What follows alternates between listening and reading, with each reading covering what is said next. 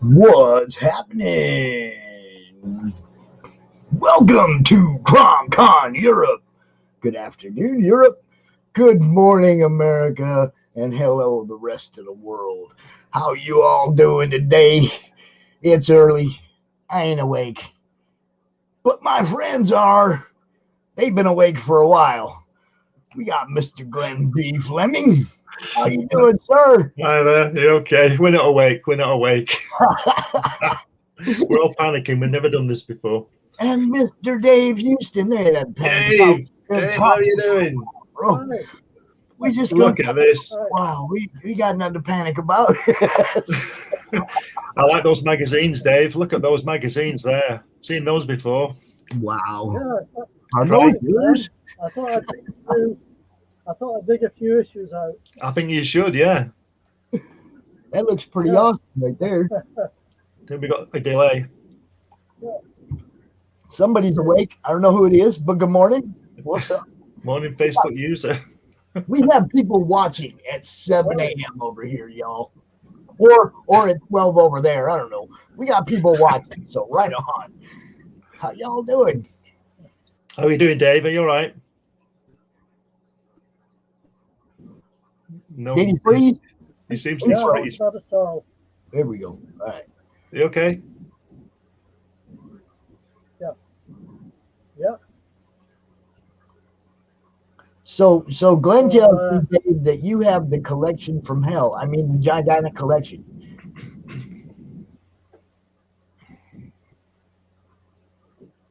Can you hear us? You've got the most amazing collection there, Dave. Tell us about your collection. How you started getting that? Right. Well, it's going back a long time. Probably the mid 1960s. I was probably around about 9 or 10 at the time, and I was at school, and I just happened to find out about the American Marvel comics, which I've never heard of before. But prior to that, I used to get Smash, Wham, and Pow, and then they brought out Fantastic and Terrific, and it was through those that I then found out about the American comics. Right. I just collected them from there on up. So it's probably the best part of 50 years. Yeah, so that's a similar story to me because I think it's well documented now that my brother brought home Strange Tales 136, which first introduced me to Marvel Comics, and then shortly after that, as you say, that comic Terrific and all that stuff was reprinting those stories. So it was great for me because I got a chance to see it in black and white and in colour. So being an artist, I could see the line work better because the printing's not too good on those things, which is part of the charm. But I like to see the artwork in black and white, because I'm not really interested in mechanical colouring. But yeah, so go on. So you started with the Beano and all that kind of stuff, and got into TV21, and then Marvel came on. There was the TV21, the Joe 90 comic. Yeah. And Countdown. The Countdown, yeah. So I used to get all those every week. I don't have them now. You've not got those TV21s? You've not got your TV21s? I've only got about half a dozen left. Right. I've bought since. But right. I've got one here, which I've saved. Oh wow! Look at that! Wow! That's not bad. Wow! That's fantastic. Where did you find that? Yeah, it's a nice one. That I've had this one for about 15 years now. Wow! Man, that's in sharp condition too. Yeah. Really good condition. Yeah, it's fantastic. Yeah, just checking the date. July the 3rd, 1965. Wow. Yeah. I think we were the same age then, Dave, weren't we? Yeah, I was going to say. I you too. Yeah. I see you've got some good stuff behind you there. Yeah. Well, this is the other one that they reprinted back in. Yeah, I've got those. Yeah. So So they did a few of those as well. It's a shame that comic didn't keep on going because it was really good, wasn't it? The quality was really good, like the original. It was. It was.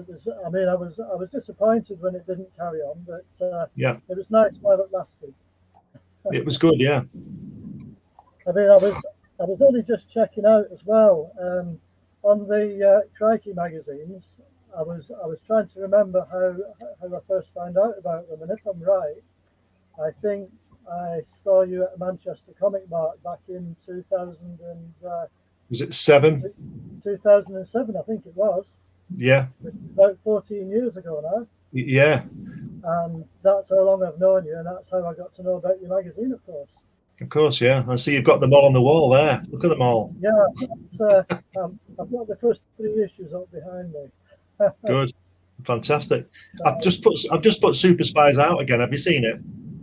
Yes, I have. I haven't actually seen the revised edition because I don't actually have that. But I've got the original one behind me now. Yeah, I can see that. Yeah, yeah. I thought that magazine would do better than Crikey. Yeah, I must admit I did as well. It's just a pity it only got to 1 issue. Yeah, yeah. But it was. I did put number 2 out in the Crikey Collected. Did you see the Crikey Collected? Yeah, I think I did. I think I did get that from you, if I remember right. But yeah. Right. So, I put it out again as an issue 0. Right. It's got a couple of reprinted things in there, but mainly it's new stuff. Yeah. That's on Amazon as well. So we'll do all the.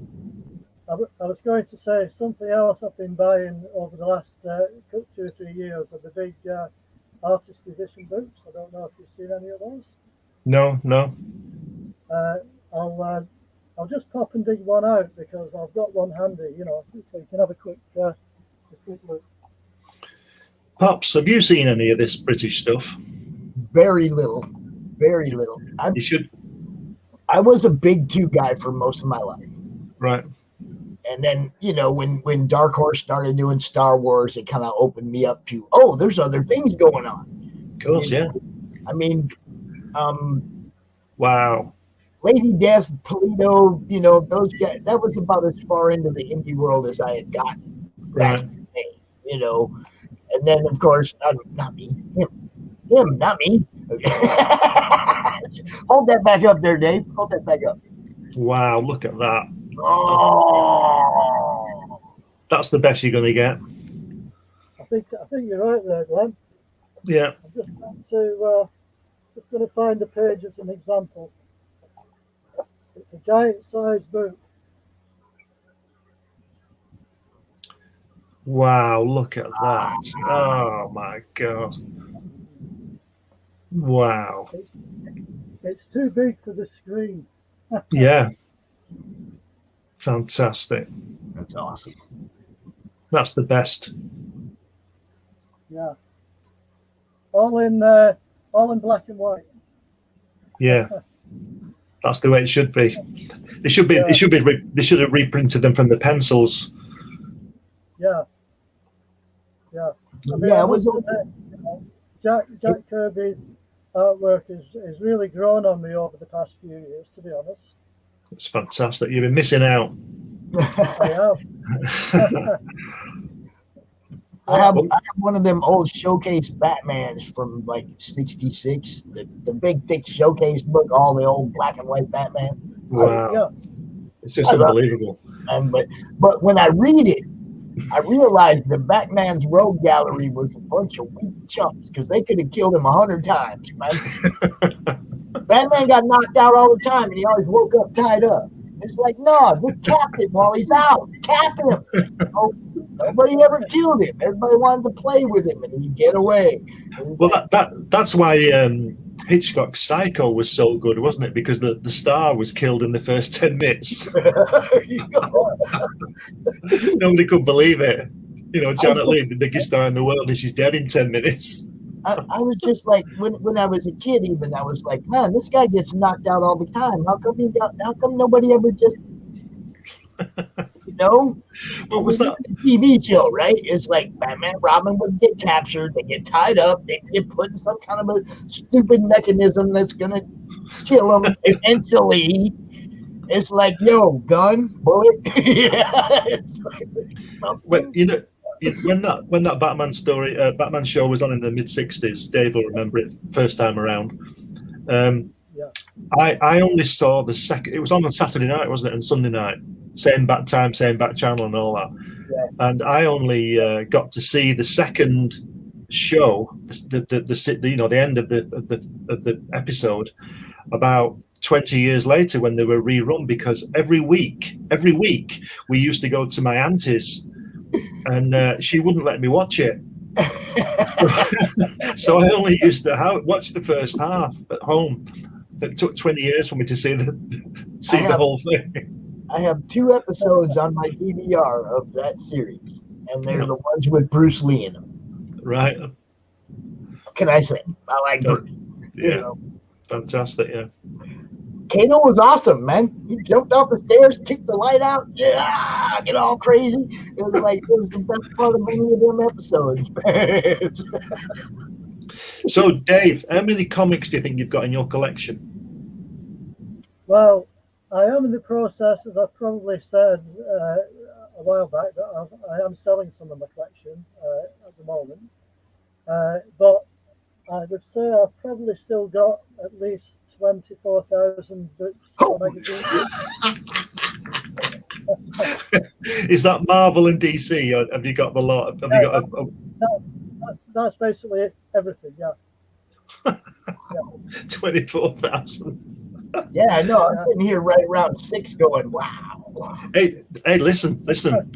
You've got 24,000 comics. That's about half the number of pages that Jack Kirby drew in his life. Is it? Yeah. Yeah.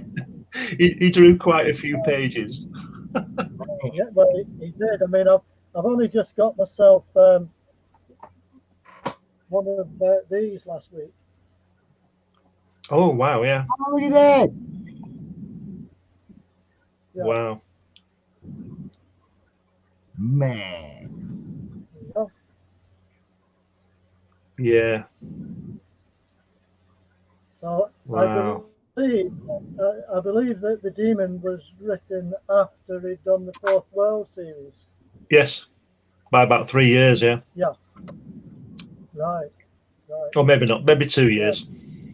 Yeah, it's good stuff, though, isn't it? Well, I've never read it, so I thought I must get that and read it. My favourite at that time is The Eternals, a bit later on. Yeah. You say you never read it? Yeah, he bought it, but he's not read it. I've also bought this recently as well. I don't know if you've seen this, Glenn. Yeah, I've seen that, yeah. Wow, look at that. Oh, that's fantastic. Wow. It's quite, let's have a look inside. Quite a heavy. There you go. That's the. Wow. Look at that. That's the back. Let's have a look inside. And that's the side. There you go. I'll open it up for you. Wow. Look at that. That's the inside page before you get to the book. Fantastic. That's amazing. Just find you a couple of pages in here. It's quite a heavy book. Oh, how much was that, Dave? Yeesh. Oh, it was about let's see. It was about £85, Glenn. Wow. So this is what you're spending your old age pension on, is it? Yeah. Something like that, yeah. That's fantastic. Oh, man, look at that. Look at that. Oh. And those pages are the original sizes, aren't they, of the artwork? Yes, I believe so. Well, they might not be, I'm not 100% sure on that one. They might not be. I know the artist editions. I think the artist editions are the original size artwork. Right. Yeah. I think they are. Yeah. Because this book's not as big as the one I just showed you. Right. Got you. I wonder whose garage all the artwork is lying in now. Well, it does make you wonder. It does make you wonder. Yeah. So where are you selling it to, Dave? Are you selling it to private collectors? Yeah. So I'm sort of selling it. I'm selling them. I'm selling them mainly to private collectors on eBay. Right. Well, I assume they're private collectors. I mean, obviously, I don't know if one or two might be dealers wanting to buy stock on. But I think the majority of people tend to be just private individual collectors because I'm selling a private individual collection. Right, because I'm thinking of selling mine as well, but I don't have 23,000. Take you 10 years to sell it all. Well, I was just going to say that it is a bit time consuming, to be honest. But now that I'm retired, I've got time. All right, so you guys go ahead and talk for a minute. Give me a minute. I'm sharing this out everywhere. It's time. Okay. All right. Okay. This is another artist edition, by the way. It's not look at this. Look at this. Wow. John Fleming. Now hold up. That's my dude right there. Hold up. Look at that. Oh, that's fantastic. Isn't that brilliant?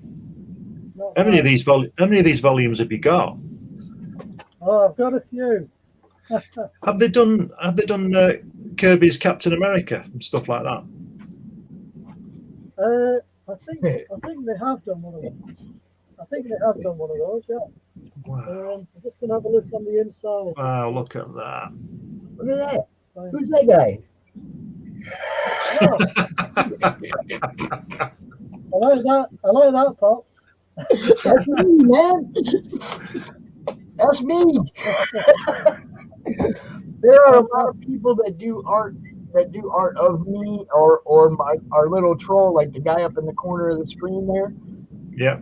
Everybody does art of me and our troll, and it's amazing. I love it. There's a lot of renditions of Pops out there. Like that guy. The guy right there. Like Manny Soto drew that version of me that's in the background right there. Yeah. They're everywhere. My claim to fame is that some of my artwork was up on eBay, but not by me. Right. No. Somebody else was selling my artwork. I think it was going for about 15 quid a page. Hey. So I must be famous. Mm. So I've got to get over to your, before you sell all your collection, I've got to get over to your house, haven't I, to do an article on it, take some pictures, get it in the magazine. Yeah, definitely. I know the problems obviously we have at the moment, with the coronavirus situation isn't exactly making life easy, is it? No, but I've been threatening you with this about the past 14 years, haven't I? Yeah. Yeah, I got a couple friends like that. I got a buddy down here, don't live 40 miles away, that has probably a 70,000 book collection that I haven't go through yet. And he has it all cataloged by hand in a notebook that's like this thick. I ain't lying. Wow. It's all written by hand, every single book in his collection. And his collection's huge. It's amazing huge. He must have everything. I got to get him on the show, man. That's what I got to do. Yeah, get him on now. Well, I don't know about right now. It's early here, remember? But I need to get him in the con one of these times, just because he's got so much. His name's Rick Bates. He's in the group. Does he have artwork as well? I don't know about artwork, but I know that it's like every time he posts, it's like he'll go, here we go. Here's some number ones, and it'll be Iron Man, X-Men, all of them, Thor, all the number ones. Then it'll be like, oh, how about some number fives? It's like he's got everything. Everything. It's ridiculous. I had a lot of number ones, but my mother made me get rid of them when I was 16. Oh yeah, I went through all that. This is my fourth collection in my life. This is the fourth time I collected comics and stuff.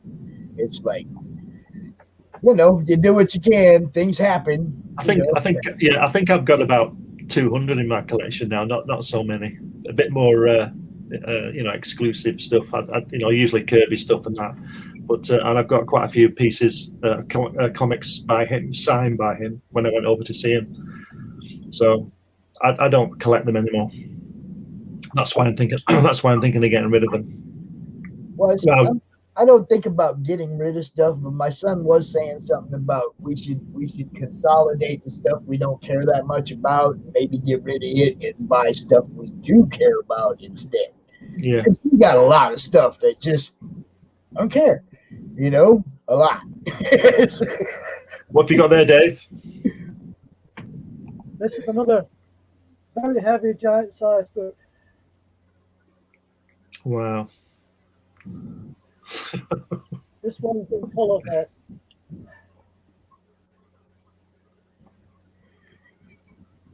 Fantastic. Look at that.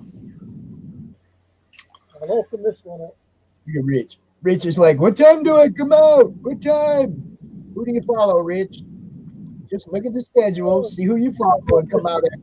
It's pretty easy. This is a very heavy book to hold up.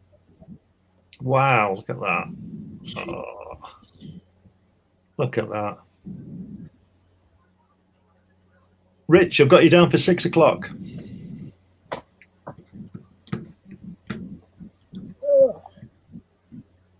Is Dave in paradise?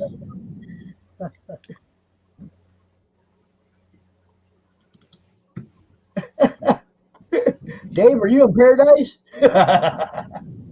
Oh, what? Am I in paradise? I think so. Yeah. Yeah, I've just read the message that popped up there. Yes, I would say so. Yeah. There's some nice stuff there for sure. I'm still hitting this share button over you guys, so I was going to say I'm certainly not stuck for something to read, as Glenn probably knows. That's right. Yeah, that's like I said. It'd take you 20 years to read it all, wouldn't it? Yeah. Have you got it all on an inventory, or you got it all? You know exactly what you've got. Not exactly. I did have I was using the comic book database up to about a year ago, which was a free online service where you could log all your issues of all the titles. But unfortunately, it closed down. I think it was based in America as well. And right. It closed down, and they said that they were going to be revamping it and it was going to be coming back. So it said you could download all your data and then upload it to the new site, but that never kind of materialized, unfortunately. So all the issues I had logged, I basically lost it all. Oh wow! Maybe you should do it for your own website. You should start a collector's website. Just get everybody to send everything to you, and we'll share it out. Yeah. You won't believe how many people online have promised me their artwork and they still don't send it. All this original artwork they've got, they don't send it to me. And they've forgotten that they promised it to me. Have they? Yeah, allegedly. Yeah. Geez, I'm in a lot of groups, you guys. Pops, thing out everywhere. It's crazy. Yeah, I'm in more groups I don't know about. Yeah, that's right. Yeah. What have you got in your collection, Pops? Behind you? What are those behind you? Let's see. Over here, these are all the designer boxes. Okay. Right. I don't know how well you can see this stuff because there ain't real good lighting here, but that's the Deadpool box, and then we got 3 Venom boxes that are full of Venom books. Okay? Right. my son has almost every appearance of Venom. Whether it's in a different title or his own title, he's only like 3 or 4 books short of having every single issue. Right. That's his. Okay. Then you go down here and you got all the Spider-Man. You know, we got like 5 boxes that is just Spider-Man, and then I got 4 boxes that's just Thor, which is my favorite. I have a Galactic box up there, which is my Silver Surfer box. The Galactic Diner, that's that box right there. Over there, we have my son's stuff, the kids' stuff. I have 3 filing cabinets, 4-drawer filing cabinets. They have the indie stuff, the Politos, you know, that stuff is over there in the filing cabinets. I just like reading the stories. Okay, for me, it was always the story. If you get to the end of the book and you're going, yeah, man, I want to see what happens next, it's a good story. Yeah. Right? If you want to know what happens next, you actually wait until next month so you can buy that next issue. That's a good story. That's what we want. Okay, we want something that makes us think about. Can't wait till the next one comes out. Okay? Now, there's a lot of people in indies right now that are kicking out great books. You know, I've read a few. They're sending me their PDF so I can check them out. And I'm getting to the end of them. I'm going, damn, I want to see where this goes. That's what I'm talking about. That's where you get me to buy your books. Yeah. You know, the story bringing me back and making me want to come back and find out where it goes. You know. For me, it was mainly about the artwork. I used to spend 10 minutes reading the comic and then spend the next 4 hours looking at the drawings. So you're an artist. Yeah, that's, you know, seeing how they did that and how they worked that out. This, for me, it's like I'm just a fan, right? And until a few months ago, I didn't know nothing about most of you guys. I ain't lying. The credits page, not looking at that. Who's up? What's up? Where's the story? You know, there are people that I've met that I had no idea did work on books that I own. Right. I'm like, oh crap, man, you're all over my collection. You know, like Mike Barron. Mike Barron's in 10 different boxes here. You know, he's all over the place. I didn't know who Mike Barron was. I was just a fan who read the books. I wasn't like fandom fan. I paid attention to everybody. Yeah, I knew who Stan was. You know, I knew Jack was. I knew the big guys, right? Now I know a whole bunch of people, and they're way cool.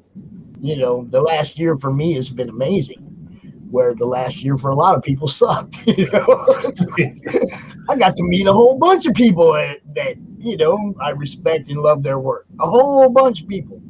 This is I must admit, last year I got a lot of work done. I work from home, so I wasn't being mithered by everybody. You know, I just got on with it. This is the 11th time I've done one of these cons. Yeah. I've got to meet all kinds of cool people over the last 10 months. You know, so I cannot in any way complain about what's happening over here. I get to meet all you guys, you know, just sitting in my house. That's right. I don't even have to go anywhere. I got to meet everybody, you know. Now this Grand Rapids Comic Con coming up, I'm going to go to, and I'm going to meet a whole bunch of people that I've met online that have been in my cons. I've been on their shows. I know who they are now, and I get to go up and walk up and shake their hand. What's happening? You know, I can't wait till they open stuff back up, man, because now it's not just about the books anymore. You know what I mean? Right. Now it's about relationships that I've personal, made. yeah. It's awesome. Do you think the conventions will open this year? Has New York already been cancelled for October? I don't think big ones are going to happen anytime soon. But you know, I mean, people.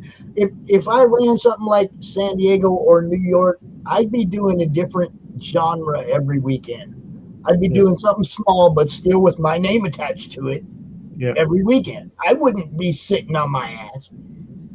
If I had that kind of budget and that kind of fan following already, I'd be doing something. You know, every weekend. Okay, this weekend we're going to do horror, and we're going to get a couple of people for a panel. We're going to have, you know, just horror artists and horror stories, and that's all we're going to do this week. Next weekend, we're going to do some sci-fi, and you get some other people out. We'll do a Star Wars weekend. We'll do a, you see what I'm saying? They could split that stuff up all summer long and still be New York Comic Con. It just... Yeah, well, that's too easy. Yeah, it just takes a little common sense. How are we going to beat this? Still support all of our artists and still get these seen by all the fans.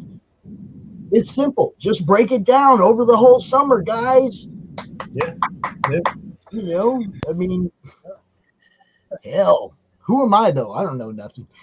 We got another guy backstage. You guys know this guy in the backstage? Do you guys know this guy? Yeah, Tony. Hello. How are you doing, Tony? Hi, Tony. How you doing? Well, I'm still here. Well, if you be careful because there's a Dalek behind you. I know. I was just going to say that. I was like, watch out for the Dalek, man. I think there are actually quite a lot of Daleks behind me. Yeah. That's awesome. That's awesome. What are you up to, Tony? What's happening down there? Down in sunny, wherever it is you live, Suffolk.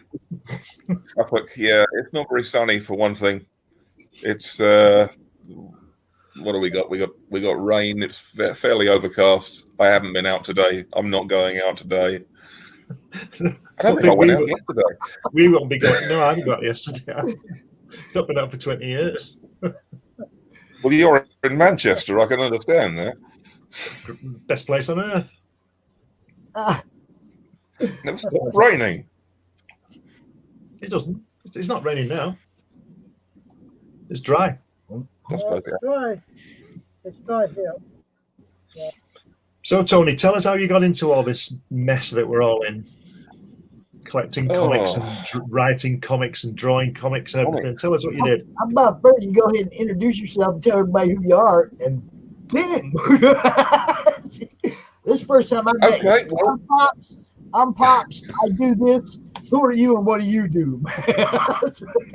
I gathered you were Pops. Hello, Pops. I'm Tony, and I'm a comics obsessive, and I've been reading comics and collecting comics for about 45 years. That's you fit right in this group. All of us old guys, we collect them forever. And I think I started actually writing about comics in about, I don't know, 25 years ago. Dang. Yep, about 25 years ago.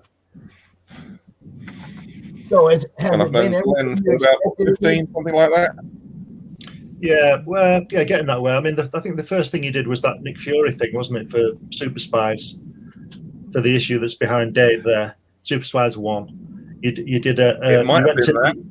You went to meet Nick Fury, and he wasn't there in that cafe. That's the one. And it was a really, really funny piece. It was just what we were looking for because we wanted a lot of humour in it as well. And I thought, I said to Dave earlier that I always thought that Super Spies would do better than Crikey for some reason. I think it had more appeal, or worldwide appeal. But I was wrong, which is not unusual. But that piece you wrote about going to meet Nick Fury was just really funny, and that's what got it in more than anything, you know, because of the humour that was in there. So then I was surprised that Super Spies didn't take off more. Yeah, they should have done.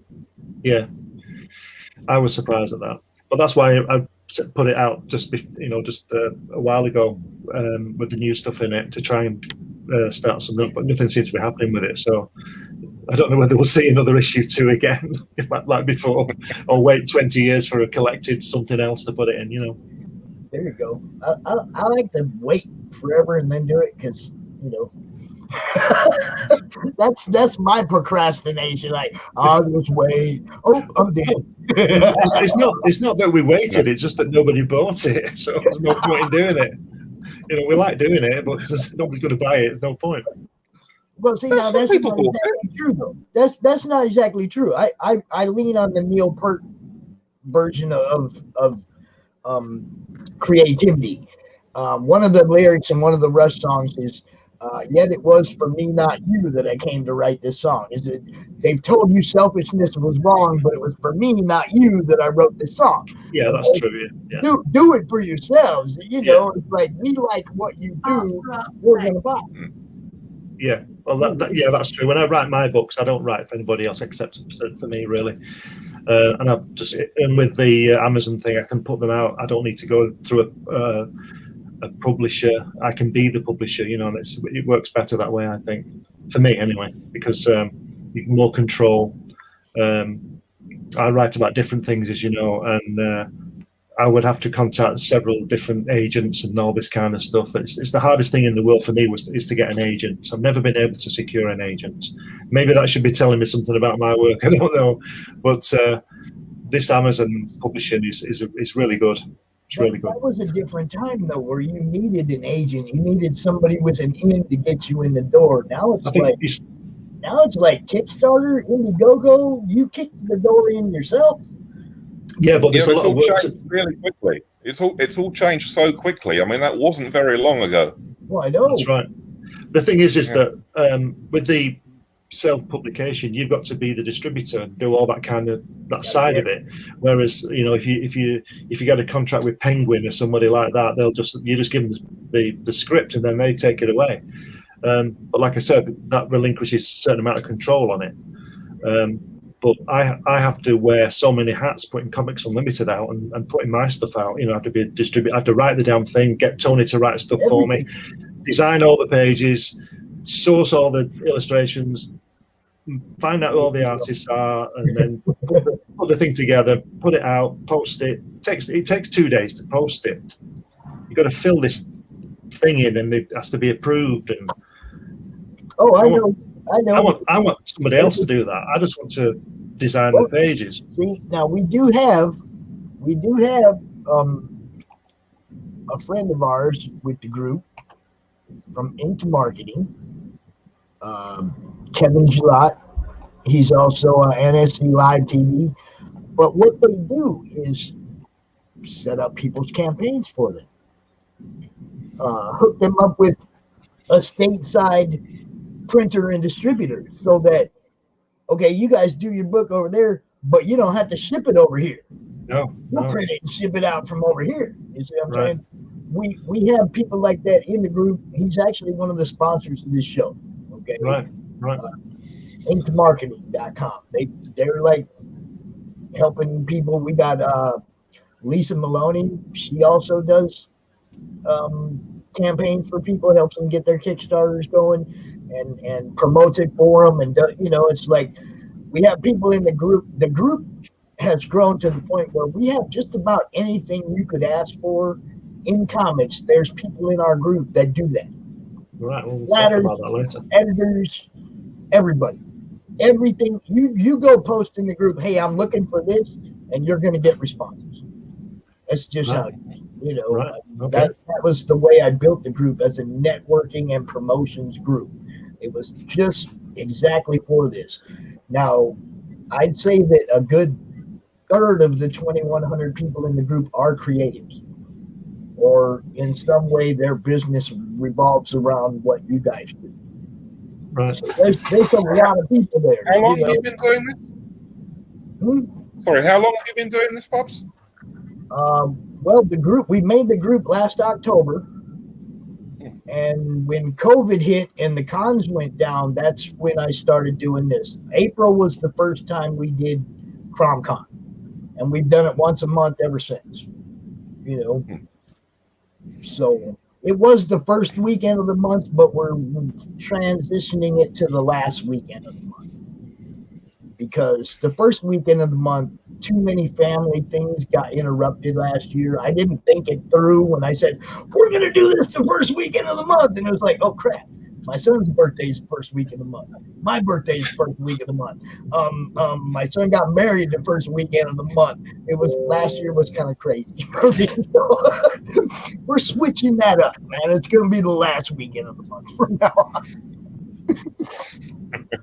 But I mean, it's not exclusive. Like this one we did exclusive for you guys, because I've had people from Europe coming out in my con, and they're out there at 2:00 in the morning. I was one of those people. Yeah, I mean, they're staying up till the middle of the night to come out and be in my car. It's like, no, I can fix this, guys. I can come out earlier. You guys can be out there in prime time for your fans over there. I can make that happen. So that's what we're doing. I mean, I have no problem working that's around what you guys are doing. And that doesn't by any means mean that you're not welcome to join the regular cons too. You know that, Glenn. It's like, I just wanted to do this as something for you guys to get you out there in prime time over there, Yeah. So. Well, I think Tony should pick up the reins and do the next one. I had enough trouble getting into this one. Technology baffles me. Yeah. Tell me about it. It's like I didn't know about any of this stuff. It was crazy.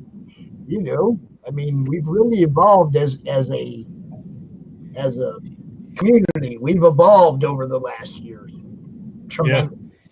Yeah. I think it's funny that because of this COVID thing, I find it incredible that we've sort of gone back in our caves, but we've met different people.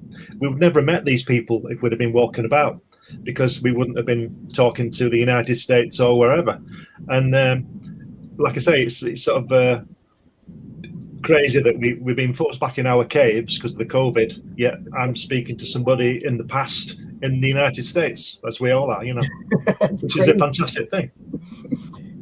For me, it's amazing because I'd have had to been exceptionally lucky to have met any of you guys if this stuff happened. Okay, what are the chances that you're going to be at one of the little cons around me? Not real big. No. Okay. And even if we were, we wouldn't speak. Well, we might speak to you, but we wouldn't get this kind of thing going. Right. It wouldn't be like this. When I did the first con back in April, dude, I was so jacked at the end of it. We finished with Brian Polito. He was the final panel. Okay. And I was so jacked at the end of it. It's like, man, I got to do. There's no way you can go to a con. You can spend all weekend. You're not going to get to spend 30 minutes with everybody you want to talk to. That's right. It ain't going to happen. What happened to me that weekend was a one-of-a-kind thing. And it was like, oh, I'm doing this again. I'm doing this. I had so much fun. And for me, it's still fun. I don't ask for donations. It ain't about money. I'm having a blast. I'm getting to meet all these people that were prominent in my childhood. People that wrote stories, all through my life. Okay, I owe comic creators a lifelong debt for the entertainment and the awesomeness that they have brought me all my life, not just like the last couple of years, forever. Okay, yeah. I owe debt. I'm paying that debt back right now. When That's they don't have a table to set up, I'm giving them a table to pay. I'm trying to give them back what they gave me all my life. I'm trying to pay that back a little bit. That's all. And I'm having so much fun. And all Tony wanted to do was meet Nick Fury, and he didn't turn up.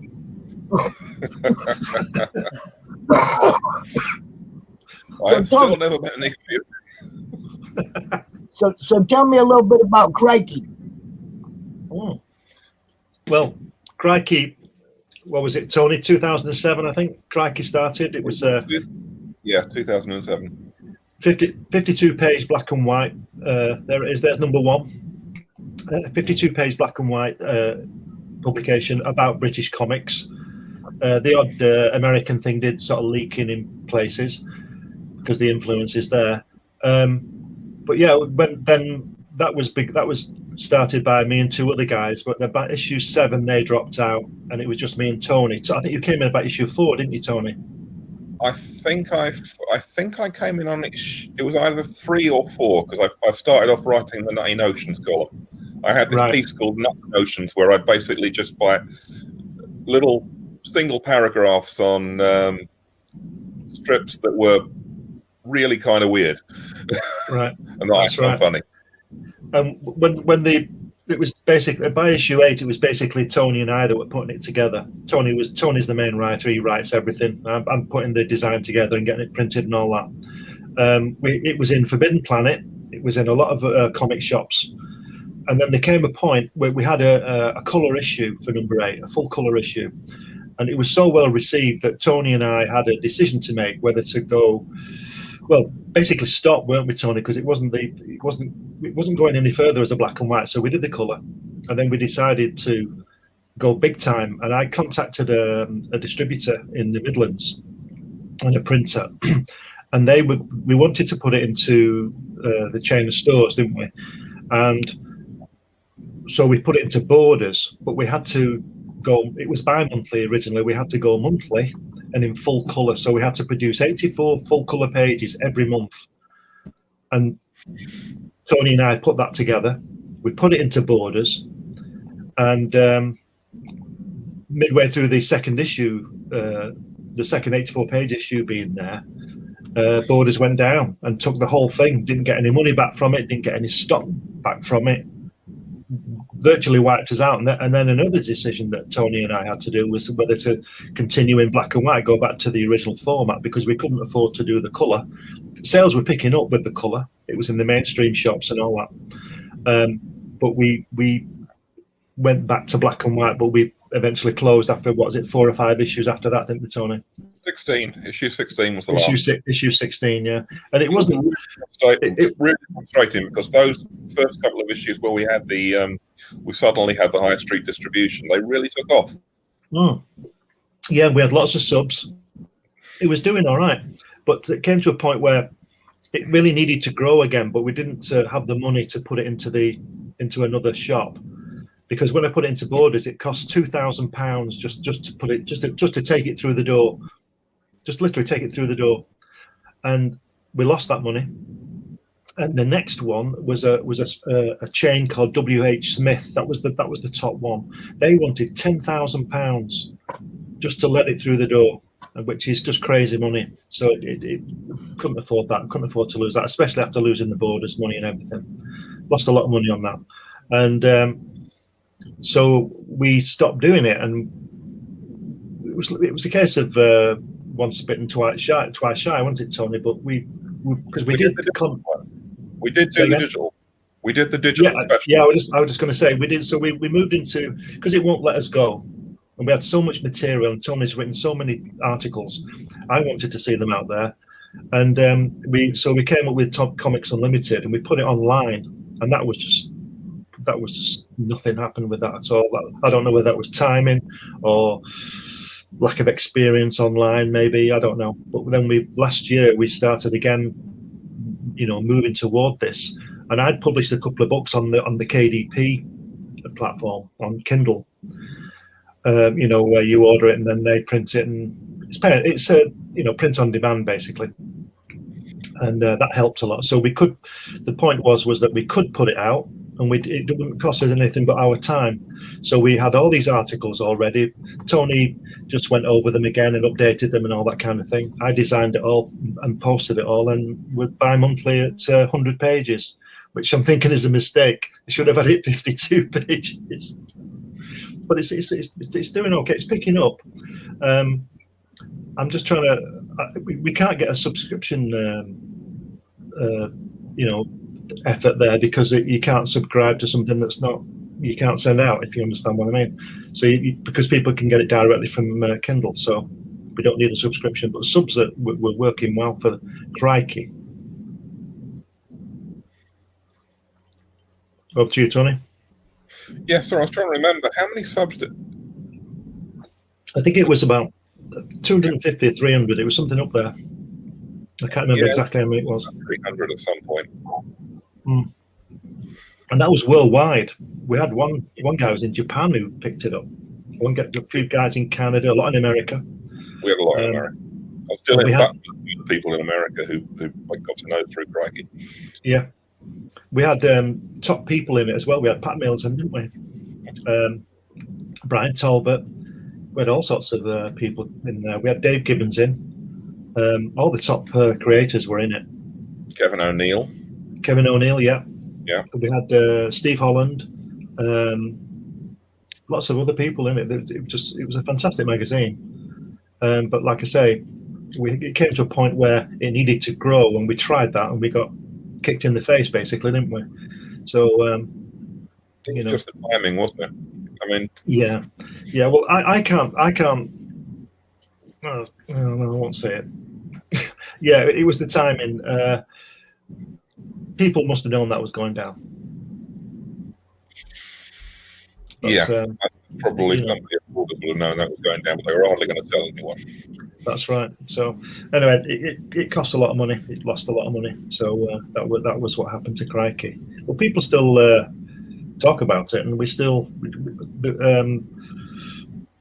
Tony, I forgot his name. Tony in Scotland put out a collected issue, 4 volumes. Yeah, and that was last year. That doesn't do too well, I don't think. But that was a pay on demand as well. What are you saying, Dave? I remember seeing it, the collected editions last year. Yeah. Well, I put Super Spies 2 in there as well. That was all ready to go 10 years ago. We just had to throw it in there. And there was a few, and there was we did a 100-page special, didn't we, Tony? And we put that in that one as well. So it's very nice having a volume. That was the one you did that beautiful cover for with the Superman. The Brian Boland's Superman. Yeah, that was fantastic, wasn't it? I was quite pleased. Say again. I said I was quite pleased with that. Yeah, it's good. Yeah, it's a fantastic issue. Yeah. So what have you got? Have you got some stories for me, Tony? Some articles for me? Have I got articles for you? Well, I'm working on articles for you. Good. Yes. Well, are we doing a Silver Age? We are still going to be doing a Silver Age because I think the Golden Age special worked out really quite well. Yeah. So a lot of the stuff that was in the Golden Age special, I think, is going to wind up being a series. So yeah, we'll carry it on with the Silver Age special and maybe a Bronze Age special. Oh, certainly. Yeah, we got to do the set. Yeah, we got to do all 3. Yeah. He's back. He's back. This is my buddy Quentin out there. He's like yelling, "The ultimate master of the ultimate universe." I'm just a guy. Yeah, that's what Ben Grimm says. He's just a guy. Yep, I'm just a guy. Whose name's Jack Kirby.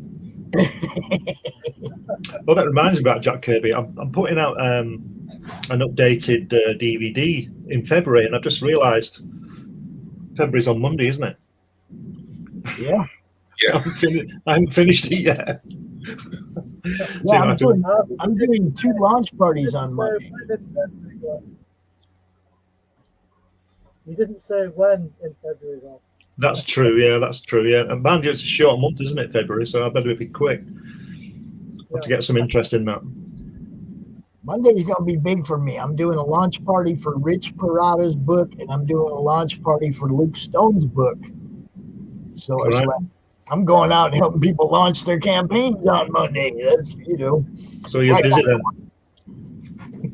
Right back to work. We don't take no breaks around here.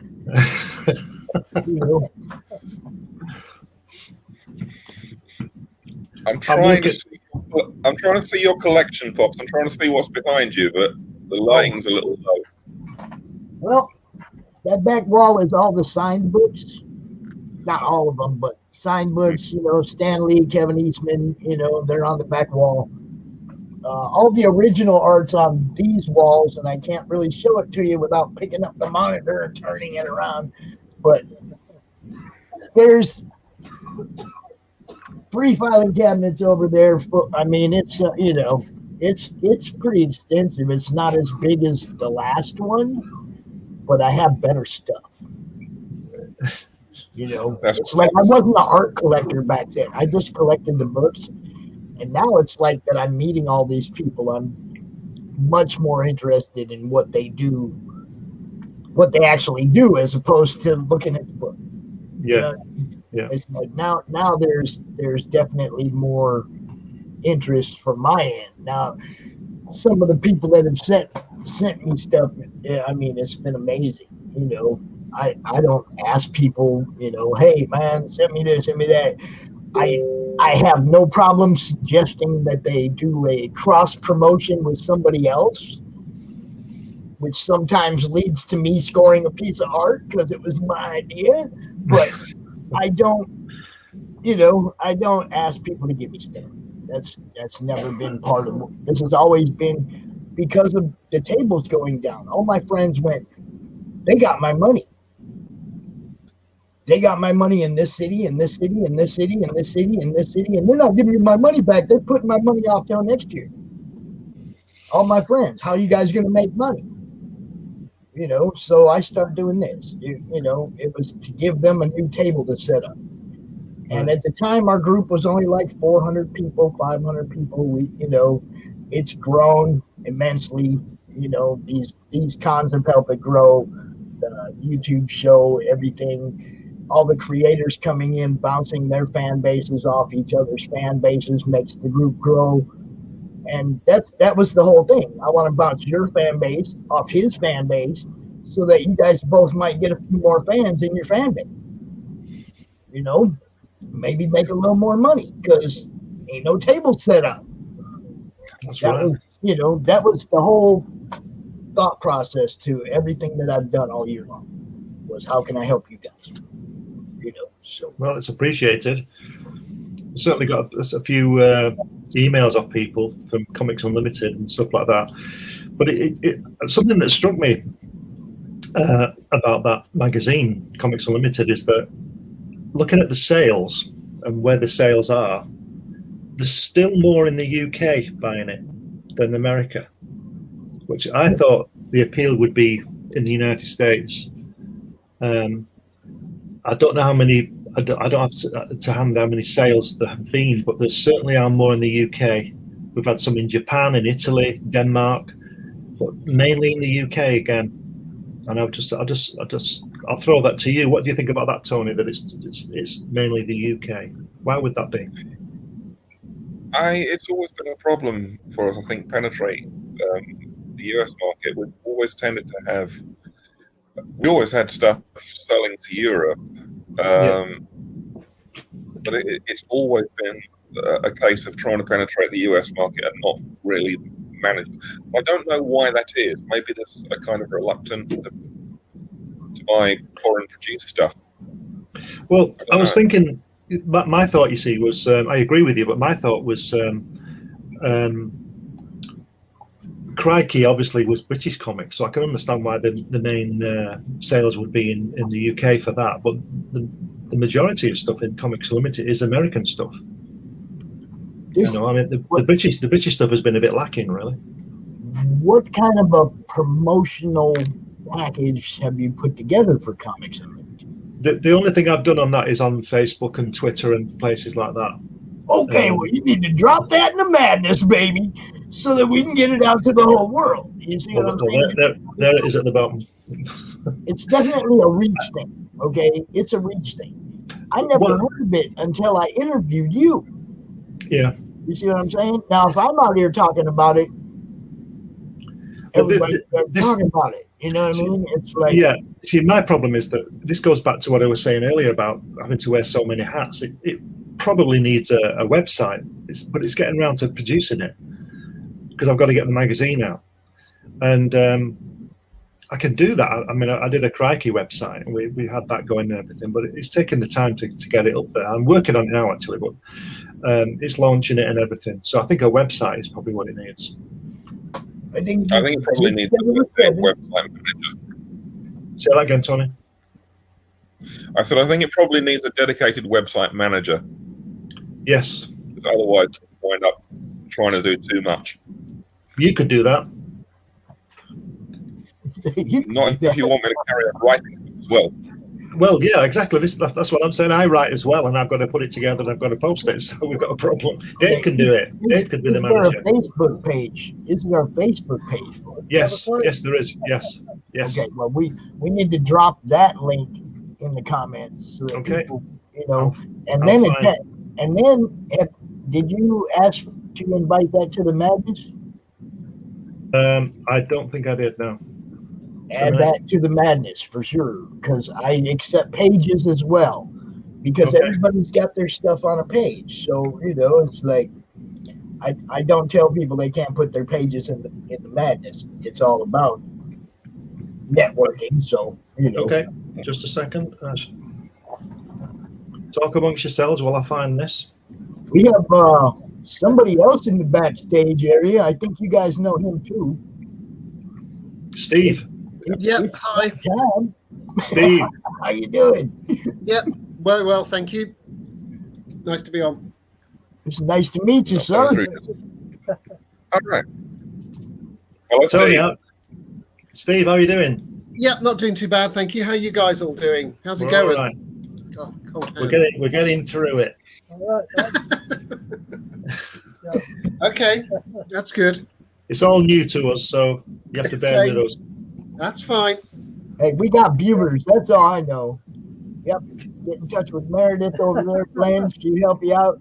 There are so many people in the madness that help with the promotional and fulfillment. And I mean, everything you could think of that you might need is there in the madness. Just like this inked marketing right here that I got up.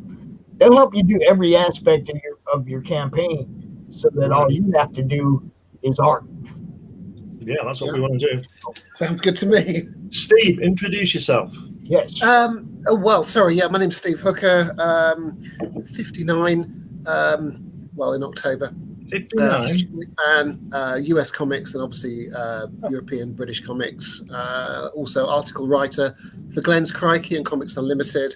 And one-time editor for a website doing comic reviews and film reviews and stuff like that. Got quite a high kind of life kind of thing doing reviews and stuff. So, but basically just a comic fan at heart always. So yeah, that's me in a nutshell. We were talking to Dave earlier, Steve. I don't know whether you were listening about his collection. You see Dave there, his collection up in Preston, and he's got 26,000 comics. That's not enough. We need more. Behind his head. Now, what we want to know is how many comics you've got in your collection. Me? You. Oh, what real ones or digital ones? Well, it all counts. Nowhere near 26,000. No. Probably less than 1,000 these days. I did do that kind of eBay thing about a decade or so ago, where I got rid of quite a lot, which obviously I regret because, I just do, but the money was good. So what can I say? Yeah. But, Dave, I'm impressed with your comic collection. I'm looking at it now. Crikey up there as well. That's brilliant. Super Spies. I really must do something for that. But, somebody's got to keep them, and I'm pleased somebody has, even if I've got rid of all of mine. Yeah. Tony, what have you got in your collection? How many comics have you got now? Well, I'm trying to work that out. I've got 100. I know I've got 190 boxes, but that's a mix of boxes of short boxes, long boxes, and magazine boxes. I think we worked out it's somewhere between 47 and 50,000. Wow. Yeah, that's that, quite Dave? a few comics, isn't it? That's quite a few. Blimey. It's pretty Obviously, impressive. because I've never gotten rid of anything. I think I've got about 200 in mine. Thank you. It's not just me then. No, I don't buy them anymore. I don't collect them. Well, I kind of buy them, but mostly digitally because it's just easier to handle. You know. And there's some great websites out there that they're obviously not official, but you can read whatever you want to read. if you don't mind all the Japanese kind of commercials for stuff I don't quite understand. That happened to my website. Did it? I lost it. I didn't renew the I didn't renew the GlennBFleming.com by about 12 hours. And when I went to renew it, it was an interesting place. So we don't go there. Right, I'll avoid that one then. Thank you very much. Yeah, it's also because I'm kind of reading these comics, I think it's called Comic Reader or something, and my kind of wife sitting next to me, and I'm thinking, no, you don't want to see this Japanese commercial. You just don't want to. Quick, Spider-Man, come on. Yeah. Where are you? Sorry, anyway, I digress. Tony, that's a hell of a lot of comics. I don't get rid of stuff. Well, yeah, that's how I started and didn't stop. But I kind of appreciate guys like you and Dave because you actually hold on to the original stuff. I just quite like that. Well, I would have held on to my original stuff, but as I said before, my mother insisted I get rid of mine when I was 16, and I had Mums. Oh, it kills me. Fantastic Four #1, Spider-Man #1, all those. I had Kirby's complete run of Fantastic Four, Daredevil 1, Avengers, and then the run. And it just kills me. It's probably worth hundreds of thousands of pounds now, I would have thought, because I used to keep them in nice, order and neat and look after them and things like that, but I'm sure everybody's got that kind of a story. Yeah, kind of. Marv says Dave has to do a video about his paradise. Yeah, he should. Yeah. I just read the message. Thank you. So, but going back to Tony, what do you do with all those comics? Do you ever go through them at some point? Or? Oh yeah, I read quite a lot of them, over and over. I've got favourite runs that I've read a dozen times. Cool. I probably read most of 2000 AD several times over. I read Roy Thomas' All-Star Squadron probably about once a year. Recently went through the whole of James Robinson's Starman again. Yeah. When are you going to read some good? If you don't... Tony, when are you going to read some good stuff? You have not read anything new since about 1968. It's not a bad cut-off point. Well, you got to know when to quit. Hey, I ain't gonna lie. I've gone back and read Simonson's Thor. Yeah, that run right there. I've read it 10 times. I ain't gonna lie. I stopped buying that. Really... Did he turn into a frog or something? Yeah, he turned into a frog. Yeah, no. And then he had a beard for a while, so I thought, no, I can't do with this. So I stopped reading it. Then when was that? About 1986, was it? Something like that, yeah. Yeah, I thought, no, I don't need a god of thunder turning up as a frog for whatever reason. You probably didn't even like Iron Man when he had a nose. God. I didn't like Spider-Man with a black uniform on when it was Mary Jane or whoever it was took over. I don't get it at all. I can't work it out. I have noticed. Recently. The what? I only found out recently that whole thing with Iron Man with the nose was down to a misunderstanding. Somebody apparently, I can't even remember who the artist was at the time, but I think the editor actually complained that the face was being drawn flat and like Tony Stark's nose would get squashed inside the helmet, and the artist misunderstood what he was saying and just added a nose to the helmet. For about a year and a half. Yeah, very cool. Excellent. Excellent. Gotta love that. Gotta love that. You have got to love that. Innovation. Now that's an education. If you think about it, that helmet must chafe. I'm just having fun. Don't mind me. Hey, it's what we're here for. It's what we're here for. God, if we don't have fun in comics, then what's the point? Hi, Trish. Hi, Trish. And the ninja says he remembers that, so y'all can keep talking old school. We got old school people here. Woo. Yeah, afraid so. Yeah. I think I stopped about 1973, to be honest. Oh, what's that? Sorry, what's Dave holding up there? I can't see. Oh, let me get that up there. Hold on. Oh yeah. Now that's quality. That's quality. What's that? 1959 or something? Yeah, that's great. That's brilliant. I love that stuff. Yeah, me too. Another one of my latest picks.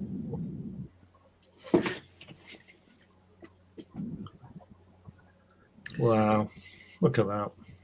Yeah, and it's just storytelling. The panels, while they look boring, they're not, because you're trying to tell a story. You're not trying to. I mean, I love panel layout, but just tell the story sometimes. Exactly, that's exactly right. I saw a piece of that Sky Masters on Jack Kirby's wall when I was there in his studio, and Roz told me that she inked part of it to meet the deadline. I can believe that, because she's it's quite artistic as well. So yeah, it's good stuff. Good stuff. Yeah, and given Kirby's prolific even output, I can imagine. Yeah, I can imagine that. Yeah, but you're right about what you're saying about the storytelling. That's everything, and I think that's what's missing these days.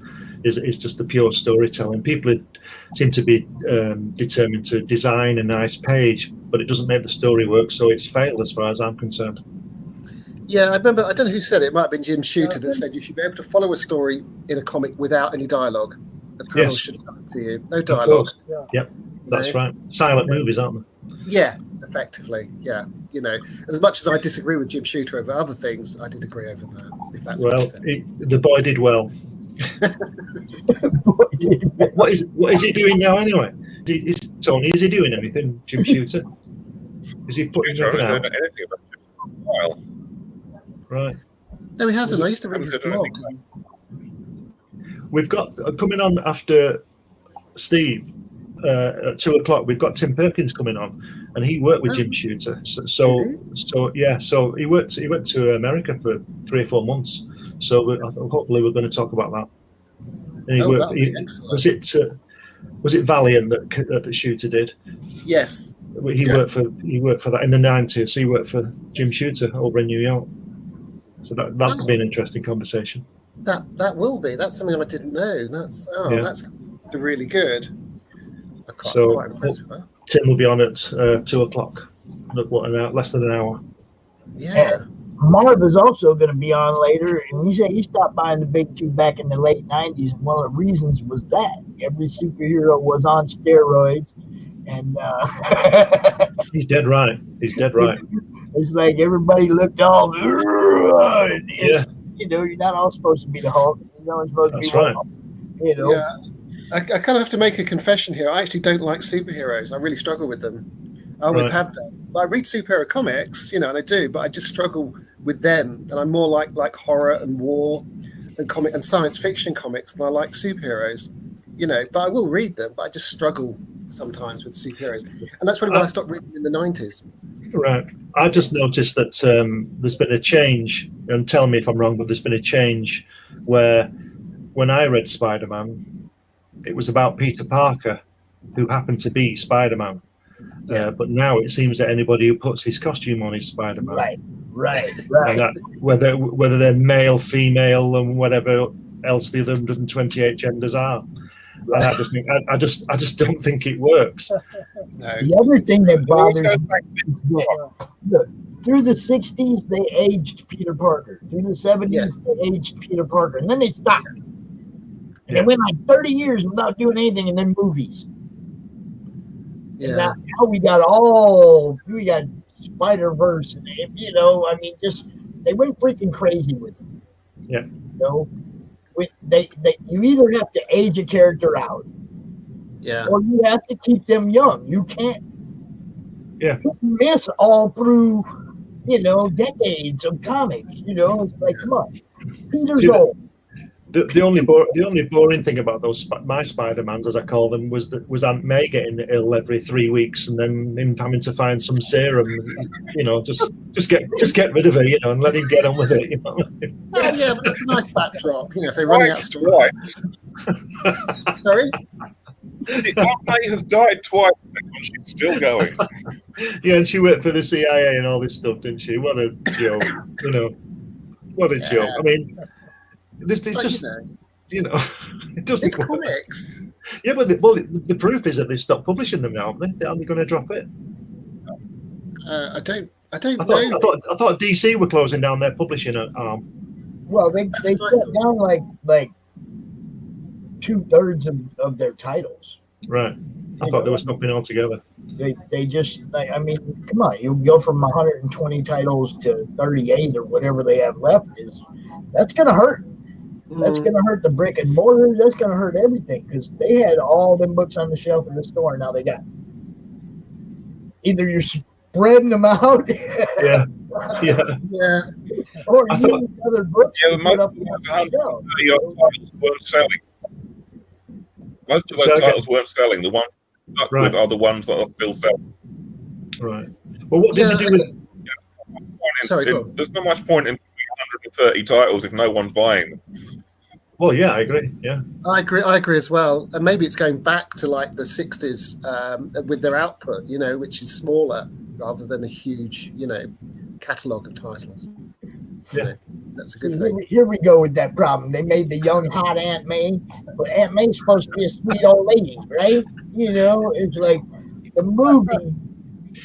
I understand. It's an entertainment thing. We're trying to bring in new, younger fans. I did all that. I stopped reading Spider-Man when Aunt May was going to marry Dr. Octopus, and I thought, what is that? Yeah, I may have jumped the shark there. That was the last one I got, and I thought, no. Oh, that's funny. Because she didn't inherit a nuclear reactor. She inherited a nuclear reactor, and he wanted it. You will, as you do. We've all been there, So yeah, it happens. But you'll find that moment in just about every run where you go, oh, why'd they do that? What'd they do that for? Yeah, but not marrying his greatest enemy or one of them, Well, I mean, it's just like you said, they turned Thor into a frog. Okay, Fantastic Four. They played with that family dynamic. Well, that was okay. That was innovative. When Crystal came in, it was an obvious choice. That was brilliant. Right. But then when Ben took a trip, they went to She-Hulk. I know. That shit didn't work for me. I'm sorry. That didn't work. No, it didn't work for me either. That's what I mean. It's like you had a family dynamic, and then you kicked one of the family out. You got to bring somebody family in, somebody that they're close to, somebody they had relationship with, because that dynamic was gone. Yeah. The brother-in-law Ben, or whatever you want to call it, that was a huge dynamic of the Fantastic Four. His interplay with Johnny, the way he treated, I mean, when they took Ben out, it was just like, what are you doing? Let Johnny go fly around. He's the one that had the dreams of the delusions of grandeur and the dreams of being all that. Let him go be, Yeah. Now, I do have most of those 2-in-1 and the thing run. I do like that. I like that stuff as well. Yes, the 2-in-1s I really did like a lot. Yeah, they were like 76. I started buying those. Yeah, and I enjoyed those Marvel 2-in-1s because I liked Ben. They took the best guy out of the show, man. You know what I mean? They took the funny. They took the humor content out. They took when they kicked Ben out, it was like, come on. What do you got left? Yeah. The greatest. Reed's got his head in the machine. He ain't paying attention. Where's the dynamic? It was gone. The best page of Ben Grimm, I think, is when that Yancey Street guy punches him in the stomach and he just flicks him. I think it's issue 49 with Galactus. He just flicks him like that and knocks him out. It's just a fantastic couple of pages. It's nothing to do with anything except Galactus is here. This threat. This guy is going to eat everybody. But it is good. It is good. I think Kirby put humor in, and I think the humor is missing in comics because they've become so profound and self-referential. And so House of M, which is okay, I suppose, but that kind of humor slant is missing. That's right. And I think that's a loss more than a gain in comics. But, and see, now Brianna says she loved the two superheroes being siblings and on the same team, but she only saw the Fantastic Four movies and she wasn't impressed. But that aspect she liked. You got to go back and read the old Fantastic Four, but they actually acted as a family unit.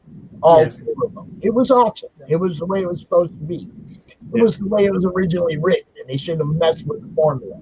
But, instead of creating new stuff, we have to mash things together or make what happened to him happen to him. It's like, come on, man, you guys, originality is what made most of these titles, and and the lack of it is what killed some of these titles. Yes. Lack of talent producing them, I think. Yeah. There's still talent out there. There are still talented people producing good comics. They're not necessarily the big name comics. Yeah. Yeah, that's true. Yeah. That is true. That's why Kickstarter and things like that are good, because people can put their own stuff out. There's a lot of good stuff on there. On the independent comic scene, I think there's some great stuff out there. I got some good stuff over the last year off the crowdfunding programs, man. I got some good stuff. I got some good stuff coming too. Mojo Risen. I seen Raj was signing them last night. Good. He had them all out on the table and he was signing them. That's the book I'm in. So I've been waiting for that one all year. You know, because Pops Van Zandt is actually a character in that book. So. Which is no bad thing. No bad thing at all. That was what started in the promotion game. It was like, oh, you put me in the book. Okay, I got to promote this. I got to tell people about this. I get out there and tell, you know, and before you know it, I'm doing this for everybody. You know, I mean, I do it for everybody. If you got something to promote, you let me know. You drop it in my group. I'll share it out everywhere. You know, that's what I do. That is very good of you. That is brilliant. Yeah, I appreciate that. I'll do that later. Yeah. About midnight. I was going to say this book. I ordered it 18 months ago. I just received last week. 18 months ago? 18.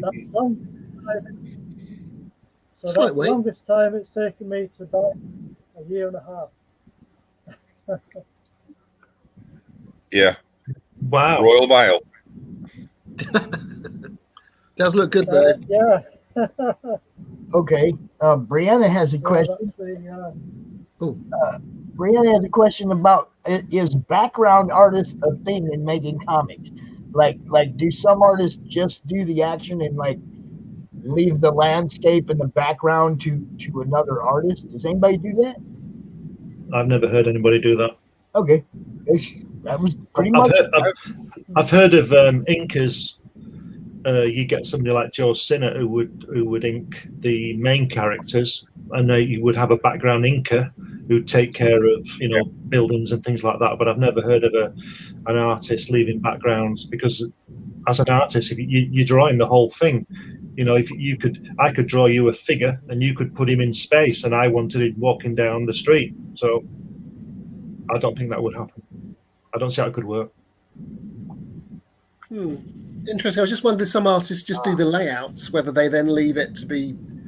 Yeah, but you can do layouts, but you would still establish where that person was. You'd still do something in the background. You wouldn't just fully render it, but you'd have to put if he was on a street, you'd put the buildings in it, but just wouldn't put the windows in maybe, and fully render it. That's what I would do on layouts. But I doubt you would have somebody, like I said, just drawing the main figures and then somebody figuring out the backgrounds. But an inker could do that. That's true. I think I've heard of that happening in some of the old comics back in the 60s, when you'd have a studio of artists under the direction of one person. Other people in the studio in the backgrounds. Yeah, perhaps. I can't see Kirby and Joe Simon doing that though. No, I don't think that will deliver part of the US production process. I don't know how that would work, because I still think that the main artist, so to speak, would at least do a few lines in there to give an indication of what was supposed to be there, and you might have a background artist just fleshing them out. But I would imagine it's, from my point of view, it would have to be the artist who was deciding what was going to be in that panel, because they may get it way off, you know. The guy's drawing it. You could just do things with a few lines. Yeah, I mean, I think you're right. I kind of thinking about that Warren story. I can't think it was in Creepy or Eerie, where this guy is producing this comic that's quite well received and quite popular, but he's actually never drawing any or writing any of it. He has like like 3 or 4 other artists and writers who actually contribute. They don't know they're doing this.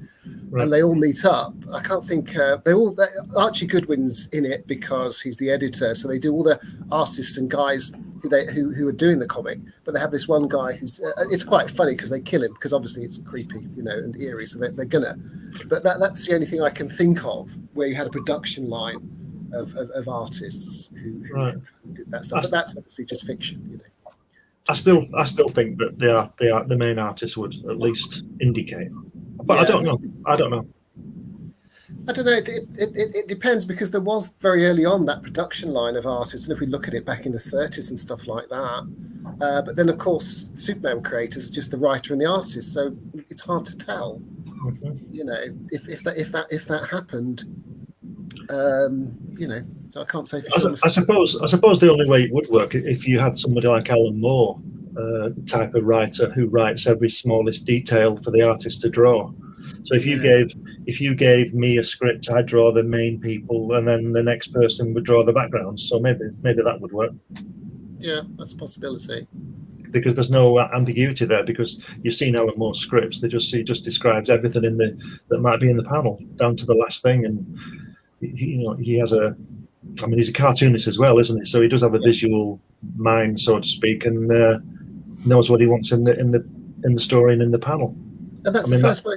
That's the first how I come across Alan Moore was in Sounds magazine, music magazine. Right. He was doing The Stars My Dedication, which he wrote and drew.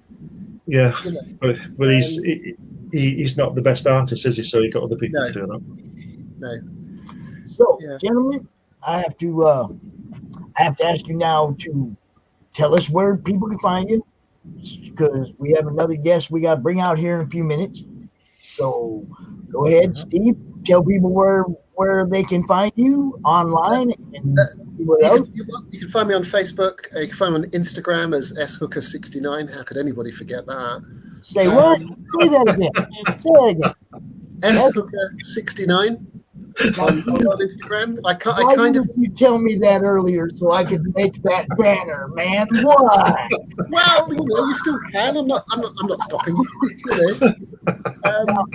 I want you to know you're more than welcome to come out here later tonight when we open the panel up after the guest list is killed. We're going to open it up and we're just going to BS all night long. So, you're more than welcome. Come back out later. Appreciate you. Great meeting you. That's fine. No problem. That's Hooker69. Yeah, that's me on Instagram. I always thought if I'm going to have that kind of name, I'm going to have to trade on it at some point. So, of course, absolutely. And then don't forget, Steve, there's your book, isn't there? With the was it photographs of a hooker or something? Street photography with a hooker. That's it. Street photography with a hooker. It's catchy. My wife disapproves, but I kind of I don't know why. Probably we share the same name. I can't think why. You definitely have to come out later. We got more to talk about. But if you've got that asset, you've got to use it. There's no point just being shy about it. Of course, yeah. Use everything you've got. Exactly. Okay. Sure. Steve, it's great meeting you, sir. Great meeting you too. Come back out later tonight. Definitely. Thanks, Steve. That's all right. Take care, guys. See you later. See you later. Bye for now. Bye. Tony, how do we find you, sir? Sorry? How do we find you? Right there? Where do we find you at? At the moment, you can, there's the Crikey Forum, which is still going at crikey.forumotion.com. I also run the Albion British Comics Wiki page. So I'm around. I'm easy enough to find. I'm on Facebook. And you have Join the Madness now, right? Just say it. Look, if you join the Comic Related Madness on Facebook and you're a creative, we will make sure people see what you do. That's what it's about, So join the madness, y'all. Tony, it's great meeting you, sir. I will see you later tonight, hopefully. Yeah. See you later. See you, Tony. Thanks for coming now. All right. Bye. See you, Tony. So, do you guys know Mr. Dinesh Vandenberg? No. You do not know him. No. Well, would you like to meet him? Of course. I'm looking forward to it. I love when we bring people out that are new, okay, that I've never met before, because that's really what this is all about, is the exposure and expanding everybody's fan base. Dinesh. Dinesh, how you doing, sir? Hello. Thank you for having me. I'm very excited about this. I've actually been looking for some people to talk comics face-to-face for a while, and because of the whole Corona thing, not exactly going to happen. We are. Well, we're here now. We've been doing it since it started, bro. We like, you know. I'm so happy to be a part of this, and thank you for inviting me over. Hey, you're more than welcome. Like I said, like I tell everybody, it's like the madness in the group, the comic related madness. The feed rolls kind of fast. If you want to drop your link in there in the morning, feel free to drop it again in the evening because it's gonna go fast. What you drop in the morning will be gone in the afternoon. Okay, no, I believe that. I'm not so sure how StreamYard works, so I'm just gonna dump my socials in the private chat. Well, we got your Dino Comics Forever right there running on the banner. And, yeah, but just in case some people want to see my other stuff, I also is giving you my Instagram and Patreon because eventually I want to quit my job and rest on my laurels as a king, giving people what they deserve, comics and drawings. What about your Kickstarter, Dinesh? Is that still going? Oh, wow. I tried a Kickstarter way back in 2014. It failed miserably.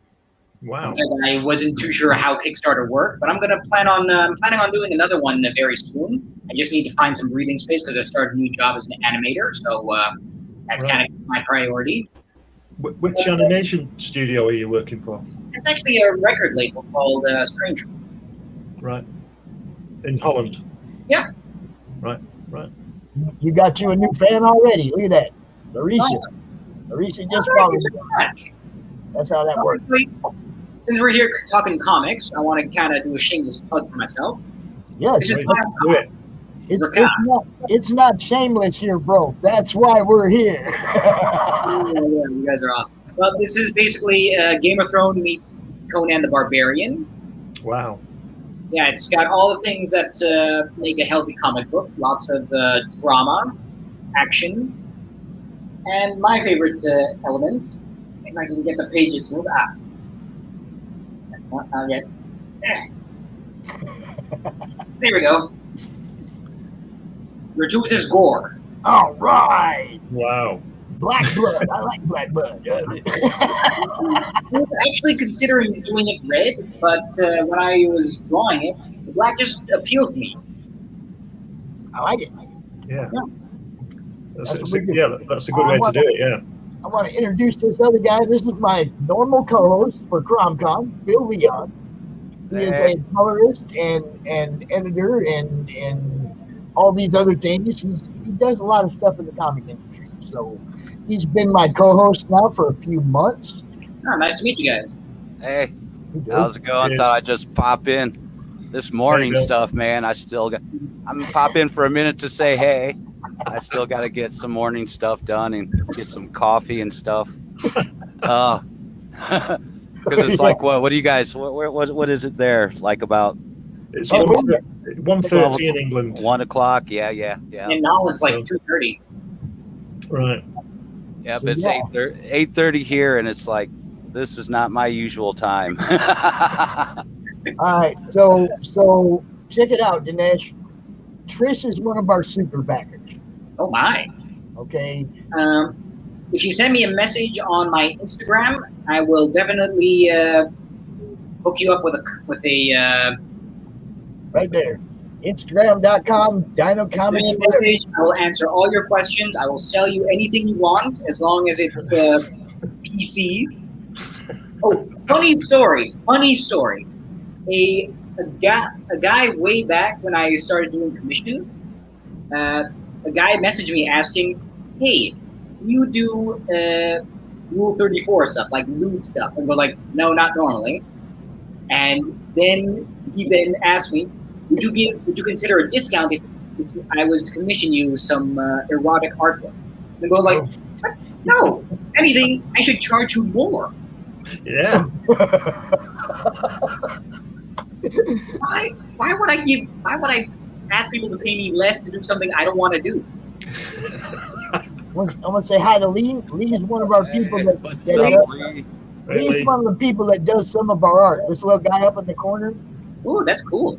Okay, he's that's CRoM, the comic-related madness troll. He's on that. Okay, you'll see many different renditions of him, but it's like this is the kind of stuff that we do. We did this as well. Awesome. It's Bernie CRoM. Poor Bernie. Dinesh, what are you working on right now? I'm actually working on, let me do a little bit of a screen share for y'all. I'm working on a commission for this dude in America. Who wanted these comic book characters. So I'm actually working on that. Right. Am I sharing this? Yeah, okay. Hold on. There we go. Oh, wow. Yeah. So basically, it's a team of motorists who fight crime. Wow. Yeah, most of the time I start on paper, then I scan everything in and I work on my computer. Right. I'm going to stop sharing the screen because it's killing my computer. But normally I do a lot of fan art, mostly for me, and also it sells a lot at conventions. This is one of my favorite art pieces. It's the Batman Hellcat. Wow. That's fantastic. Yeah, I love doing Batman in heavy metal armor. This was actually inspired by... Did you say heavy metal? Heavy metal. Did you say heavy metal? Comic series. Phil is our resident heavy metal guy. So when you say heavy metal, Phil appears. Oh, heavy metal.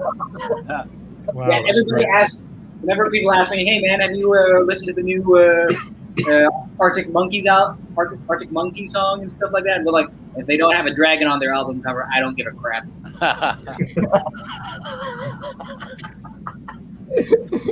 There you go, Phil. You got a new friend, bro. All right, man. So you guys have any questions for me? Anything I can answer for you guys about being a comic artist in Holland? Yeah, you say you work on the computer. Yes. Any reason for that, rather than pencils and paper? Well, I start everything off with normal pencils and paper, because I find that to be a bit more. I like that organic feeling. But when it comes to the inking, I'm too much of a chicken shit to actually use real pen ink. So that's why I use the computer. So I can make many mistakes as I want, and I can always correct them. That undo button comes in handy. Yes.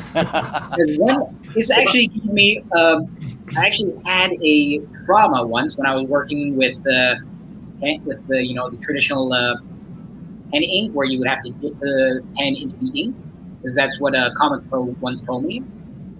And as I was doing it, I forgot that it's still wet. And I put my hand on the paper when Yes.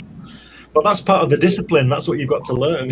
But now with the Wacom tablet, I can put my hand on the screen no matter what, and make all kinds of messes.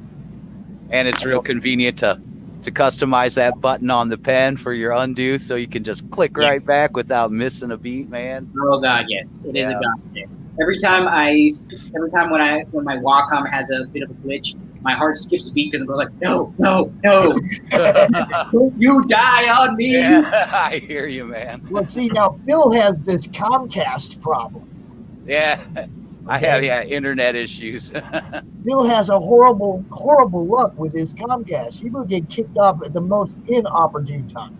It's usually only when I don't know, man. I've been talking to somebody about it. It seems like it's around the end or the first of the month when it always wants to act up like that too. And of course, that's when CRoM's going. So you know how that goes. If I make it through the whole day without an issue. It's for free, right? You don't have to pay for it. It's not like Chromecast going like, hey man, you haven't paid your bill. What's up with this? No, it's not about the bill. They just don't like Phil. No, Comcast just gives no craps. They'll blame. Well, turn on and off your modem again. It's like, no, it's not my damn modem. It's you guys. Just admit to it. Admit to you have a backbone structure on your system and fix it. You know? Oh, that's awesome. Lee, I had Comcast. I don't blame you, Lee. But Lee's out there. Isn't he out there on an island? Yeah, so it'd even be worse. Yeah, because Comcast would be bad out there for sure. when you're limited for internet provider options, man, they'll do how they want to, and they don't care, man. Yeah. So where you living, Phil, on Mars? Yeah, most of the time. Do you guys mind if I show you some That's why cards? you're here. That's why you're here, sir. Well, this is a card that sells quite well at cons. This is one of my favorites. Oh, cool. And my most Now look, I've seen this before. This is you. Really? You've seen this? Yes, I've seen this before. People use this in memes. That or Memes. That Deadpool on top of the unicorn. I've seen that a bunch of times. Oh, well, I made my own version, I think, because I doubt that maybe you've seen this exact one. I don't know. I've seen it a lot, and it's like people use it.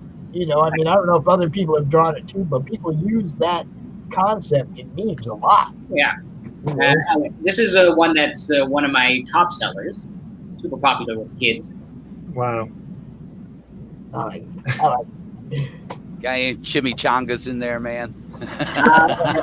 And this is my favorite rendition of Storm from the X-Men. Oh, nice. That's nice. Yeah, that's very good. nice. That's I've always good. liked the Mohawk Storm. Yeah.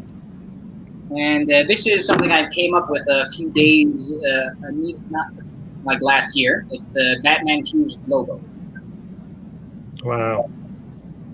But actually, I'm kind of pissed off because I've been reading the new death metal from DC, where they have all sorts of Batman fusions and stuff. And they then recently came out with a Batman logo fusion called the Main Batman. So I'm kind of pissed off on that one. Oh well. Yeah. Go ahead. Put it up there. Hold up. Okay. And this is my favorite drawing I did of Wolverine. Ah, there you go.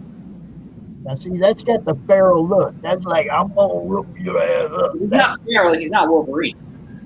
Yeah, I mean, he's gotta be that way, you know.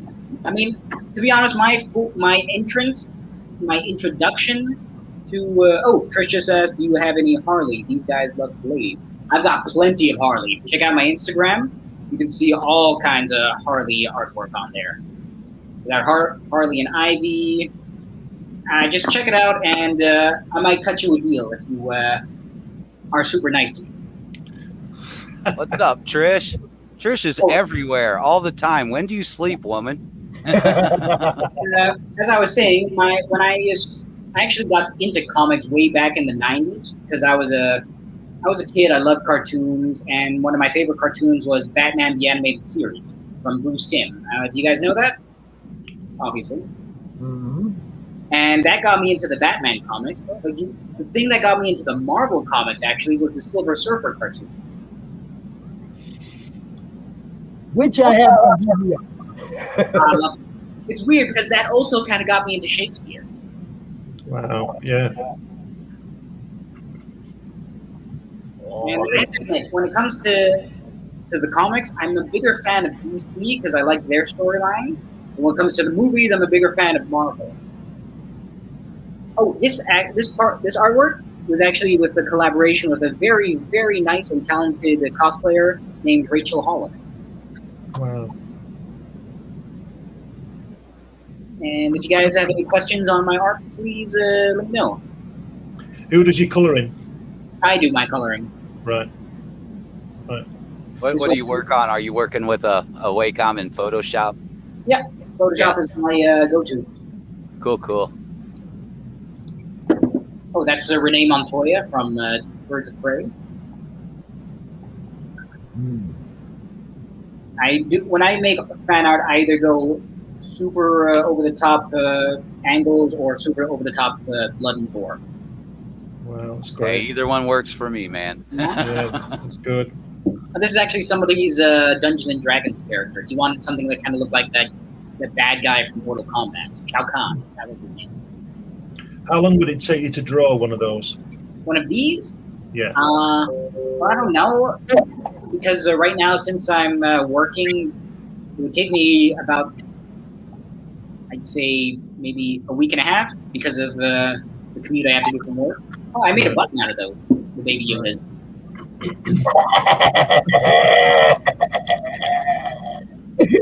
Is that Throg? The eating Thor right there? What? Yeah, that's right. Yeah. I love the Mandalorian. Ah, man, I need to make Mandalorian fan art. Oh, those are great. Those are great. See, there's some Harley stuff. Easter Harley. Playboy Bunny Harley. And I also have Harley and Ivy Quinn making out further down. It's a bit more innocent. There it is. See, I've seen that before, man. I've seen that before. I actually need to make that into a t-shirt. That's a lot of good stuff, man. That is a lot of good stuff. Oh, thanks, dude. No, that's actually a photo. I was cross-promoting this. Oh yeah, I draw a lot of Audrey Hepburn for some reason. Oh, this was actually a poster I did for an independent film crew who make fan art. Oh, Lortia saw Richard from the stuff of long job. Yeah, we're actually working on a next issue. Corona kind of really hit us hard. For those who don't know, Holland's McDowell is a Dutch magazine in the same vein as Heavy Metal. You know, where it's a compilation of different comic book stories and stuff like that. That's actually where I premiered Dracan for the first time. And since people like that story, it gave me the confidence to actually, you know, make a whole, put them all together in a book and sell it. Wow. She was, I believe, my 2,500th follower. Nice. Yeah, I keep those milestones too in the group. I like to know who came in when and stuff like that. So yeah, I love Instagram. They can take all my information. They can take all the information they want from me as long as I get publicity. Well, that's what we do in the madness, bro. So you're going to get some publicity. That's what we do. Awesome.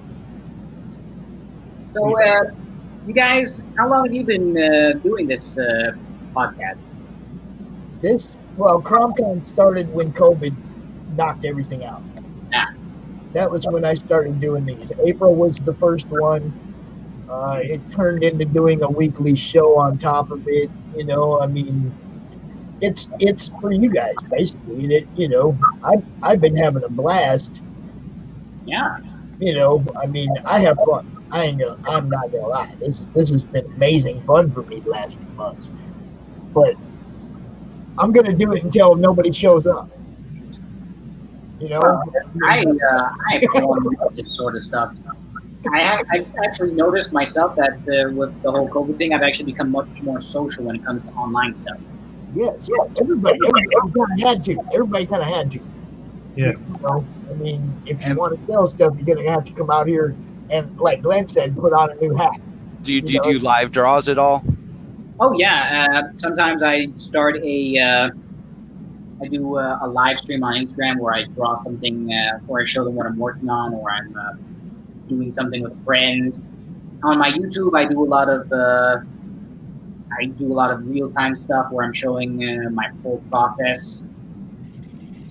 And when it comes to conventions, whenever somebody asks me, "Hey, can you draw this for me?" I'm like, "Yeah, sure. If you want it in a smaller piece of paper, it'll cost this much. Bigger piece of paper, that much. If you want it with the whole bells and whistles on it, that's going to take maybe about a week or so because I'm going to have to scan it in and then send it to you via mail, which costs a little bit more." Right. Do me a favor, drop that YouTube channel in the comments so that people can go subscribe. Because that's what we do too. We try to get people subscribing to everybody's YouTube. Everything that has to do with networking and bouncing you off, others off your fan base off other fan bases, everything that you can think of, cross promotions, whatever, that's what the madness is about. So that's why I love the madness. I mean, seriously, get it out there. Let people see what you're doing. This right here, yeah. No, I just got the from Trish. I got to go subscribe. See? Oh, I'm already subscribed. Everybody else needs to go subscribe. Everyone in the world should subscribe. I mean, seriously, the more people we bounce off each other, the better chance everybody has to get through this lull in you guys' ability to be seen. Nobody's walking by your table going, "Oh, that's cool." Not anymore. Yeah, so anything I can do or the group can do to help you guys make up for some of that, that's what it's about. Well, plus, like I always say, man, especially like we were talking that you're doing the live draws and everything, and even the online shows and stuff, you're getting a much larger reach, and you don't have to make all that travel time and pay out all that money to be hitting all the different cons at the same time. The Holland is actually kind of weird. The really big con, Dutch Comic Con, the one that everybody must go to. I'm not saying that as in you must go to that one, or else you're not living on this. And that's the one that has the most hype. Normal table costs around 300 euros 50. So that's because it's like a premium spot and all that jazz. Whereas in one of the smaller cons, which are still as successful, like Rotterdam Comic Con or Amsterdam Comic Con, a table would go for like about 150 euros. Yeah. And not only that, there's people that wouldn't get a chance to see you before if you're online too. They either can't make it all the way out to a certain con, or maybe, I know there's some people that have issues getting around, so it's hard for them to go through a con. So it's always nice for them to be able to have a direct connection with you right from their own home. That's always a nice thing too. Hopefully, once I've found a nice place close to my work, I want to start doing more live streams in the weekend. So then more people can, reach out to me, maybe even start my own podcast or even help do this thing again. Why not? Sure. You're always welcome to come back to CRoM Con. It's not like an exclusive thing that I'm doing this one Europe thing and you can only be in the Europe thing. You got those ones too, because we do it monthly. Well, Pops, you got yourself a fan for life right now. And so did you. That's how this works, see? It's like, man, like I said, I didn't know anybody, okay? Anybody. I kind of talked to Brian Polito from meeting him through a different group, and when ECCC went down last year, he was like, "Oh, I'm just going to have all my stuff sent back, and I'm just going to do a convention this weekend online." Man, I wish all my other friends had that kind of system where they could just, boom, sell all their stuff online. Maybe that was my calling, to give them a place where they could do that. And that's what I did. It's like, I talked about it for a month. I promoted it for a month. I got everybody to come out, and we started doing it. So we're going to do it. As long as I put up a sign-up sheet and people sign up, we're going to be doing this. That's why people love them. So what else, man? It's like, do you have future aspirations? Well, one of my future aspirations is to make a bunch more comics, not just for con. Right now I made I like to make 8-page pilots of different ideas. So let's say if one idea doesn't pan out, I didn't spend all that effort and time into making it. Right. So whenever I make these 8-page pilots, I always launch them on my Patreon, so my fans can have a look. And the cool thing is, for people who subscribe to my Patreon, they actually can help me out when it comes to making stories. Like, I will always release a bit of a script, so that people can read it, see like, okay, this makes sense, but this doesn't make sense. Maybe it's better if the hero does this. Maybe it's better if the hero does that. Give their own opinion as to how the story should go. Because I've noticed that if I was to, whenever I write my own comics, I'm my own worst enemy, because I'll always think whatever I'm writing is great. Because I'm a bit of a self-arrogant ass. That's why you have an editor who, that's why I'm super happy I met my old friend Wes Gibner, who's the editor of Con. because I saw he used to be a manager of a games workshop near my house, and he disappeared. I was like, "Hey man, where's West?" And the other guys were like, "Oh no, he just quit." Oh man, you need to say goodbye. And it was only after a while that I saw him at a small convention in Holland again that I learned he was doing comics. And then he took a look at my storage account and said, "Okay, this is great, but I kind of have some pointers." We started talking, and then we came out with Chapter 1. Cool. So Trish said she loves the online stuff and helping the indie people out when they can. And yeah, they put their wallet out way too much. Well, let me tell you something. For people who buy my comic, I have a blank page at the end of it. You didn't have to zoom in, but yeah, I have a blank page where I draw something for you. That way, every comic book is unique. Trish, look at that. You buy the comic, you get the Harley drawing. What? That's a win-win right there. Look. This is great. Dinesh, I'm so glad I met you. I definitely want you to be active in the group. Let people know what you got going on for sure. I see some cross-promoting in your future. If you're doing them short stories, there are like 4 or 5 people in the group that are doing anthology campaigns. So they're getting, little short stories from 20, 30 different people and putting them all in one book and releasing that campaign on Kickstarter or Indiegogo or whatever. There's people doing that in the group right now. Travis Still had a big anthology book with Cthulhu Invades Oz. Hybrids, The Killing Fields, Luke Stone's book has different stories from different people. There are a lot of people doing anthology books right now. I think Meredith Lockridge has an anthology book.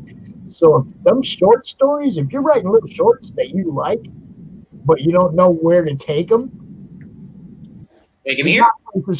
We got places for them. I'm saying, Definitely.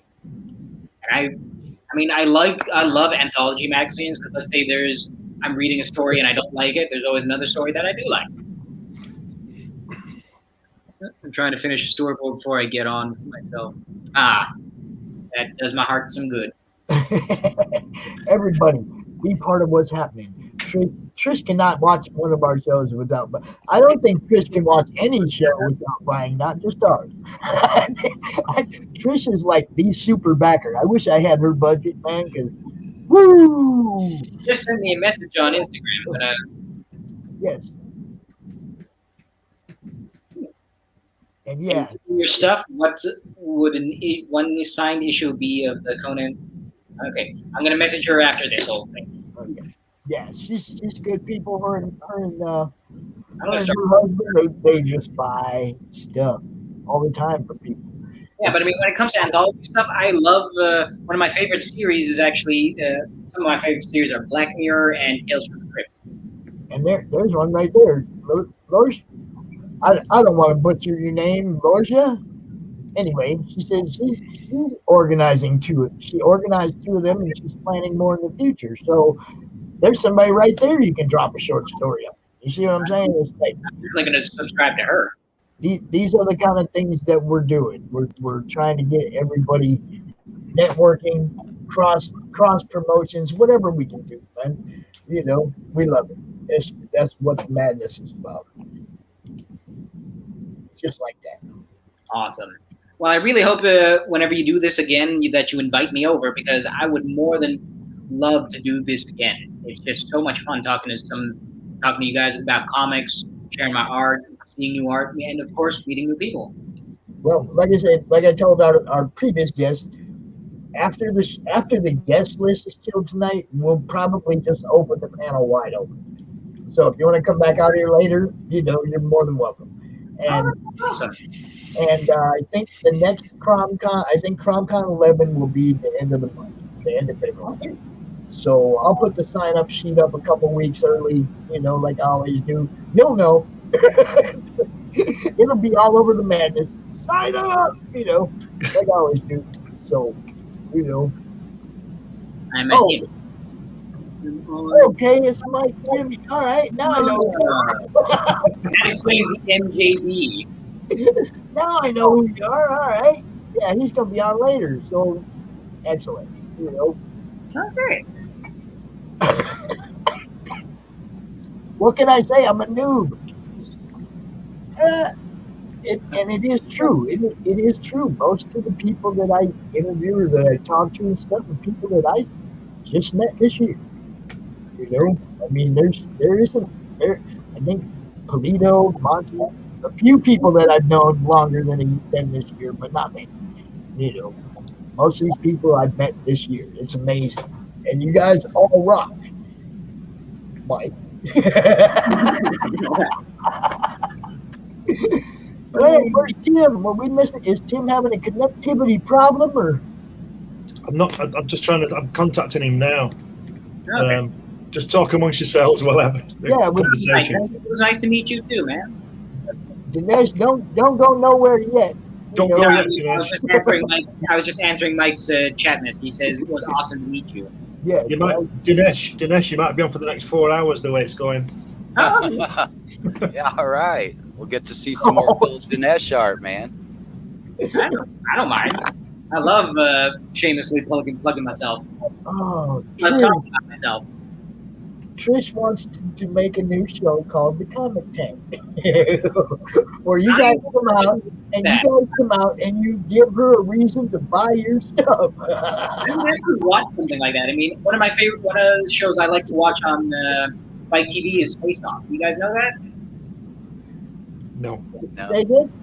It's this show called Face Off. It's with these makeup artists. Oh yeah, I wish they still had that show on, man. I missed that show. I used to watch that and what was it called? Something with ink, like tattoo artists or something. Oh yeah, the Ink show. Yeah. Yeah, I mean, I used to watch that, but everyone on that show is. Can we swear on this? Or like swear, like use swears in this show? Could I use the F word? Oh. Okay, everyone on that show. I'm sorry. Everyone on that show is an asshole. Yeah, we're TVMA. We put the disclaimer up before the show started. I ain't tripping. Yeah, believe me, when it's later night shows, my filter turns off a little bit, and there might be a few F-bombs flying here and there. Yeah, we X-rated. It wasn't until the last con that I even realized that maybe I should start separating things and putting the adult stuff at night and the all ages stuff in the daytime. I did this 10 times before I thought, maybe I should do that. Yeah, because when you're coming on in the middle of the day and you have like Lucifer Storm coming on. I actually had a friend a very talented artist at a convention once, a live convention. He was asked to leave because his work was too pornographic. Well, you see, that's why we have the late night. That's why we have the after hours show. You know what I mean? And we've done that. We did during the last con. We had an after hours show with the guys from Still Token from the Dead. Oh wow! So I mean, I'm not against whatever's going on. I don't exclude anybody. I might put you into a time frame, but I don't exclude anybody unless they're just being an asshole to me personally. Then they get left behind. So Dinesh, was the guy that you're talking about, did he have the bits at least censored for when it was out there in the public, or did he just lay it all out there? He laid it all out there. I mean, if you're doing that, I figure as long use like one piece. I mean, you can have the full uncensored. Have the one piece out there for people to see. Just with a little covered, and then go. Well, the real version's not like that. He laid it all there. I mean, the year after that, he then decided, you know what? Since this was a bit taboo, I'm just gonna put them all in one big black book and put a big X on it. Yeah, there you go. Yep. Oh, is this your next guest? Yeah, Tim, how are you doing? Hello, Tim. I'm doing well. Are you all right? Thanks for inviting me along. Great for coming on. Thanks for coming on. How are you guys? Who's speaking now? Just a second. What's that? That's our rules, man. What is going Tim, on? Tim, welcome to the madness. I think Pops is like the comic version of Joe Exotic. We got. Where are we? I think Tim froze. Because All right, you stop that, Pops. I believe I'm back. Tim has froze. Oh, we lost Tim. all right. Now we're back to me. Utter madness this morning. Pops with his werewolves chained up in the basement. You know, we're losing Tim. I mean, man. Wow. And So what do you- that's what happens every time somebody comes home. Right? Every time somebody comes home, all three of them go freaking nuts. So that's one of the things I have to deal with every con. Tim, did Tim lose connectivity or? He's dropped out. Don't know what's happened there. Well, he froze up there for a little bit, man, and then it dropped out. Connection problem. Dinesh, I wanted to ask you a question. What were your influences on your art? Because it looks very sort of. I can tell you work in animation. It's kind of Manga. Stylistic. very nicely. Bruce Timm for one. I love his artwork. Sorry, say again. Bruce Timm from the Batman animated series. Yeah. Joe Mad of Battle Chasers. Right. Yeah. Jack Kirby, because I love his Kirby Crackle. I could definitely see the Madura in it for sure, man. I dig it. And of course, Greg Capullo. Right. Spawn King. Good. Come on, So, Tim. so what Come on, Tim.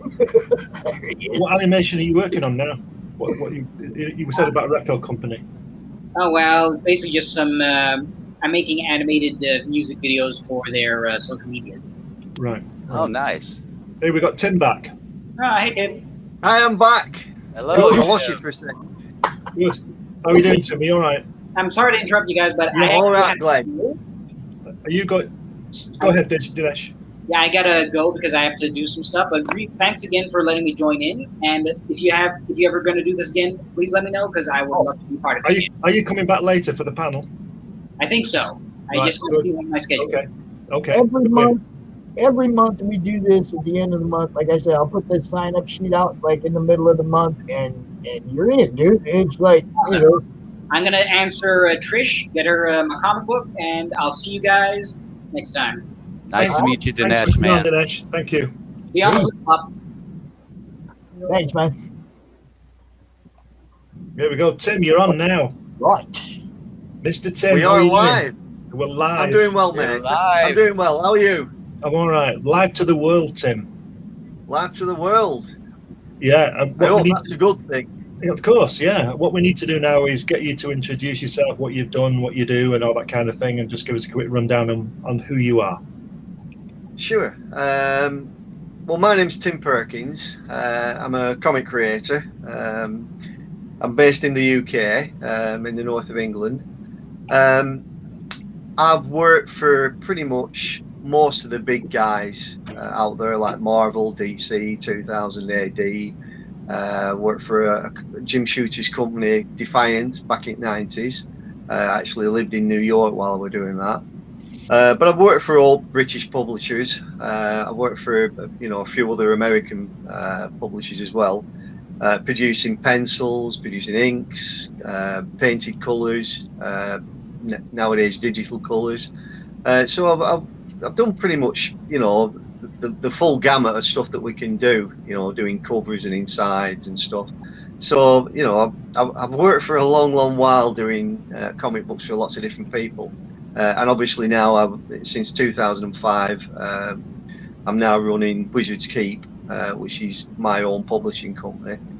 So it gave me a vehicle to be able to produce the kind of books I wanted to do, which were more European-styled graphic novels type books, which, trying to get in with any of the main publishers doing that, when you've got people like Don Lawrence over here in the UK that couldn't do that here. there's not much chance of anybody else being able to do it. So I decided, I'd set my own company up and produce graphic novels, that, I could do exactly the type of story I wanted to do, which is really what I wanted to originally. I went the route of working for Marvel in the first instance, and then it followed on from that. Then working for different publishers. You've got World's End graphic novel. I think Volume 3 is about to come out. Can you tell us about that?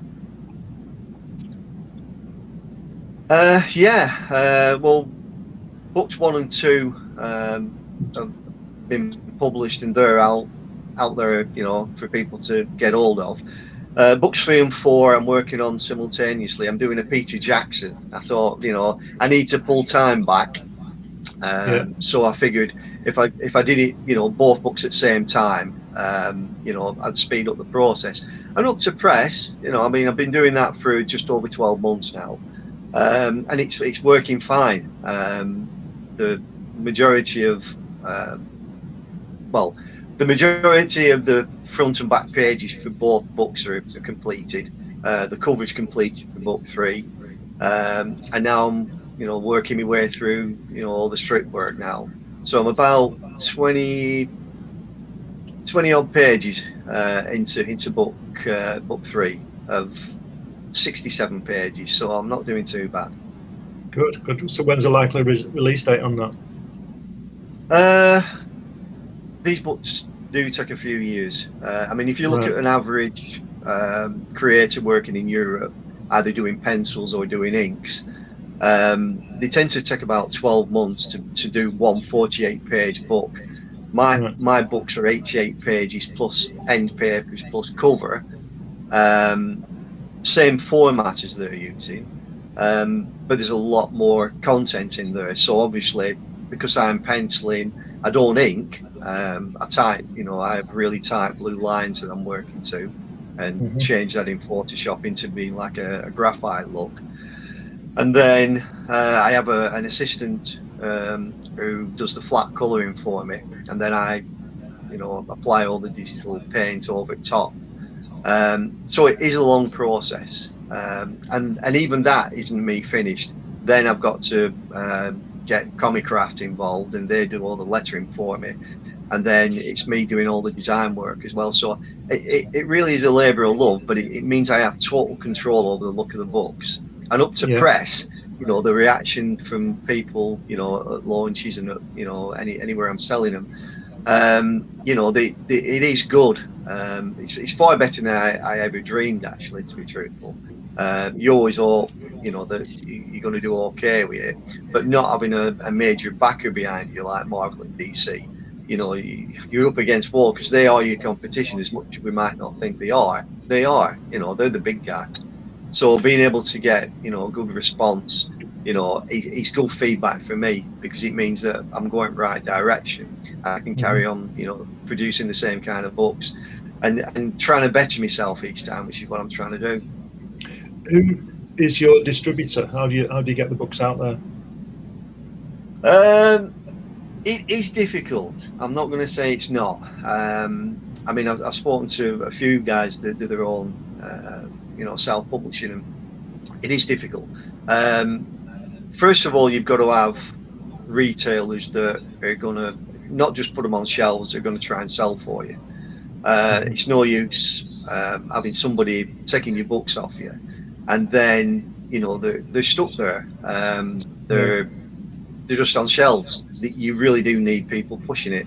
So I've got a set of like reliable, good retailers over here, that are helping out selling. Conventions are another great asset for me. I always do well at them. And obviously, when it first launches, then you've got a great vehicle. I usually launch in Malta, MaltaCon. I do really well over there, and then I have the launch over here, which backs it up. I'm looking into maybe using Amazon, which I didn't really want to do at first, mainly because when I first looked into it, they were doing exactly what people like Smiths over here, and the previews guys we're doing, where they're taking such a big chunk, there is very little profit left for anybody else. Yeah. And these books are very expensive to produce because they're on back. They're very expensive to ship, especially if I'm shipping to America. So it's like you've got a lot of things stacked against you. So you've got to be aware of that going into it. What about a printer in America? Sorry. What about a printer in America? Could you not do it that way? I have thought of doing that, and at one point I did actually speak to somebody about doing it. So maybe in future that's the way to go, especially if shipping costs continue to be extreme like they are. But like I said, the other avenue I'm looking at the moment, which seems a good avenue, is to use Amazon as the shipper, and the stuff that I've been looking at recently. With my accounts guys and stuff is, they're a lot more reasonable now. They're not taking such a big chunk out of it, so it is a much more viable direction. There is somebody here in the States, Liberty Distribution, that is making it so people like you from over there can have all the printing and fulfillment handled over here for everybody over there. Like I think Wellspring Comics is one of, really good. Yeah. That will do that for you. But Liberty Distribution, Berry and Grant, and Ingram, those guys, they're working with trying to get you guys on store shelves, basically. Yeah. Working with retailers, doing it the way it's supposed to be done, old school, without the mafia. Yeah. without the mafia. Exactly. Wellspring is great for the printing over here. They're really rising up through the ranks. Yeah. I mean, the books I've had done up to press, the first one I had printed in Bosnia, and that didn't go quite as well as it could have done, which is why the second book, I spent a lot more time trying to find a printer. And I used an Italian company called Lego, and they're, absolutely superb. They're really, really good. They went that extra mile, but the parameters that I had to work within were a lot more strict. But it showed in the book.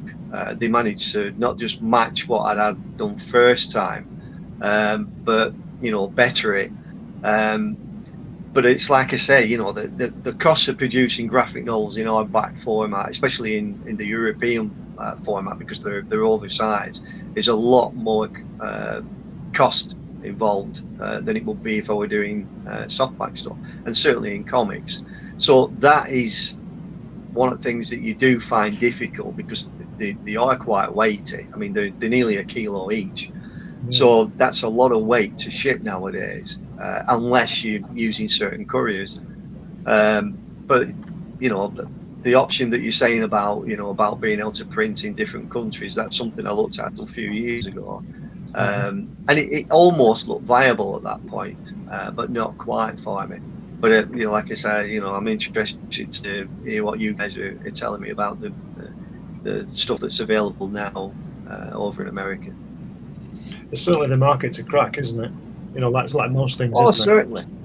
Yeah, I mean, the big thing for me was always, trying to crack Europe as well, especially the French market. I mean, that's the format that the books are in. If you stick one of my World's End books next to the European graphic novels, it doesn't look out of place. It looks exactly the same, but it's purposely been done like that.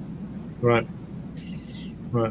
Tell us about your dealings with Shooter back in the 90s. Jim Shooter? Just to get back a few years. That's a very interesting story. Years. Yeah, well, it's still there. Still counts. When I was a young boy, I'd worked for Jim back at Marvel, and I'd had some really positive stuff had come back from editorial. Jim had popped over to UK a few times. he'd seen my stuff and been really positive. So, you know, I'd got some nice buzz from that. And obviously, Jim then left Marvel and he set up Valiant. Things didn't go quite well at Valiant, as we all know. And then he set up Defiant. Now, I was unaware all that was going on with Defiant at the time. And we had UCAC, which was our like UK-based comic convention. Yeah. And then they opened a second one up in Glasgow called GlasCAC, which was original. And then I got an invite to go to the Glasgow version and decided, yeah, I'd pop up there. So the very first Glasgow convention they did, I think they only did 2 or 3. I went along to it and the show was really good. I picked up some stuff from DC and a few other publishers, and that was a really busy period for me back in '93. I was doing some stuff for 2000 AD at the same time, etc. And I'd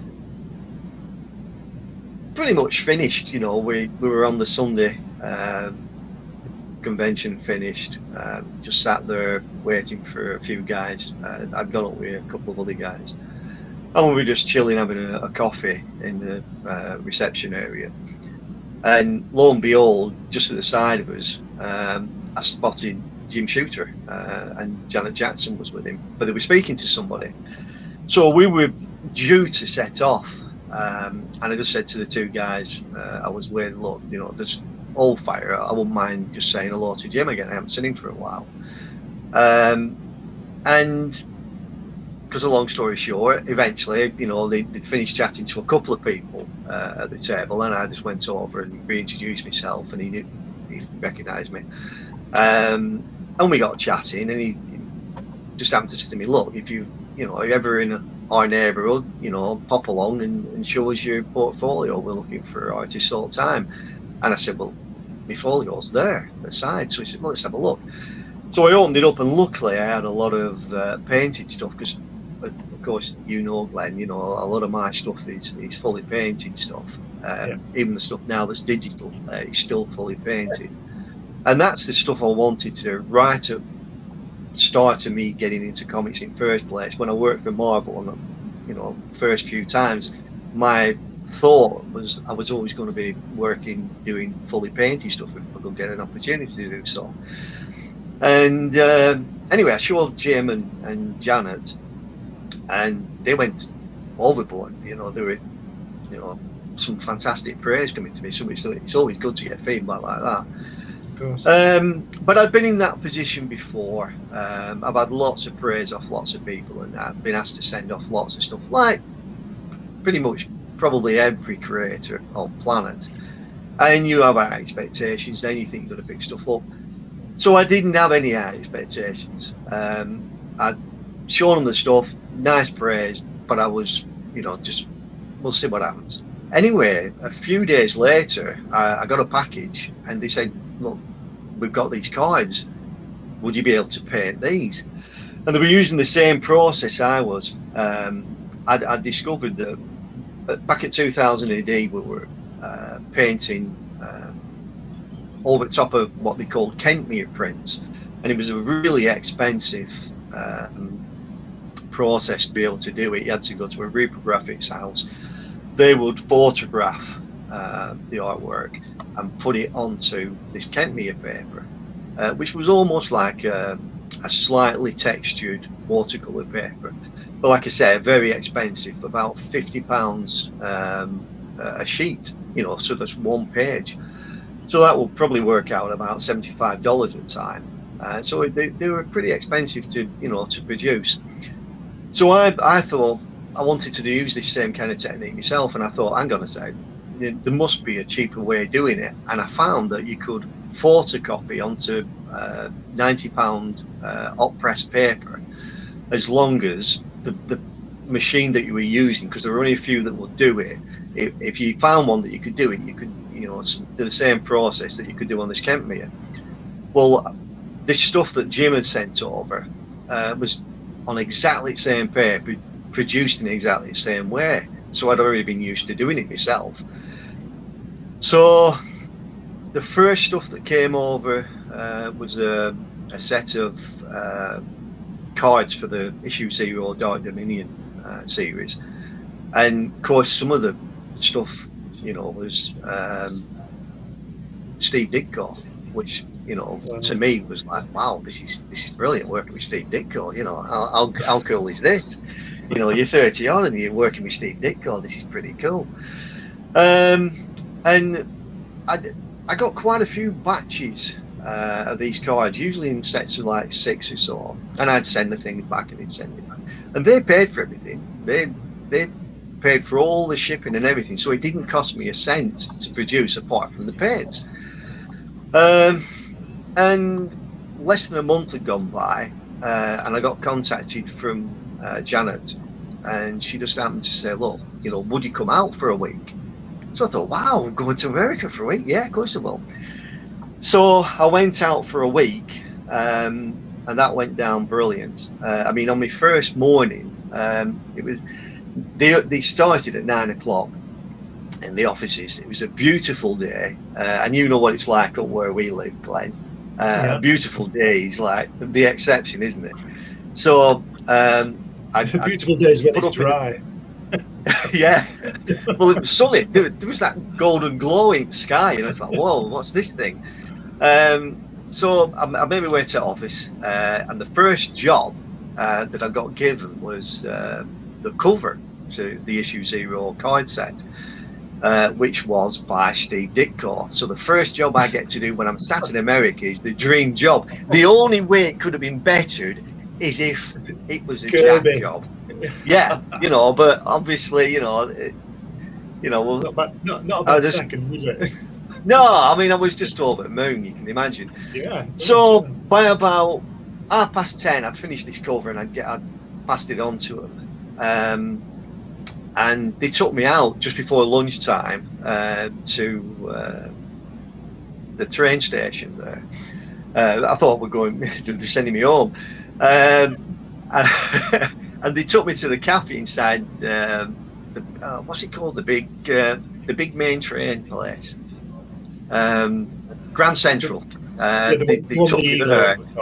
Yeah, well, it's in old films, isn't it? So they were showing me all these things that Carlito's Way and stuff had been in, and the Chrysler building. You know, yeah.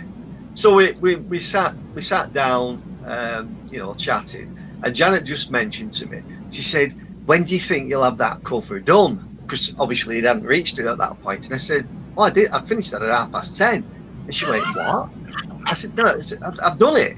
And she said, "Oh my God." So anyway, obviously there's a bit of worry then, like, what has he done? So we went back to office eventually after eating, you know, tons of cake and coffee. And she called me into office. She said, "Oh, wow." She said, "That's fantastic." She said, "I can't believe how fast you did it." But to me, I'd gone over there thinking, well, you know, I've really got to watch my P's and Q's. I've got to be really careful with this because these guys are going to blow me out of water. And suddenly I found out just how fast I had been over here. But you know what it's like working in England anyway. We had such mental deadlines all the time that you either become very quick at doing what you're doing, or you don't last much. You know, you don't last too long. You don't get much work. So that was really me. You know, my feet under the table, I think, when I'd done that. And I spent the week working with them, and they took me out on the Thursday, the night before I was due to fly back home. And they said, "Look, you know, I know it's a bit of an imposition, but would you come back for another couple of weeks?" And I went, "Well," I said, "I'll have to have a word with Margaret, my wife." I said, "But yeah," I said, I don't think there'll be a problem." She said, "Well, you know, we'd like you to stop now, but the only reason I couldn't stop, I had an holiday to come back to." So I came back, and in fact, I missed my flight. I missed my flight back. I mean, how cool is that? So not one to panic, I thought, I've got to get back home because I'm going on holiday on Monday. And this were Friday. So anyway, they managed to get me a flight to Heathrow. And I thought, cool, that's all right. Because I'd already said I was going to the UCAC, which was the Saturday. So that's brilliant. They're going to fly me into London, into this convention. So I arranged with one of my friends to get my car and come down to London to meet me, because he was going to join me anyway. We were going to drive down together. So we had the convention. That were all cool, and there were some people like amazed that I'd just gone to America. I'd been working out at Defiant, and then I was back home, and then I was going back out there. We went on holiday, and I'd brought a little batch of pages to paint whilst I was on holiday. So I did that, and then we came home, and of course my stuff hadn't arrived back, because obviously what had happened when I'd flown, when I was due to fly out and I missed my flight, I asked the reception, well, what's happened to me gear? And they said, well, it's on the flight. Now, can you imagine, right, this is what I said, can you imagine saying this after 9/11? I said, but how do you know there's not a bomb in it or something? Oh. To me, I mean, that's my first choice. You've let my stuff go on, with, and I'm still here. Why have you not took it off, or at least tried to get me? So anyway, by the time we'd come off holiday, I'd had a phone call that my gear was ready to pick up from airport. So I went to airport, picked my gear up, and a day or two later, I found myself flying back over to America. We got to the end of 2 weeks, and of course I had 2 weeks of clothing this time, so I was prepared a bit more. But no winter stuff, it was all summer stuff, because I'd gone over like June-ish. And I then gets, can you come into office?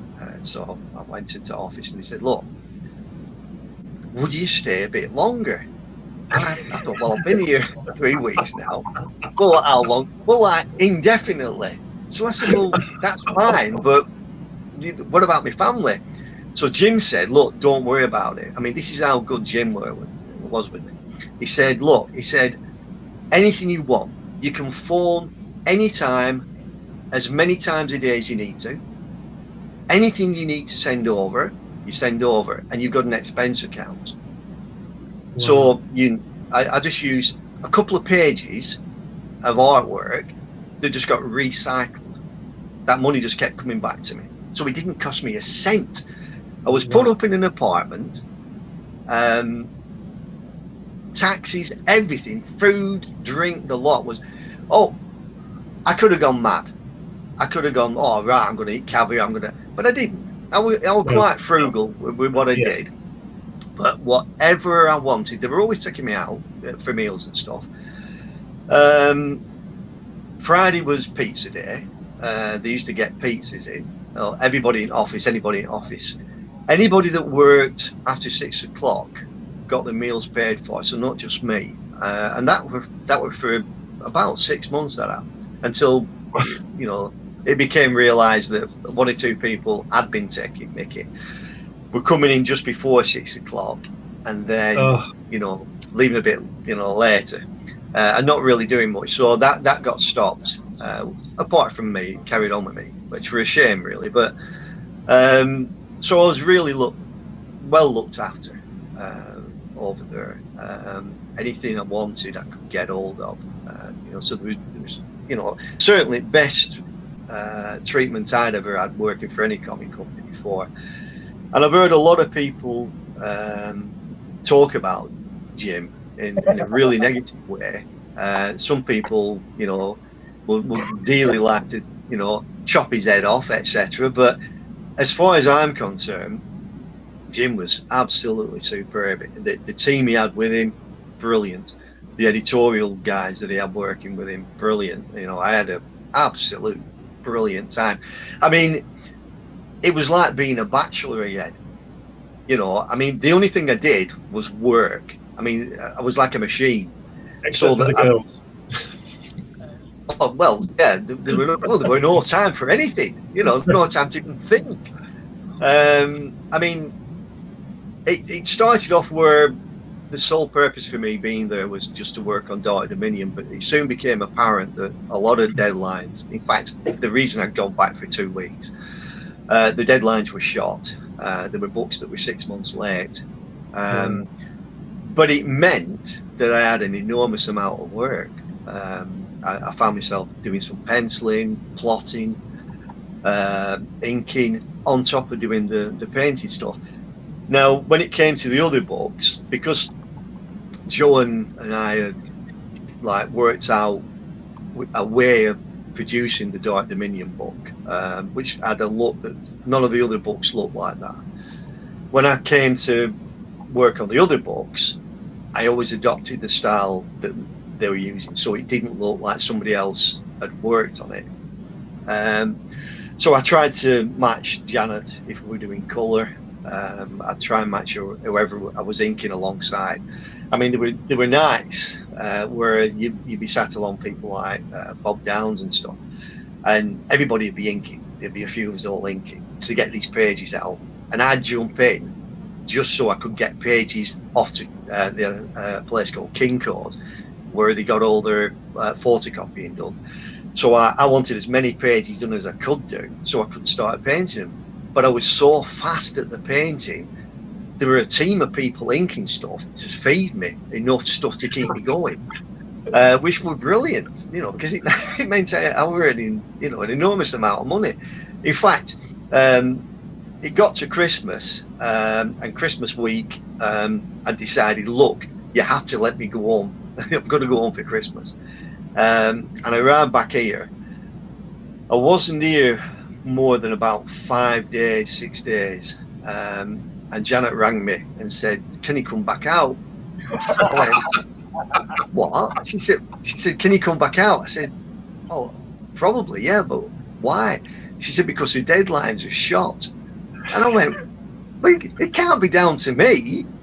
But for some reason, a lot of the deadlines were shot to pieces again, so I went back out. Now, I must admit, going back out after having such a brilliant time at Christmas, I mean, it snowed on Christmas Day, you know, I'd missed my family, you know, my kids were only young then. You know, there were tears of joy when everybody met up on that first morning when I got back. In fact, my wife didn't even know that I was getting home. I'd just said, look, I'd rung me sister-in-law up and said, look, can you come and pick me up from the airport, but don't tell Margaret, I'm surprising her. So they were all getting ready to go to school and go to work, and I get home and it's like, oh my God. So, you know, it was a really nice time.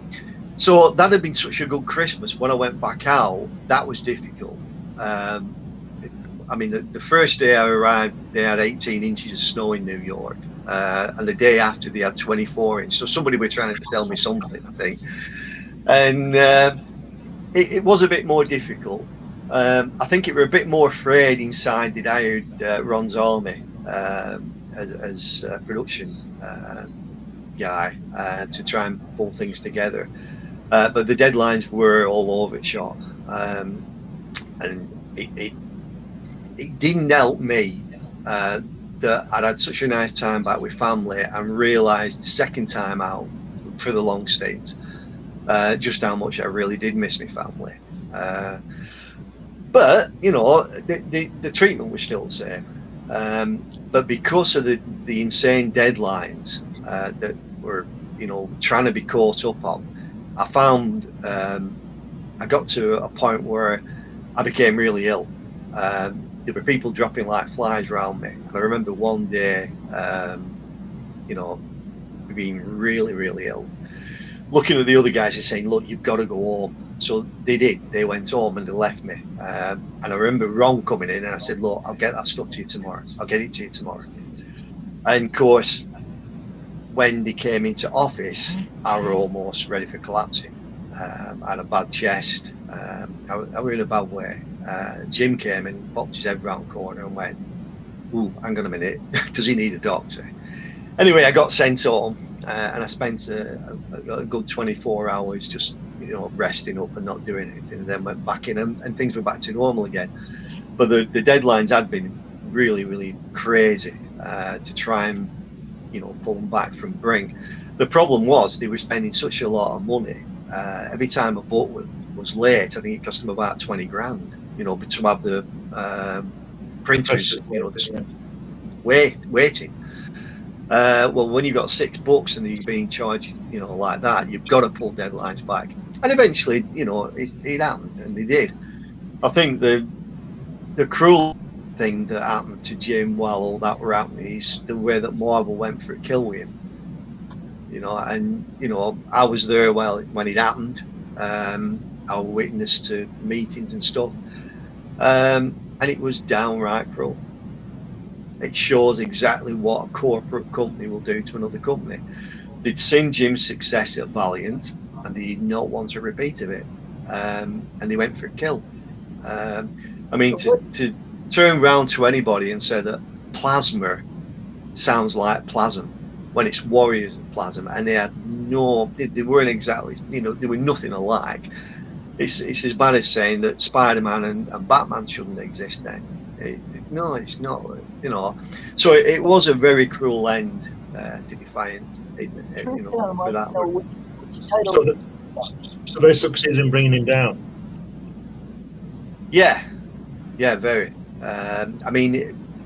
Jim was trying to promote as much as he could because this was happening by going to conventions, but that then left he was there, with the reins in his hand.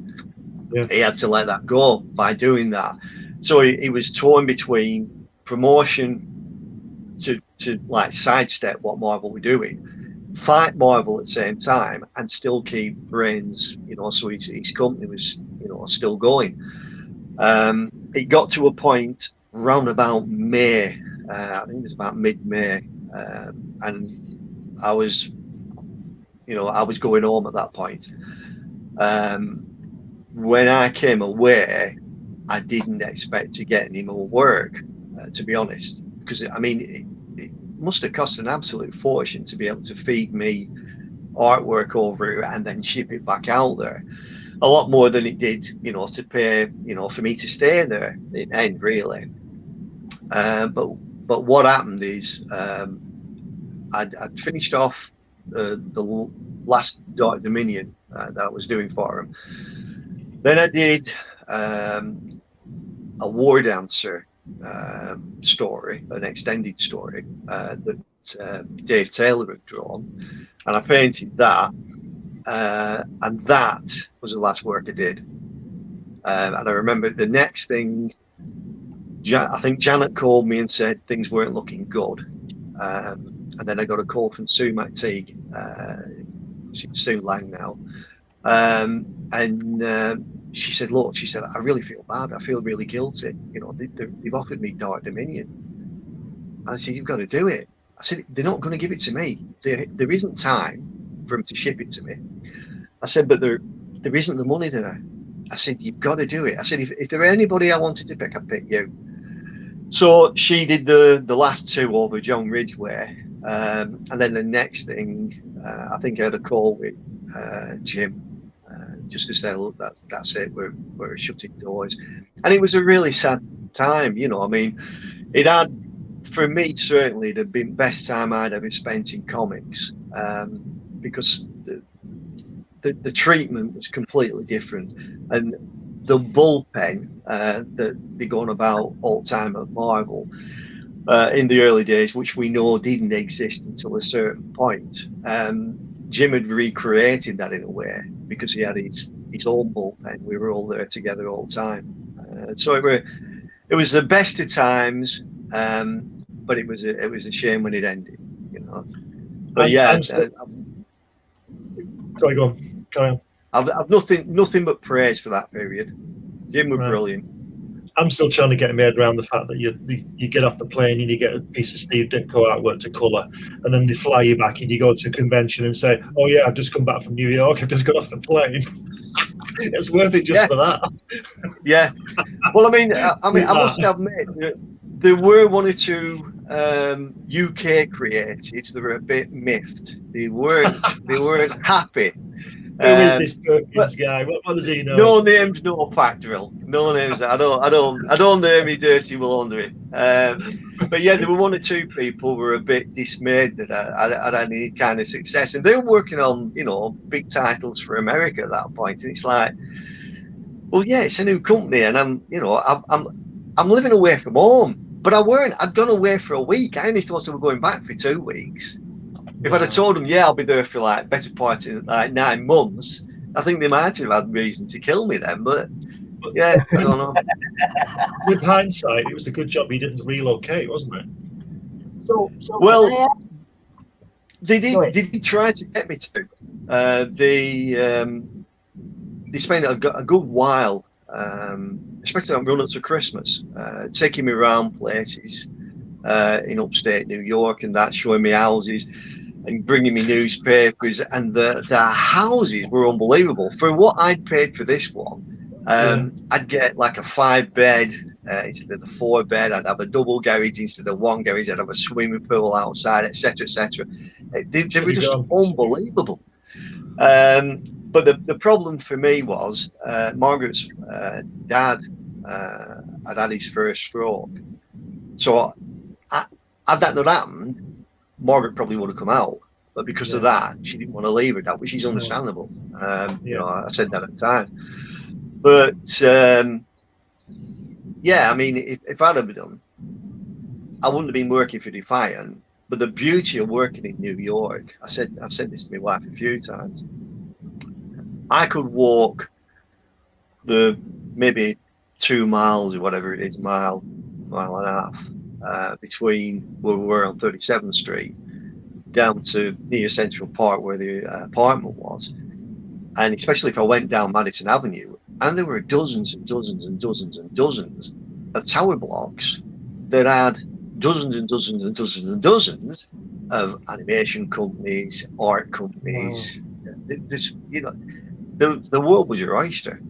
I mean, I'd been down to see Marvel at the time, and they'd invited me around, and we spoke, but I couldn't put myself in a position where I could say, look, send me some work, because I just would have felt totally disloyal to Jim at that point. But the opportunity, had I stayed, had I not come back and things were going sour, the opportunities were still there, because there were just so many different avenues to go down. I mean, in fact, one of the guys who used to go for me, I mean, he was a production lad, but he used to go and get the paper printed so that we could paint on it. Stuff like that. If you need any art supplies, he'd nip out and get them for you. He became the chief, what is it? I think it's the chief operational guy down at Nickelodeon. So we'd gone from and I don't mean that in any disrespect, but just being a production lad to being the head creative guy at Nickelodeon. Wow. And I think he still works at Nickelodeon, and he's a brilliant lad, and I used to plague him. We used to have so many laughs, jumping around with imaginary guns through that studio. If anybody that's been able to video our antics in that studio, we would have looked like kids. I was about 30, 35, yeah, something like that I was, yeah. But the thing is, it's like the atmosphere inside it was incredible. There was so much creativity going on. And Jim would pop his head round out from his office and say, oh, it's the crazy Brit again, you know what I mean? So we had a brilliant time. If you talk to anybody that was in that office at that time, they'll tell you the same things. I mean, I've written massive blogs about my time. I think there's about 7 or 8 blogs that are huge things, huge missives of my memories of being there. And the guys that were there with me have read these and said, oh my God, I forgot about that. How do you remember that? I said, I can't remember things nowadays, but I could remember all that stuff from back then. So there's obviously a bit of dementia coming in somewhere. That's brilliant. What's Jim doing now? Do we know? I see he's still doing. Well, he was up until this pandemic thing. He was doing shows. I'd seen him doing a few conventions up and down America.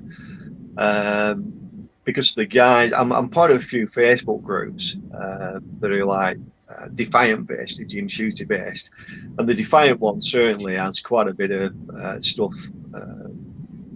That's talking about what Jim's doing now. In fact, there's a Jim Shooter one that I'm part of as well, and that has like updates on what he's doing. Right, good. So, but creatively, I don't know. I haven't spoken to Jim for a long while. I think you should get on that plane and get back there and go and start Defiant again or something. Well, we did talk about 10 years ago, 15 years ago.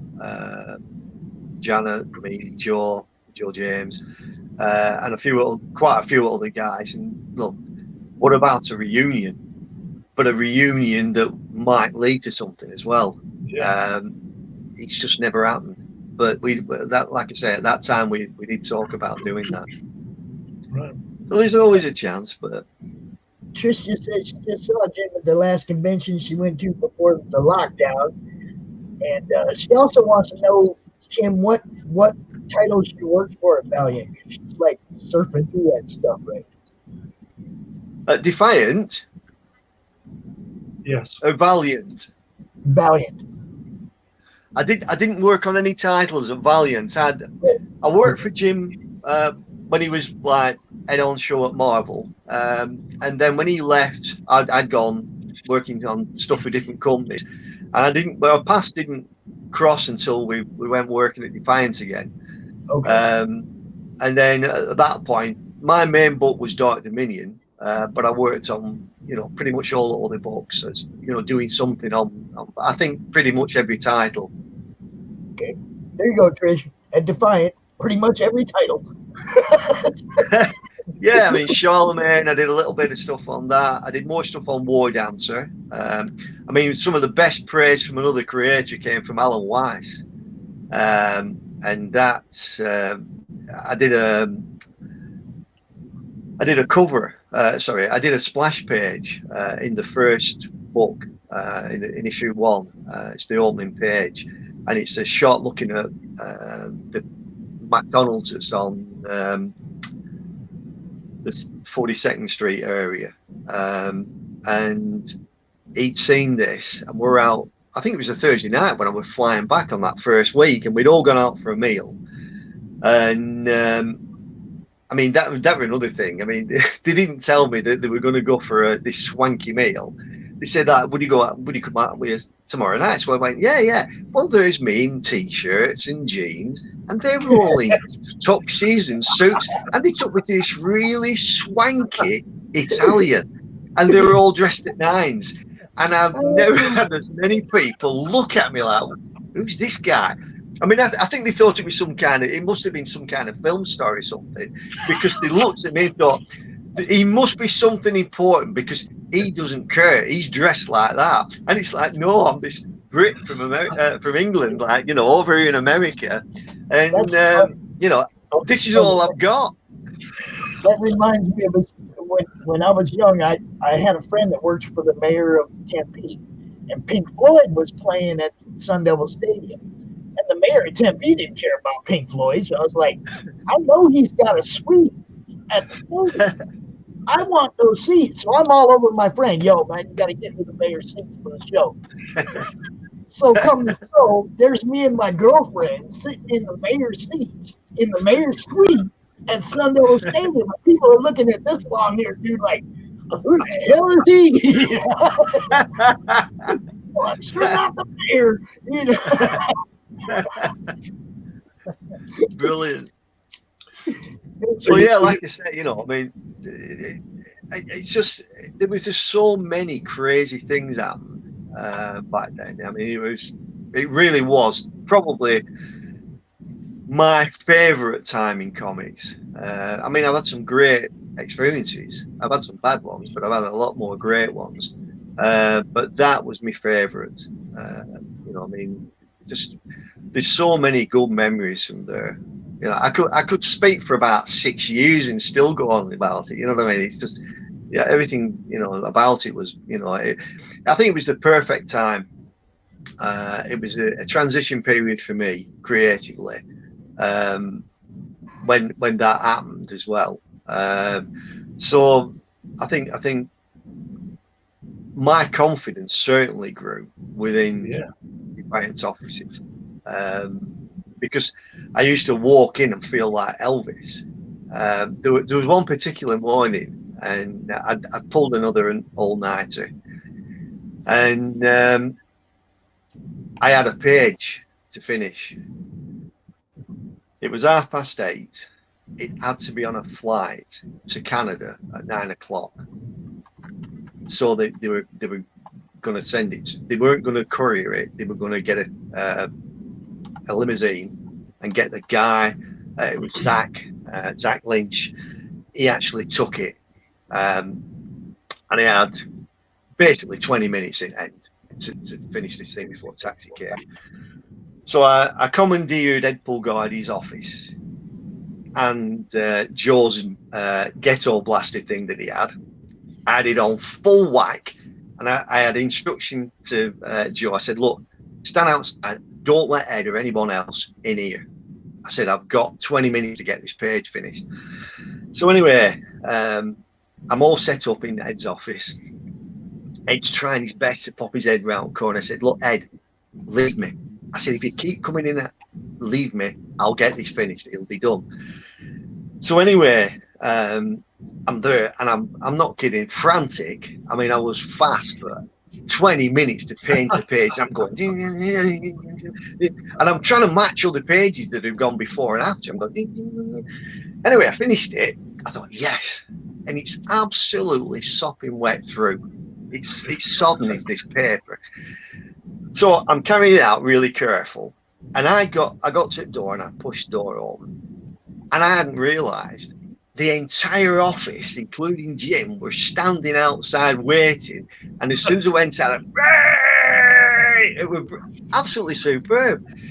But like I say, you know, I used to feel like Elvis when I went to, you know, I'd go in and everybody, Tim's here. You know, I really did get made to feel important, but I wasn't. I was just part of a team. But it was a brilliant time, superb time. Tim, you man, we need more time with you. You're coming out later for the panel, right? Yeah, I'll come back later. Yeah. What time are we doing that? And you'll have to let me know UK time. Yeah, it's about 8 o'clock. 8 o'clock our time. Yes. Yeah, cool. 8:30, somewhere in there. What time's our last guest at? Our last guest is at 3, right? 3 my time, 8 your time, so 9 o'clock your time. Yeah. 9 o'clock your time. We've got 8 o'clock. We've got Lucifer Storm. Right. So it's past 8 o'clock. I'll let you know, Tim. I'll drop you a line. We're just gonna bleed right from the last guest right into the final panel. So yeah, you know. So I'll let you know what near the time. Definitely. Yes, come back out later. I got more questions, man. But we got our next guest. Carry on boring everybody. I don't mind. You're not boring. You're not boring. Yeah, look, we got people dropped in just to listen to Tim. Okay? Comic book black belt. He dropped in to listen to Tim. He said, "What legend?" There you go, man. Hey, Tim, I've got to say this to you. You'll appreciate this. I look pretty. You'll appreciate this. Go on. Anybody who gets a page of Steve Ditko artwork to colour is only just below going to Jack Kirby's house. Exactly. I think that's why we get on, pal. I think that's why we get on. Oh. That's why I look up to you. I think of the two, I'd probably have gone to Jack's. But it's very impressive. I'm telling you, these are two people that I wish I'd known 30 years ago. Okay, Yeah. I wasn't Me too. anything in comics then. I didn't have nothing to do with comics then other than read the crap out of them. You know, I mean, now it's like I'm meeting all you guys, and it's so amazing. Tim, thank you so much for coming. Seriously. Yeah, no problem. Yeah, thanks, Steve. That's been great. Come back later. I'll give you the time. As soon as I know the time, I'll drop you a line. No worries. Thanks for inviting me along. I've enjoyed this. Memory lane. It's great. See you later. Cheers. Bye. Thanks, Bye. It's so epic.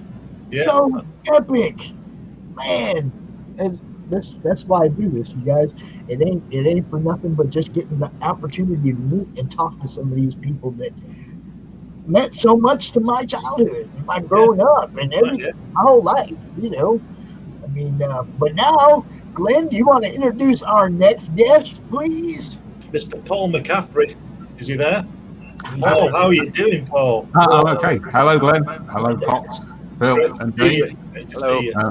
Yeah, thanks a lot for having me on. I really appreciate it. All right. Do you want to take a moment just to introduce yourself, what you're doing, you know, all this kind of thing?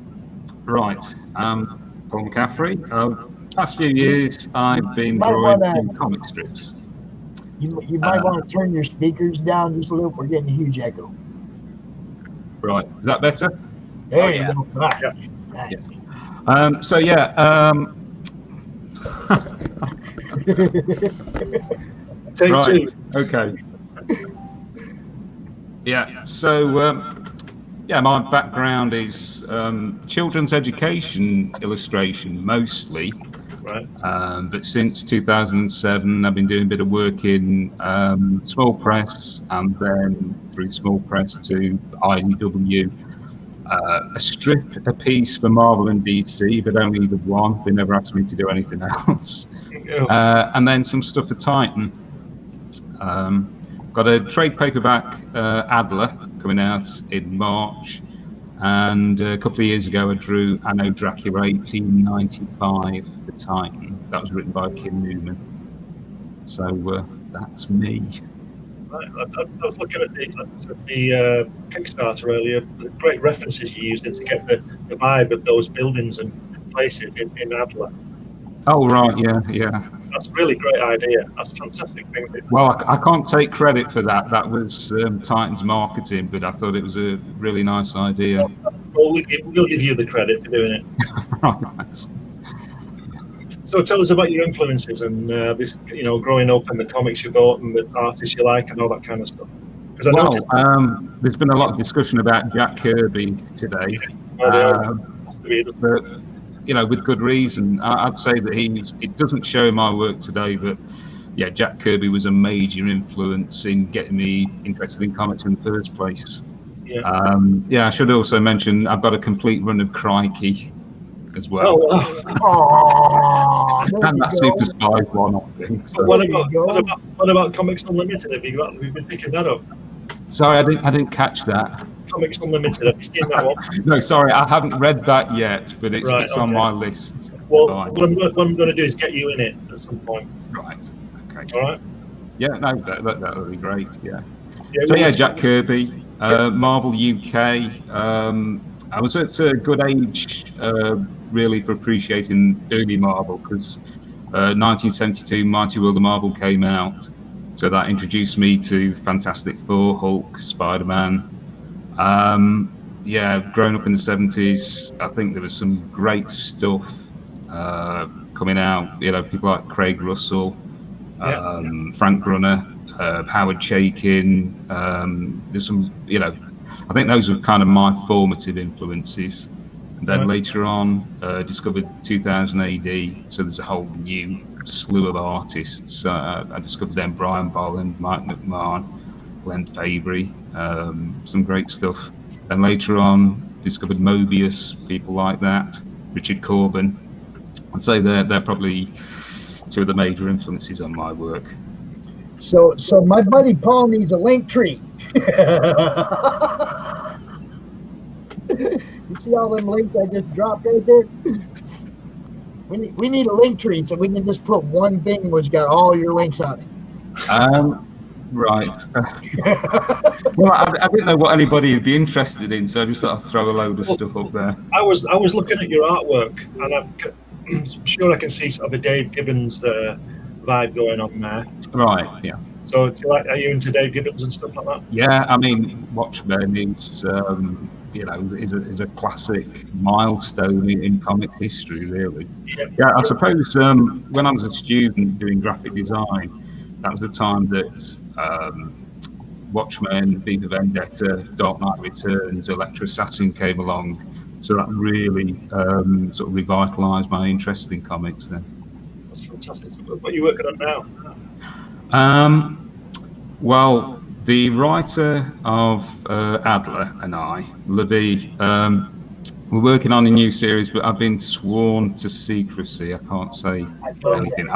Can I share my desktop? Yes, you can. Right. I'm not sure how you do that. Is there? Do you have are you on a phone or computer? I'm on the computer. Okay, right at the bottom where it says mute, stop cam, mic, share screen. Yeah. Hit Right. share screen, So and click that should on open a window that. for you, and then you open the tab, whichever one you want to open up, and it'll drop it over here for me, and I'll put it up on the screen for you. Right. Oh, hang on. Right. I don't know if you can see that. Nope. Not yet. It hadn't got here yet.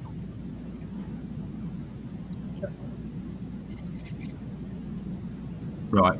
We'll forget that. It's just not working. So. Which link? You just send me the link in the private chat, and I'll pull it up. Right. Okay. So yeah, I'm also working on a pitch with well, Glenn. You probably know Bambos Georgiou, do you? Yes. No, Bambos. Yeah. Well, he's written a World War I zombie story. So we're working on that at the moment. I look forward to seeing that. That'll be good. Yeah. And see, Trish says she's loving the fact that she has some of your stuff. She's got pen. Oh wow! Somebody's actually bought something I've drawn. That's pretty much how it goes around here, man. It's like, I mean, the group has grown so much, and there's so many knowledgeable people, and they're all comic people. I don't pad the numbers in the comic-related madness. If they're not like in some comic groups and have some interest in the industry, I don't just pad the numbers, man. That's all real people. So, you know, that's one thing I pride the group about, is that everybody's pretty much interested in what everybody else is doing. Well, I think the one thing that I've really enjoyed today is just the enthusiasm for the medium that everybody has. You know, I think I was kind of outside of comics for a long time, but once I started going to the cons and meeting other fans, other aspiring professionals, you know, you just get a real sense of the community spirit. You know, I think it's great. I've made some good friends over the past few years. Yeah, I was out of the comics thing for a long time, and it just drags you back in, doesn't it? When you pick up a Jack Kirby comic and you think, wow, and you know, you just get into it again. And here we go. So what's up with this one? Right, well, that's a cover I did for one of your guests coming up today, Richard Boone. That's one of his sisterhood covers. So I'm just like looking at stuff, you know. It's like, what else you got here? We got the Adler. Yeah, that's the comic. Came out last year. It stalled because of the pandemic, but now the trade paperback will be out in March sometime. I'm gonna have to sign in for all that stuff and follow this. I haven't even heard of that before. Coralflock. Where is that? I'm not actually sure. I know everybody else seems to use places like DeviantArt, but yeah, I just came across Coralflock first. I feel like I've seen that before. I do. I feel like I've seen that one before. Yeah, there's a lot of stuff out there like that. Yes, these are the covers for the first 5 issues. All right. Nice. Oh, see, now you're messing around in my realm. Woohoo! Yeah. Well, I did a one-off strip for Marvel, the fill-in issue for the Vote Loki series, and I quite like that panel, so I decided to just play around with it. I mean, basically, I'm a fanboy at heart. So I think of myself as a fanboy first and a comic book artist second, really. So, yeah, I just want to draw the cool stuff. Well, that's cool because it says various comic samples of War of the Worlds, Killraven, Loki from Loki #2. Oh man, I just happen to have the poster for both Loki over there on the wall behind me. It's one of my favorite things. I'll put it up all the time. If people get too political, I'll put up vote Loki. I'll post the picture. Well, you know, you could do worse, I think, than having Loki as president or prime minister. I mean, I think I'd rather have him than Boris Johnson anyway. Well, I keep going back to that scene in Avengers where he says, he's telling everybody to kneel, and the one old man stands up and says, "There'll always be men like you." And I was like, yeah, because that would be me about to get blown up, but I'm going to stand up and say something. So I really like that scene. That, I like Loki a lot. I like, Asgard, anything Asgardian, anything mythological, because that was where I started at. I was a little kid reading the Trojan War, granted not the Iliad, more children's version of it, something a kid could understand. I think it was 3rd or 4th grade when I read it.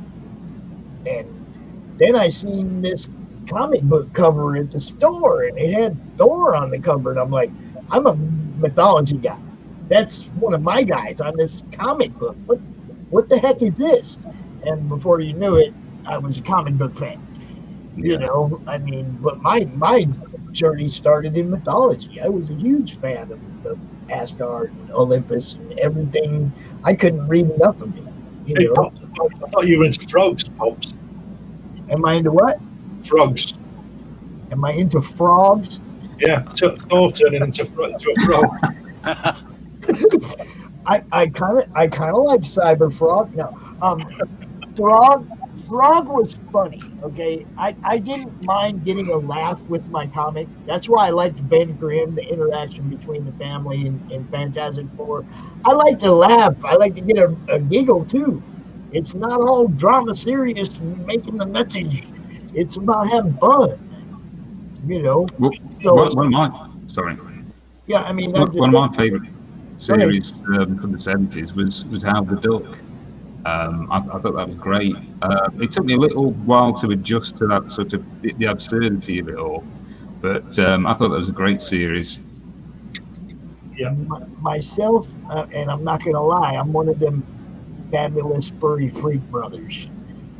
Gilbert Shelton. Oh man, I went underground really early. I mean, I didn't have a lot of indie books or a lot of indie interest, but come on. Underground was the first indies, man. Yeah, I mean, rip off all of those Beds and Heads. I mean, I got all that stuff. Pops, did you enjoy Brandeck? Did I enjoy what? Not Brandeck. I don't think I've seen that. The Marvel series. Yeah, the Marvel series. Yeah.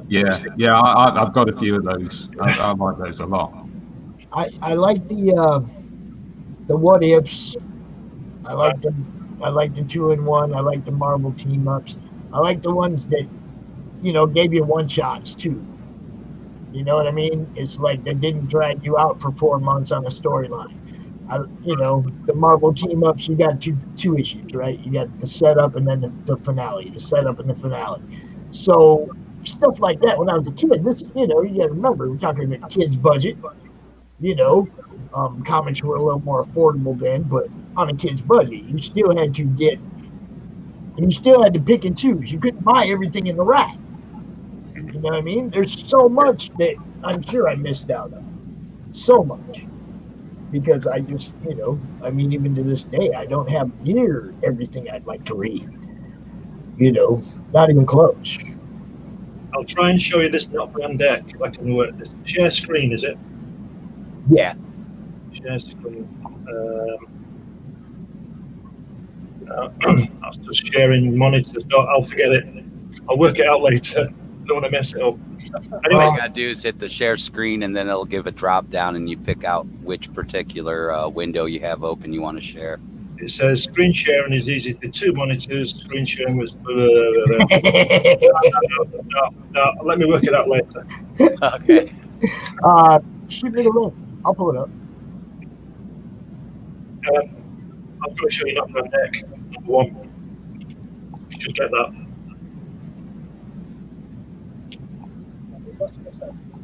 So, Paul, how long have you been doing this? Well, I think my first small press work was in 2007. So I've had my face pressed against the window for quite a few years now. So you're only 15 now, are you? Yeah. But yeah, I always kind of felt slightly outside of things, but yeah, I still seem to be getting bits and pieces, and luckily I've kind of managed to hook up with sympathetic writers and other individuals. So you don't write yourself? No. Well, to be honest, for a long time I didn't even want to draw comics. Right. I've been a comic fan since before I could read. My entrance into comics may have been back in 1970. There was a comic called Web of Horror. It was a black and white horror comic. Jeff Jones cover. Inside there was work by Ralph Rees, Bernie Wrights, and Mike Kaluta. Fantastic art. Yeah. I think I was either 4 or 5 when I picked that up. So yeah, I've been a fan for a hell of a long time, but I think comics always look like a lot of hard work. And now I've drawn a few, and I know they are. Yeah, really. Yeah. Easier to write them and draw them, though, I think. Well, that's probably, yeah. Unless you're Alan Moore, I suppose. Well, he can draw too. Yeah, he can actually. That's right. Yeah. Just not as good as Dave Gibbons. No. I bet, yeah, that's true. I'm sure Alan Moore was a Gilbert Shelton fan as well, actually. Yeah. Actually, I do remember that when I first read Fabulous Furry Freak Brothers, a lot of the jokes I just didn't understand. I think I was a little too young. Right. Yeah, I just thought the cat was funny. Right, Fat Freddy's cat. That was great. Yeah. Luckily, I was getting it because I was about mid-teenage years when I caught on to Fabulous Furry Freak Brothers and Fat Freddy's cat. The Fat Freddy's cat, you had the little minis of the Fat Freddy's cat running series. Across the bottom of the page, yeah. Yeah. Freewheeling Franklin was my dude, man. You are Freewheeling Franklin. Have you got some of those in your collection, Dave? Oh, I do. I have Freak Brothers. Yeah, I am Freewheeling Franklin. What was it? What else you had? There was Super Warthog and God. We had the rip-off press and Beds and rip-off press stuff, yeah. There was so much. It was all good, though. I got a bunch of them. It's in that box right there. Right there. Paul, are you working on a computer with your work, or are you working traditional way? Well, it starts off with pencil and paper, and I ink by hand, but then I scan it in and colour in Photoshop. Yeah, because everything's got to be scanned eventually anyway. It's just easier to do it that way, and it does save a lot of time. And there's just something about the feel of a crow quill or a brush on paper than it is compared to doing it on the computer, man. For sure. Yeah.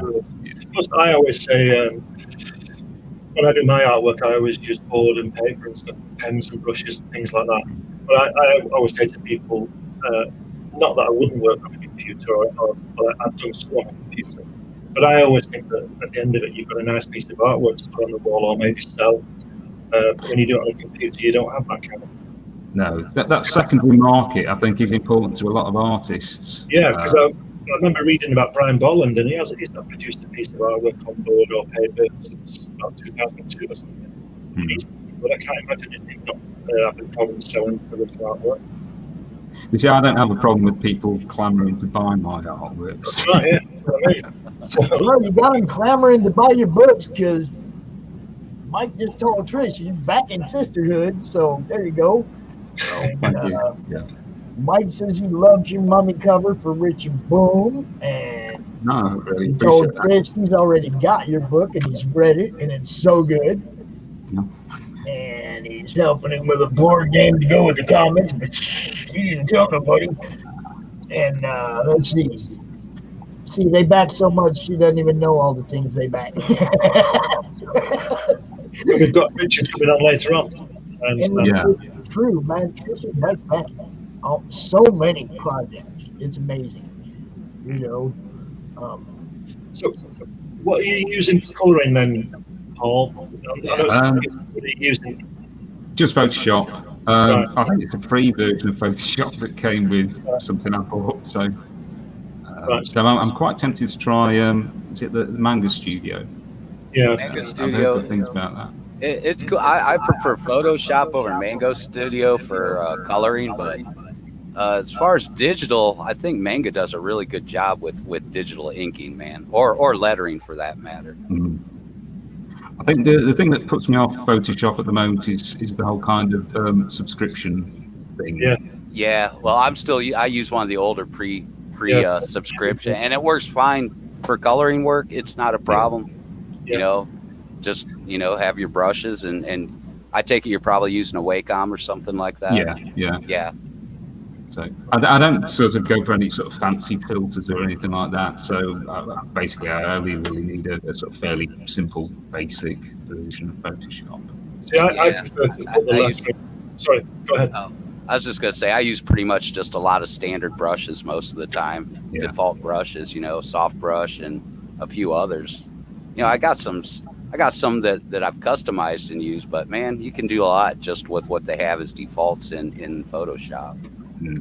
Well, I think I tend to use Photoshop in the way that I sort of used to paint by hand. I basically Me too. That's what I kind of do, like a soft brush sometimes, and do like old school airbrushing. Use lower opacities with the soft brush and just build it up. Yeah, I prefer to put it on the board. I've got some stuff on YouTube and colouring part of the graphic novel that started. But with regards to the lettering, I prefer that on the board too. So I just like working in that old way. It's bold. Yeah. I just love the feel of the ink and the paint and the brush and everything on the board. Right. Great feeling to it. And plus, you have an actual tangible object when you're done. When I'm doing coloring, I have no original piece. It's all, if I don't put it out, there's no copy of it. That's right. What's that you showing, Dave? What you got, Dave? Oh, where'd he go? Come back here. Where's he go? There you go. I seen a what if, a Spider-Man, Spider-Man had stayed in the Fantastic Four. I think that's what that was. Yeah. Yeah. That's one of the better ones. Yeah, that was the first 50, that one. Definitely one of the better ones. I think we've lost his sound. Yeah. So Glenn, what was it like meeting Jack Kirby? Twice. It was fantastic. It was brilliant. It was just a crazy story about how it came about. I was on holiday in Barbados, and I met these Americans from California, and I was just talking to them and all that. They were from California, and I asked them just off the top of my head, did they know about this place called 1,000 Oaks? And they said, yeah, that was near them. They lived in Anaheim. And I just told them about this guy that drew comics, and they'd never heard of him. They'd never read comics or anything like that. And so the following year, we went out to their house in California, and before we went, Suzanne, the girl, I had a letter from her, and she said she'd rung Jack Kirby, and he says hi, and he says drop by. So I thought she was just joking, and she sent me his telephone number. I thought, this is a joke, and I sat and looked at this letter every night after work for about 3 weeks and thought, this is an expensive joke to ring this phone number. So my partner at the time said, look, just ring it, ask if it is, and if it's not, just put the phone down. So I rang it, and Ross Kirby answered the phone, and I said, is that Jack Kirby's house? No, but yeah, she said, yeah, he's here now, put him on. And it's like, wow, I'm talking to Jack Kirby, and it was just simple as that. And then I arranged to go out to see him, and then we turned up, and I couldn't speak to him for about half an hour. He kept asking me who I was and why I was there. You know, I couldn't speak to him. I couldn't say anything. I was 32. I couldn't say anything. because when I asked him if I could come and see, I said to him I was going to the States in October. And I rang him in about probably July, and I said to him, can I come and see you? And he said, of course you can. He said, who are you coming with, your mum and your dad? I said, no. I'll be coming with my wife. And he said, oh, right, okay. We're getting out there. There's a great story on the DVD about the visit, about we went into his studio and we were talking, comics and stuff like that.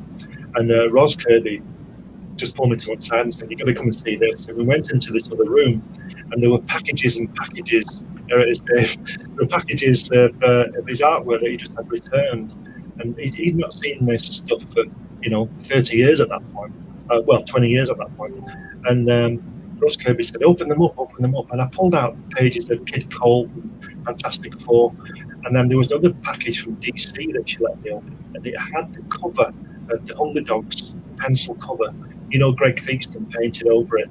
The cover of that graphic novel is a painting by Greg Theakston. And I was going to ask Jack about that process, whether Greg had painted over. And I forgot all about it because I was just in awe, But I pulled out the package, and there was the page of the pencil work of the cover. And he'd obviously lightboxed it, or Greg had obviously lightboxed it or whatever when he painted it. But he was just such a nice bloke. But Roz was amazing.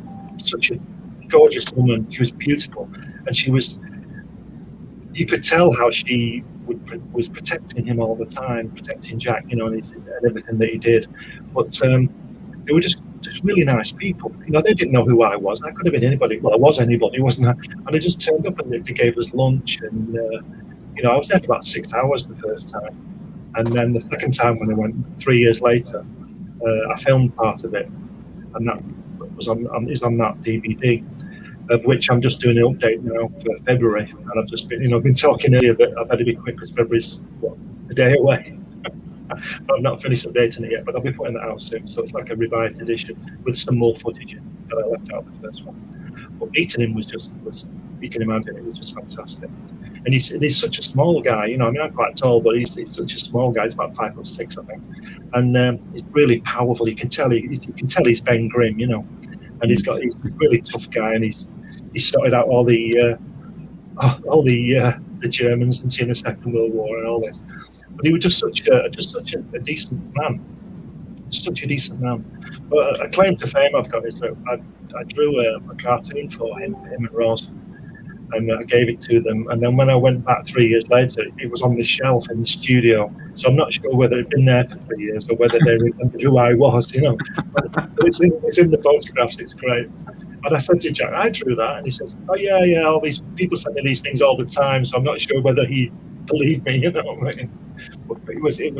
It was brilliant. Yeah, it's difficult to imagine somebody like that being just an ordinary person. Somebody who's had such a huge influence on not just the comic industry, but popular culture generally. Yeah, I don't think that was lost on him, but he certainly wasn't big-headed or anything. He was just average, down-to-earth person who produced greatness. It wasn't lost on him by any means. Because when I went the second time to interview him, I decided before I got there that I wasn't going to give him a string of questions, because I would imagine he's been asked the same questions over and over. And I knew he liked to talk, so I just let him talk. And he talked. He spoke about his days in the war, crossing minefields and all sorts of stuff. And he was talking about all the characters that there's one bit in it where when he was 15, his friend had an aeroplane, and one of these little, I don't know what you call them, not twin-winged aircraft, and he flew over New York upside down, which, he's flying over the Empire State Building upside down, this guy, which I think he'd probably get shot down these days now, wouldn't he, if you didn't get anywhere near him, you know what I mean? But he's just telling me all these crazy stories that he did when he was a kid about how he'd go to the cinema and he'd sit there all afternoon, and his mother would have to come and find him and drag him out because to go for dinner, and all these fights he got into on the way to school. If he got to school without having 5 fights, he was doing well, So, and he's got to come home again. He had to walk through the Italian neighborhood and then the Spanish and then all the other neighborhoods, and they were all there. He said the worst ones were the Irish. You could always tell the Irish. He said because they always had red hair, and he said you'd see them coming. But he had a brother, and they used to get picked on a lot. So Jack thought he just used to wait around the corner until they picked on him, and there'd be 10 guys, and he just wade into them. He just knock them all out. I mean, he's a tough guy. I can't imagine what the Germans thought of him when he got over there. They were dealing with that, and there'd be the other guys with him, from New York. I would have thought so. But he was just such a great fellow. He was a really nice fellow. Really have you got a favourite period of Jack Kirby's art? His work, yeah. Well, it's the obvious one, really. It's the Silver Age. It's 65 to 72. And that would be all those Fantastic Fours, Caps, and all that stuff. And then the breaking into New Gods. And then I think my favourite series that he didn't finish was Eternals. When you read that, I think that was really going places, and it all got stopped, And that was sad. But everything was always building on the last thing, because New Gods, as you know, the first page wiped out the entire Thor mythology, didn't it? In that Marvel series, really. And then he built on that with Eternals and things like that. And he was always going bigger and bigger and bigger with things, I think one of his lost characters for me was him. Remember him in the Fantastic Four? Adam Warlock. Yes, he turned into. I mean, I might be out of order saying this, but. Lesser talents took over and changed him into a superhero, and he was never a superhero. If you read those hymn books in Thor and the Fantastic Four, he's not a superhero, and it's the same with the Silver Surfer. I think this sort of, how can you, gentlemen, such a cosmic character that it was wrong to do. I don't think it's done very well. I say this a lot during my cons. 30 minutes is not enough time for a guest. Paul, you're more than welcome to come back out later for the yes, I will do. Open panel. Yeah. We still got a few more people to get to here. We got Dave. Yeah. Thanks a lot for having me on. I've really enjoyed chatting with you all. Okay, everybody, check it out. The Sisterhood comic. I know we didn't talk about it much. Right now, we're just having fun, but we will put it up here tonight. We'll make sure people see it. We'll make sure we take a little time and share the screen, share the project, whatnot. You already got one person backing in since we've been watching, so Great. We'll get there, brother. All right, thanks a lot. Definitely look forward to talking. Nice to meet you, Paul. Yeah, and you. Right. See you later. Thanks, Good to meet you, man. And now, Glenn, you want to introduce our next guy? Because I think the dogs are about to go crazy. Yeah, I believe it's Mr. Dave Morris. It is Dave Morris. Here we go, Dave. He made it. Hey. He made it. I'm sorry, I've got such a boring background. I feel completely embarrassed. That's the best one. If you paint it green, you can drop a logo on the back. I know. Do you know what normally happens is I put that on, and if I'm wearing a green shirt, I turn. You have a better background than me. So what are you up to, Dave? Well, nothing comic related, unfortunately, at the moment. I'm doing a game book. I used to do these choose your own adventure type things. Right. And a friend of mine, Jamie Thompson, his nephew, who's also called Jamie Thompson. I think the whole family, in fact, are called Jamie Thompson. Series of clones. Was it No Man who used to have a series of identical bodies, and he'd always travel into? It was like that. So anyway, he started this blockchain virtual universe thingy, and I was mocking it, going, "Oh, blockchain, what's that all about?" Having just about mastered Zoom over the last year, and they raised $1 million, and then they said, "Oh, do you want to do some game books that will fit into this world?" So, yeah, all right, I'll take anyone's money.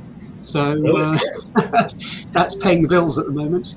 Brilliant. Well, before we go any further, let's just introduce yourself and what you've been up to, which we partly covered, but we'll just backtrack a bit. Tell us more on what you're doing. Okay. Well, I suppose my claim to be here, such as it is really dates back to the old days of the DFC, the David Fickling's comic for Random House, when I did a comic with Leo Hartas and Martin McKenna called Mirabilis, Year of Wonders. And when the DFC folded, we decided to steam on. That's sort of a pun because it's Edwardian. And I kept going. The entire project is supposed to be in a complete year. So something like 400 or 500 pages. But we've so far only managed about the first 150 of that. But it's a bit like, Confucius. Was it Confucius Muhammad moving a mountain one pebble at a time? We'll get there, we hope. I've got the whole story planned and occasionally explain it to Leo. And he's going, I'll never be able to draw all this stuff, because that's the terrible thing. When you're a writer, you can come up with all this, and then the poor old artist has to actually do it all.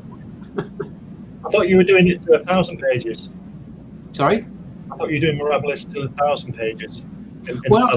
Yes. When I say 500, it probably is 1,000. Thinking about it, the first season was getting on for 200, so that's 4 seasons, and they'll probably get longer. I'm notorious for doing this, estimating how long something's going to take and how much work, how much space it's going to require, and then suddenly saying, we need, because I keep going off into these side characters, and you're like, they deserve an issue to themselves. So who knows? Anyway, you need more artists. Oh yeah, definitely. Yeah, and I was going to say, because I should mention, poor old Martin McKenna. He died last year, and that was really tragic and sudden. Nothing to do with coronavirus, but it was quite a blow. And he was such a marvelous chap and a creative talent, and really a wonderful person. And so that's, we'll obviously, if we can continue, then we'll dedicate it all to him. But it's hard to see it without his imagination in there as well. Wow. So what were your influences then growing up with your comics? Well, the first I was talking about this recently because of the re-release of the Dalek strip from the back of TV Century 21. That the first comic I think I remember, I described as a little kid saying it's Lady Penelope. Yeah, she's a character, and because she was in the TV 21. But so those British comics, which it's kind of a shame, like Mytek the Mighty and the Steel Claw and Jane the Stark and all those characters really are quite balmily brilliant and different. I mean, I became subsequent. I remember getting to age 10, taking my pocket money and saying, I'm now going to be a Marvel Comics collector. And I started collecting, Silver Age, so the late 60s, Silver Age Marvel Comics. But prior to that, the formative influences had been Valiant and comics like that, and the Trigon Empire as well. So all those, and they were just such crazy things, brilliantly crazy, that I think that really those are embedded. That's where things like Mirabilis come from, actually. Yeah, it's fantastic artwork, aren't they? Frank Bellamy and Ron Amberton and all those people. Yeah, they're the best. Mike Noble on Captain Scarlet and Zero X as well, isn't it? And Fireball. And I mentioned I'm doing this game book thing at the moment, which is sort of Greco-Roman setting, and I've become obsessed with wanting to collect the whole of Wrath of the Gods. Do you remember? It was a Rod Pemberton strip in Boy's World, I think. And I hardly ever saw it. It was one of those comics I didn't buy, but it was stuck in a box at the back of the classroom at school because it was considered, along with Eagle, to be just about acceptable for kids to read comics like that by the teachers. So, which is how come I read the entire Trigon Empire out of order, because I had to pull a comic out of the box. And Wrath of the Gods was this Greek thing that was really quite scary. I mean, if you gave it to kids today, you'd be arrested for traumatizing them. But we loved it. It was just full of the most ghastly, horrifying stuff. And I'd love to dig those out and immerse myself in them again. You have to write me an article about it. Yeah, willingly, yeah. Did you see that?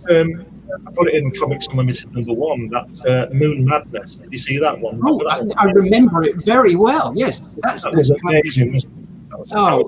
That's the sort of thing. Yes, that sticks in your mind.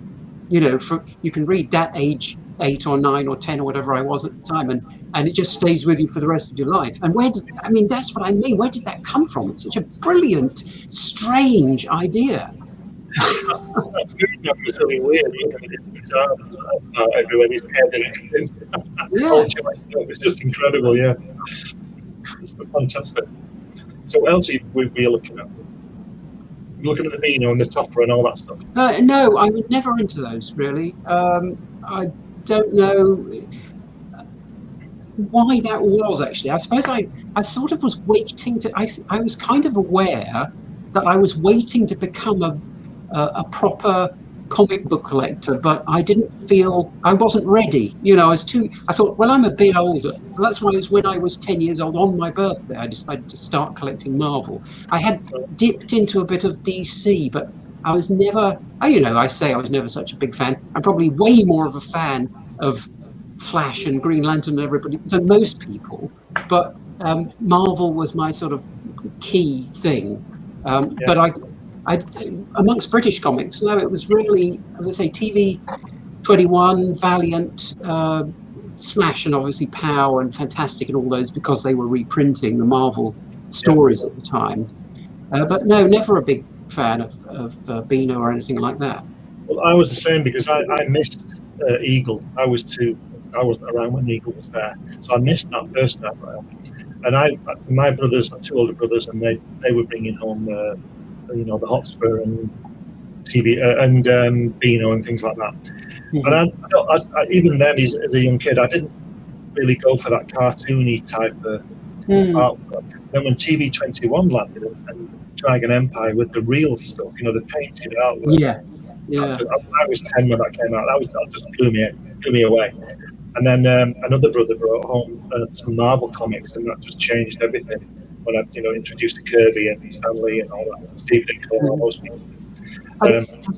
It was a lucky time, actually, I have to say, if you did get into American comics then, as a British reader, because we did have all these British comics that were reprinting all the American ones from the start. So while I was reading, the latest Daredevil, which was probably issue 36 or something, I was able to fill in all the back issues, admittedly in black and white, from Pow or whatever it was. Yeah, they're in there, weren't they? Yeah, I remember reading those, and there was one Fantastic Four strip. They because of the size of the pages, they rejigged the panels. Where Prince Namor comes in, and he throws this thing at Grim and the Torch, and they rearranged the panels. You remember that, don't you, Dave? Mm-hmm. Well, they used to do they did the Batman strip. Do you remember that? I think that was on Smash. They used to put it on the front page. Yeah. And it must have been a newspaper strip that they were repurposing. That Batman strip was something American Batman strip. We lost that, Dave. Gotta get closer to your mic, Dave. Mr. Houston. My mic, Closer to the mic, sir, because we can barely hear you. Is that better? Yes. Yeah. There you go. Yeah, but I was just saying that I think the Batman strip in Smash was a reprint of the Sunday Batman newspaper strip in America.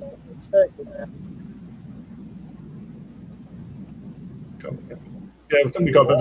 It was from the Sunday papers, and they were running the strips rather than the comic book. Yeah. But all good stuff. Yeah.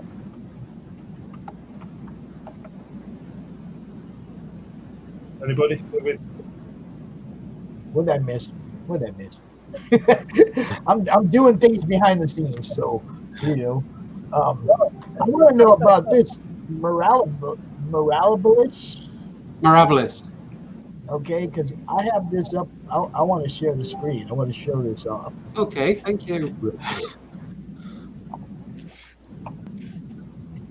So you can explain to us what this is. Okay, that's okay. I'm always terrible at that elevator pitch stuff, but that is one thing that this year has done to everybody. It's taught you guys how to pitch your book. if only. Well,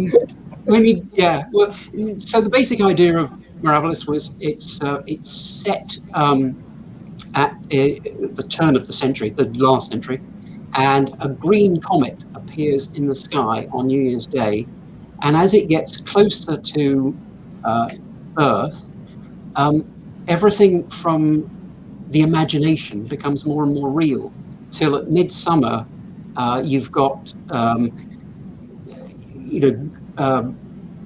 elves in Trafalgar Square and dragons flying over the Taj Mahal and things like that.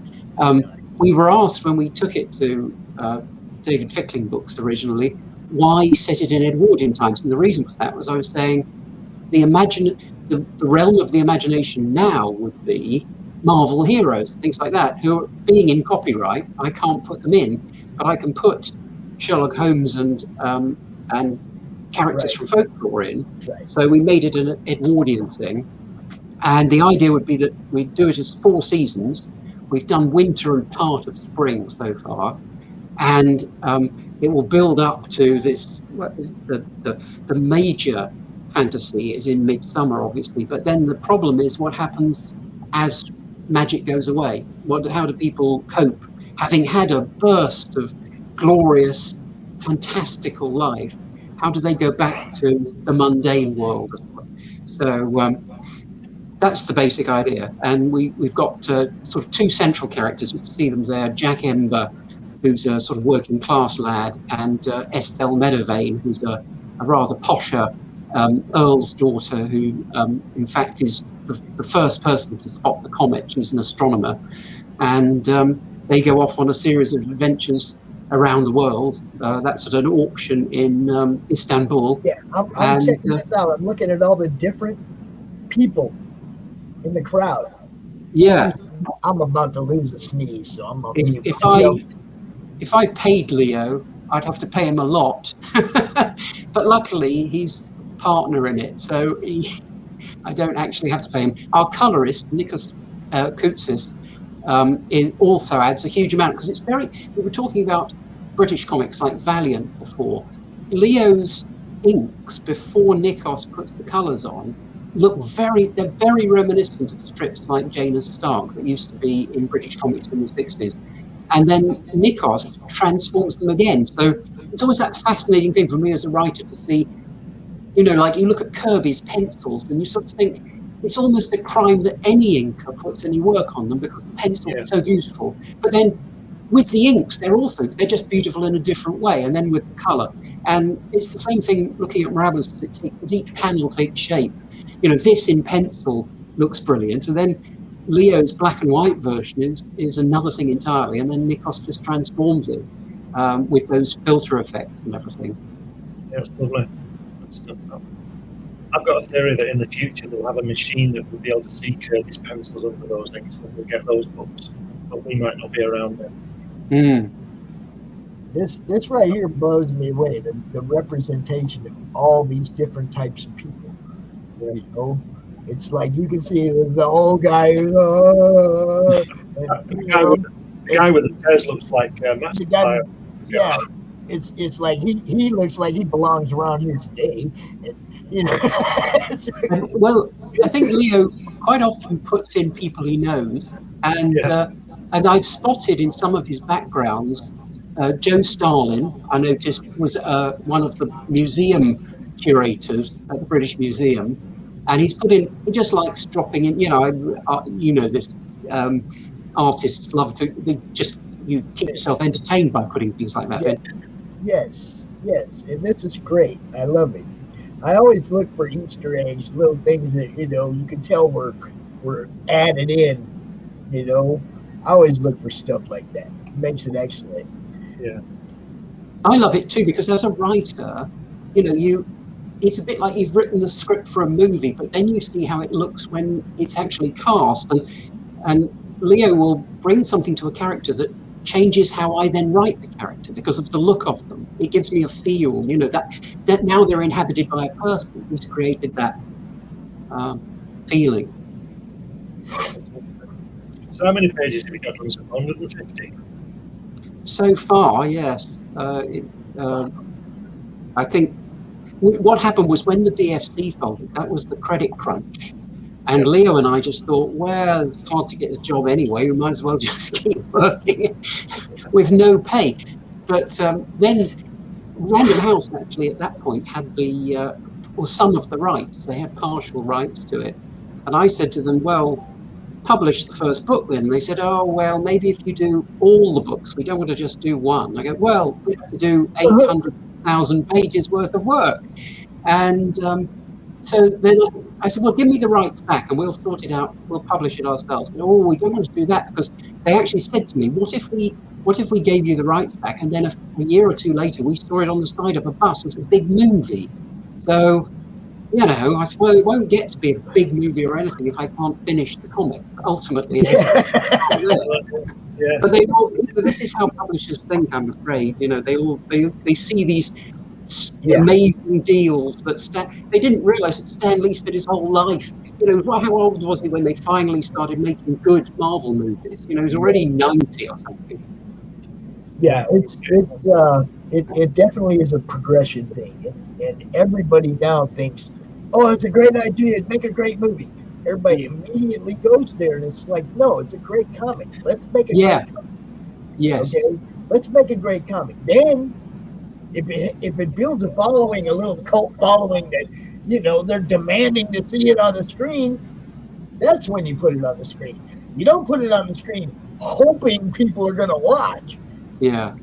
Build a fan base first. That's, the ones that are good had a fan base.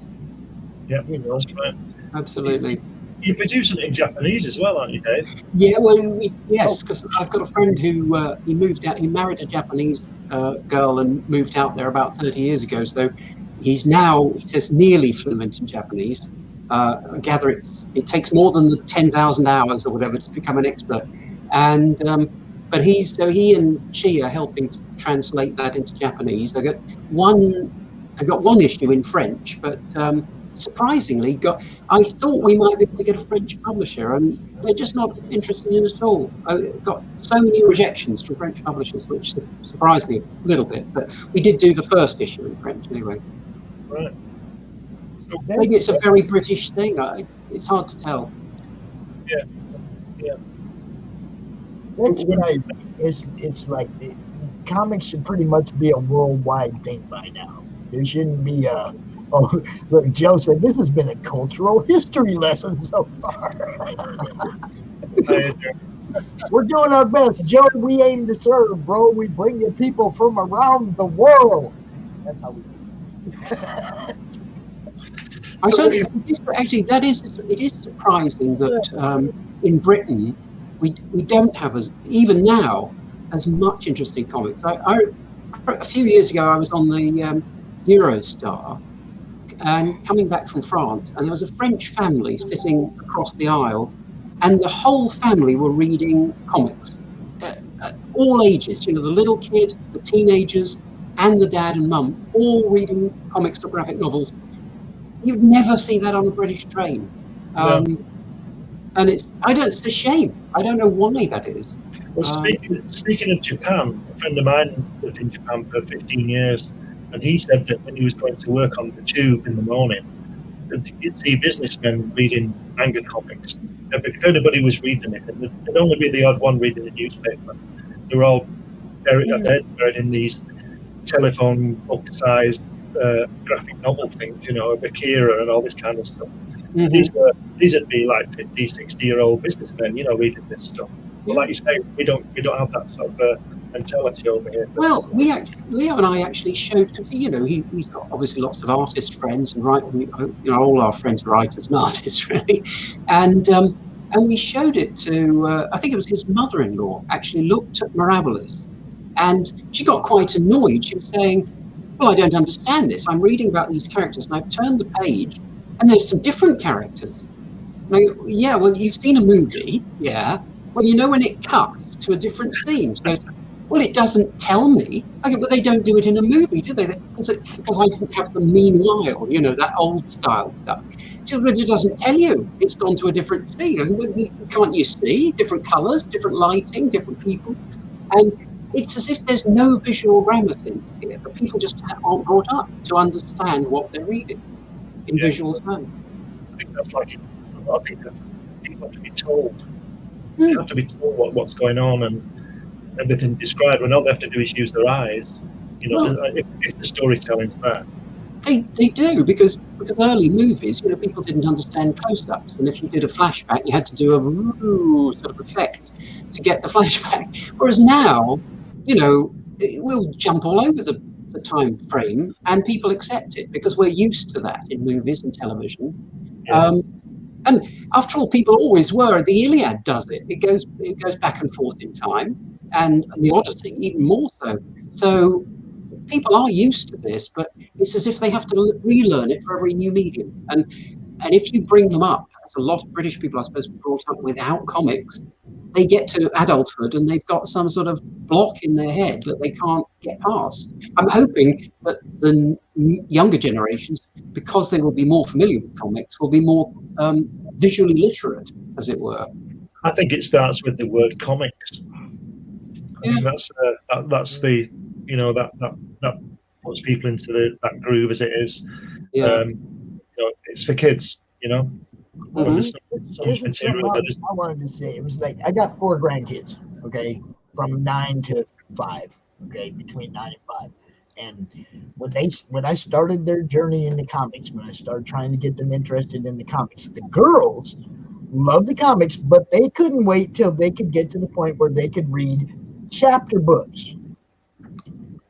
Now, both of these girls like to draw. One of them has some serious talent, for her age, and it's like, but they wanted the stories. Now, the boys want the comics. They don't care so much about the chapter books without the pictures. You see what I'm saying?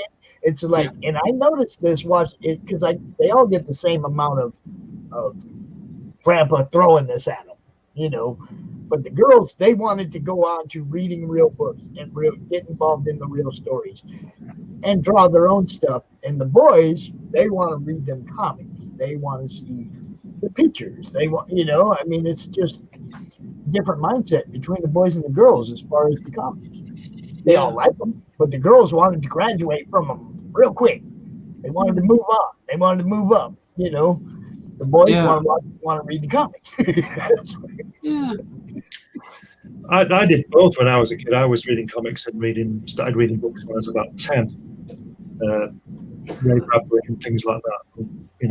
Science fiction stuff. That's when Arthur Clarke. That's when I started reading. Yeah, no, I did both. Yeah, and I remember, because I loved cinema as well, and even from a very early age, one of the first movies I went to see was Lawrence of Arabia, and so I must have been about 6 or 7, and I came back and I was telling the other kids at school, there's this shot where Lawrence is walking along the top of a train. I said, we don't see Lawrence, we just see his feet as he walks, and it fascinated me that was so right from the age of 6, I was fascinated by the way they framed a shot, and I think when comics came along, it's like, of course that's how you tell a story. Yeah, it's got to be dramatic. I remember the first film I went to see was at a party, my friend Paul Cook's party. I think we were 8, and his mother gave us £1 each and pushed us off to the cinema down the road. And there's about 6 of us, and we watched Jason and the Argonauts. Oh, fantastic! What a good introduction to movies. I thought, this is the way it goes. This is the future. Yeah. It's just fantastic film. And it was on at Christmas as well. I watched it again on Christmas. Oh, is that the one with the skeletons? Yeah. Yeah. It's an amazing film. It's absolutely incredible film. And I'm 8 years old, and all these other kids are shouting and screaming and running around, and I was just watching this to take my eyes off the screen, you know. Yeah. And then Trigon Empire came out after that, and then TV21, and then I found Ray Bradbury and Isaac Asimov and all these books. Fantastic thing. We were lucky to be born when we were, Glenn. Yes, we were. Yeah. We had a great time, and then we had a great load of music with David Bowie and everybody and all that kind of stuff. So, you know, Cat Stevens and Kate Bush and all these people. Yeah. It's fantastic. What? Did you just say you got to hang out with David Bowie? No. What did you say, Dave? You say, Dave, in Preston? Yeah. Yeah, Glenn, I was just going to say the first film I remember going to see was Thunderbirds Are Go at Dinner in colour. Yes. Oh, and I must tell you a story about this because... let me break in here for a minute. Okay, it is 11 o'clock. Our next guests actually have their own podcast show, their own station. They've had it for years, Earth Station 1. And these guys might have some questions for you guys. You know, I mean, that's what they do. Mike from Earth Station 1. How you guys doing? Howdy. Hi, Mike. Hey, guys. Hello. How are you? We have some celebs in here today. Tell us that story, Dave. Hey. Oh, yeah. No, sorry. I was just going to say, because we were talking about the movie Thunderbirds Are Go, and this was re-released because, you know, all the old Jerry Anderson stuff was re-released in the 90s and around 2000. And I was telling my godson when he'd just been to see Thunderbirds Are Go when he was about 5. And so we're talking about 2004, something like that. And I was saying to him, do you know, I saw that movie when I was about your age. And he looked at me and he said, Dave, this has just come out. I had no idea that it was a 40-year-old movie that they'd re-released. That's brilliant. Out of the mouth of babe. Always That's the one, yeah. Mike and Mike, you guys been doing this, what I've been doing as a noob for quite a while. And yeah, we've been podcasting almost now for 11 years. Yeah, we're old. So you know what to do. We're old. You can tell by the gray. Oh yeah. No, we wing it every week. Yeah.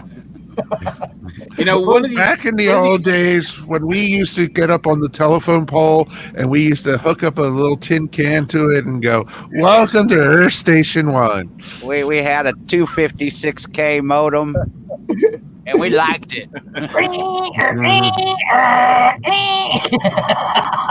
Well, that gets up to the story when I went to the Smithsonian and I took my son there, and he saw a rotary phone for the first time, and he looked at me and said, "Dad, how did you text with that?" That's as bad as the videos you see them where they just fingers in the holes where the numbers are. The concept of turning the dial boggles their mind. Oh yeah. Well, you know, it's do you remember? Or when we used to watch Andy Griffith's show, and they used to have the little thing in the ear and the thing in the wall. Oh yeah. That's what I was saying. Do you remember when the phone used to be attached to the wall, and you had to put a chain? Oh God, yeah. And you had to crank it and go, Mabel, get me. You know, you couldn't walk around with it. Get me 2.69. Where I grew up in upstate New York, they actually had for 5 houses, they had what they called a party line. Party line, and it was, and it depended how many times the bell rang. That's how you knew who to pick it up. But somebody could be listening in. One of the neighbors could be listening to your call and everything. Pick up the phone to make a call, and there's somebody having a conversation. It's like, oops, sorry. Well, exactly, and the Americans exactly. set in party line time. because the guy opposite would pick up the phone and they'd be talking to Russia. Exactly. Well, exactly. And then, or you used to have the official phone, because it used to be that you have to had the phone was owned by the phone company. You had the illegal phone down in the basement that the phone company did not know about. And so, you used to have an extra extension. I've still got our first actual phone, which was a rotary phone. I've still got the actual unit there up in the loft. I was thinking of putting it on eBay. Might get $1 for it, You never know. There are collectors out there. Sorry, say again. I said, isn't there a Twilight Zone episode where that phone in the attic starts ringing? Oh, I don't know. Yes. Yes, all of them. Might be man, I feel like a little pipsqueak now. Hey, it's okay. Younger people is how this is going to keep going. Okay, well, these guys, we're not going to be around forever. We need you guys. We need you young guys to come up and be the next Glenn Fleming, the next Dave Mortis. You know what I mean? It's like, well, exactly. That's why I encourage grandkids to read comics, because I want them to be part of the industry eventually, hopefully. Oh, exactly. Raising the next generation. I used to own a comic book store years ago, and I loved it when little kids would come into the store and being able to, help them pick out their first comic books and stuff. Parents used to hate it when I used to say, well, look at Vampirella, look at, stuff like heavy metal and stuff. No, just kidding. I used to tell them, Archies and stuff like that, where at the time Marvel had the Young Avengers and stuff like that for the younger kids, and it was awesome to be able to see their faces light up looking through the comics and everything. Well, it was just awesome. Back in the late 80s, I drew a strip called Forest, and I was at a convention, and this little kid came up to me. He's about 8. He came up to me and said, asked me if I did anything. So I showed him, and his dad was the same age as I was. I was about 33 or something. And he said, his kid said to me, will you sign it? And I've never been so embarrassed in all my life to do anything. His father's watching me thinking, what is all this about? It's like this little kid wants his autograph. I hope he still got it, because I'm still nobody, so it won't mean anything to him. Oh, you're always a somebody. Everybody's a somebody. Yep. And that's sorry, go ahead. And that's part of the reason. Oh, sorry, Glenn. Go ahead. Pops was saying before that if you wanted to be the next Glenn Fleming, I can tell you there's a few people out there who don't want another one of me. Well, this is part of the reason we have our podcast, Earth Station 1, is to talk to comic creators and to talk to people who have been in the industry and to talk about their experiences. And it is one of the best feelings in the world, being able to hear these stories and details and to talk about it. And that's why we've been doing our show since April 2010, and we have not missed a single week. We've had guests on almost every week of our show. Yeah, one of these days we'll get it right. Yeah, someday we'll have more. Someday we'll have more than 5 listeners. It'll be great, Oh, come on, you guys are pretty live. I was only turned on to these guys recently too, through Kevin Gillott and NSC Live TV. They're the ones that kind of gave us a little bit of a boost a couple months ago. They and introduced me to a whole bunch of new people. So we brought a whole bunch of new people out to the last con. Mike and Mike were in it, and they interviewed me, actually, and had me on their show. So it's like they're trying to increase their audience as well. And just like everything else with it's about bouncing everybody's fan bases off each other. Glenn has a DVR, Mike. You got to check it out. Ask him about it. Oh, tell us about it, Glenn. We got to hear about this. You mean the Jack Kirby thing? Yes. Yes. I've got 3 years ago to mark Jack's 100th birthday. What would have been Jack's 100th birthday? I released a DVD about my visit to his house. I've got about 40 minutes of film on there of Jack Kirby talking in his studio at home. Because I went to see him a couple of times and I didn't interview him, I just let him talk and everything. It's on the film. Dave's got it there in the background. Show him, Dave. He's got it in the background there. You got it? Here we go. Yeah. Let's see. Somewhere. Oh, that's awesome. And I'm working. There we go. I'm working on re-releasing it in February. I'm putting subtitles on it. I've got new footage that I left out to put in it, and I've got a Q&A with creators. It was premiered at a local cinema near me back in 2017, and we had about 40 invited guests there, and so I'm going to put some new stuff in and re-release it again in the next few weeks. So watch out for that. Our next guest that's coming on after you guys. Our next guest that's coming on after you guys wants to be on your show. Just so you know. Yeah, Glenn, that is awesome. That is so very cool. You know, it's to meet Kirby, you know, the true legend. You know, Yep. I wouldn't even want to think of what the comic industry would have been without him. You know, and you know it. And it's just amazing.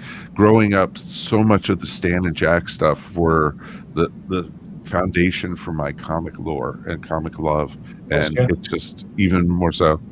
So well, I was great. I was lucky enough to go and see him twice. So I spent in total, I probably spent about 12 hours with him. Unfortunately, it's not all on film. There's only 45 minutes or so on film. But he was talking about him before, saying he was just such a great guy, you know, just a really down-to-earth kind of person. And Rose was the same, and she was just a lovely lady, you know. And I really feel privileged to have gone out there, especially since I went twice. Wow. You know, I like to repeat things, so I went twice. I went a few years later, and it was, you know, you got to do it. You got to do something. You got to do it twice, because that means you've done it. Do you understand what I mean? We can all do something once, but to do it again is something else. So I felt really blessed that I could go out there and meet him and talk to him. It was really Yeah, cool. not just once, but twice. That is just fantastic. I think we should just go. We're not worthy. We're not worthy. I already went through that. And there's proof. Yeah. Yes, So, exactly. but I was saying again earlier. I did a piece of artwork for him, a little cartoon for him and Ross, and when I went back 3 years later, it was on the mantel shelf in his studio, and I just wondered whether it had been there for 3 years or whether they remembered it was me who was coming on, and they sort of pulled it out from a drawer somewhere, you know. So I don't know. But it's great to see it there. I have to admit something. I actually do that when family comes over. I put their pictures up on the walls just to make them feel like. You know, so you know, but I'm sure it was there all 3 years ago. I'm sure it was there. Well, whether it was or not, it's still there anyway. Somebody's got it, so I don't know where it is now. Exactly, it's part of the Kirby collection now. Yeah, it'll be next to his desk. Yeah, my artwork has been on that desk. You know, his drawing board that he used for all his career. My artwork has been on there. I showed him some of my stuff, and he went through it. It was great. Gave me a few tips and stuff, you know. And that is awesome. I wonder where his desk is now, because I know that there was a touring comic show. I think Mike and I went to that a long time ago. It was touring, and they actually had his desk and part of his studio that you could look at. But I don't know where it is now. Mm-hmm. The last I heard was that his son had it, Neil Kirby had it, and somebody posted on Facebook a few weeks ago. They'd been to some art museum thing, and it had what was allegedly Jack Kirby's drawing table there, but it's not the same table that's in my photographs. So I'm sure he went through a few tables.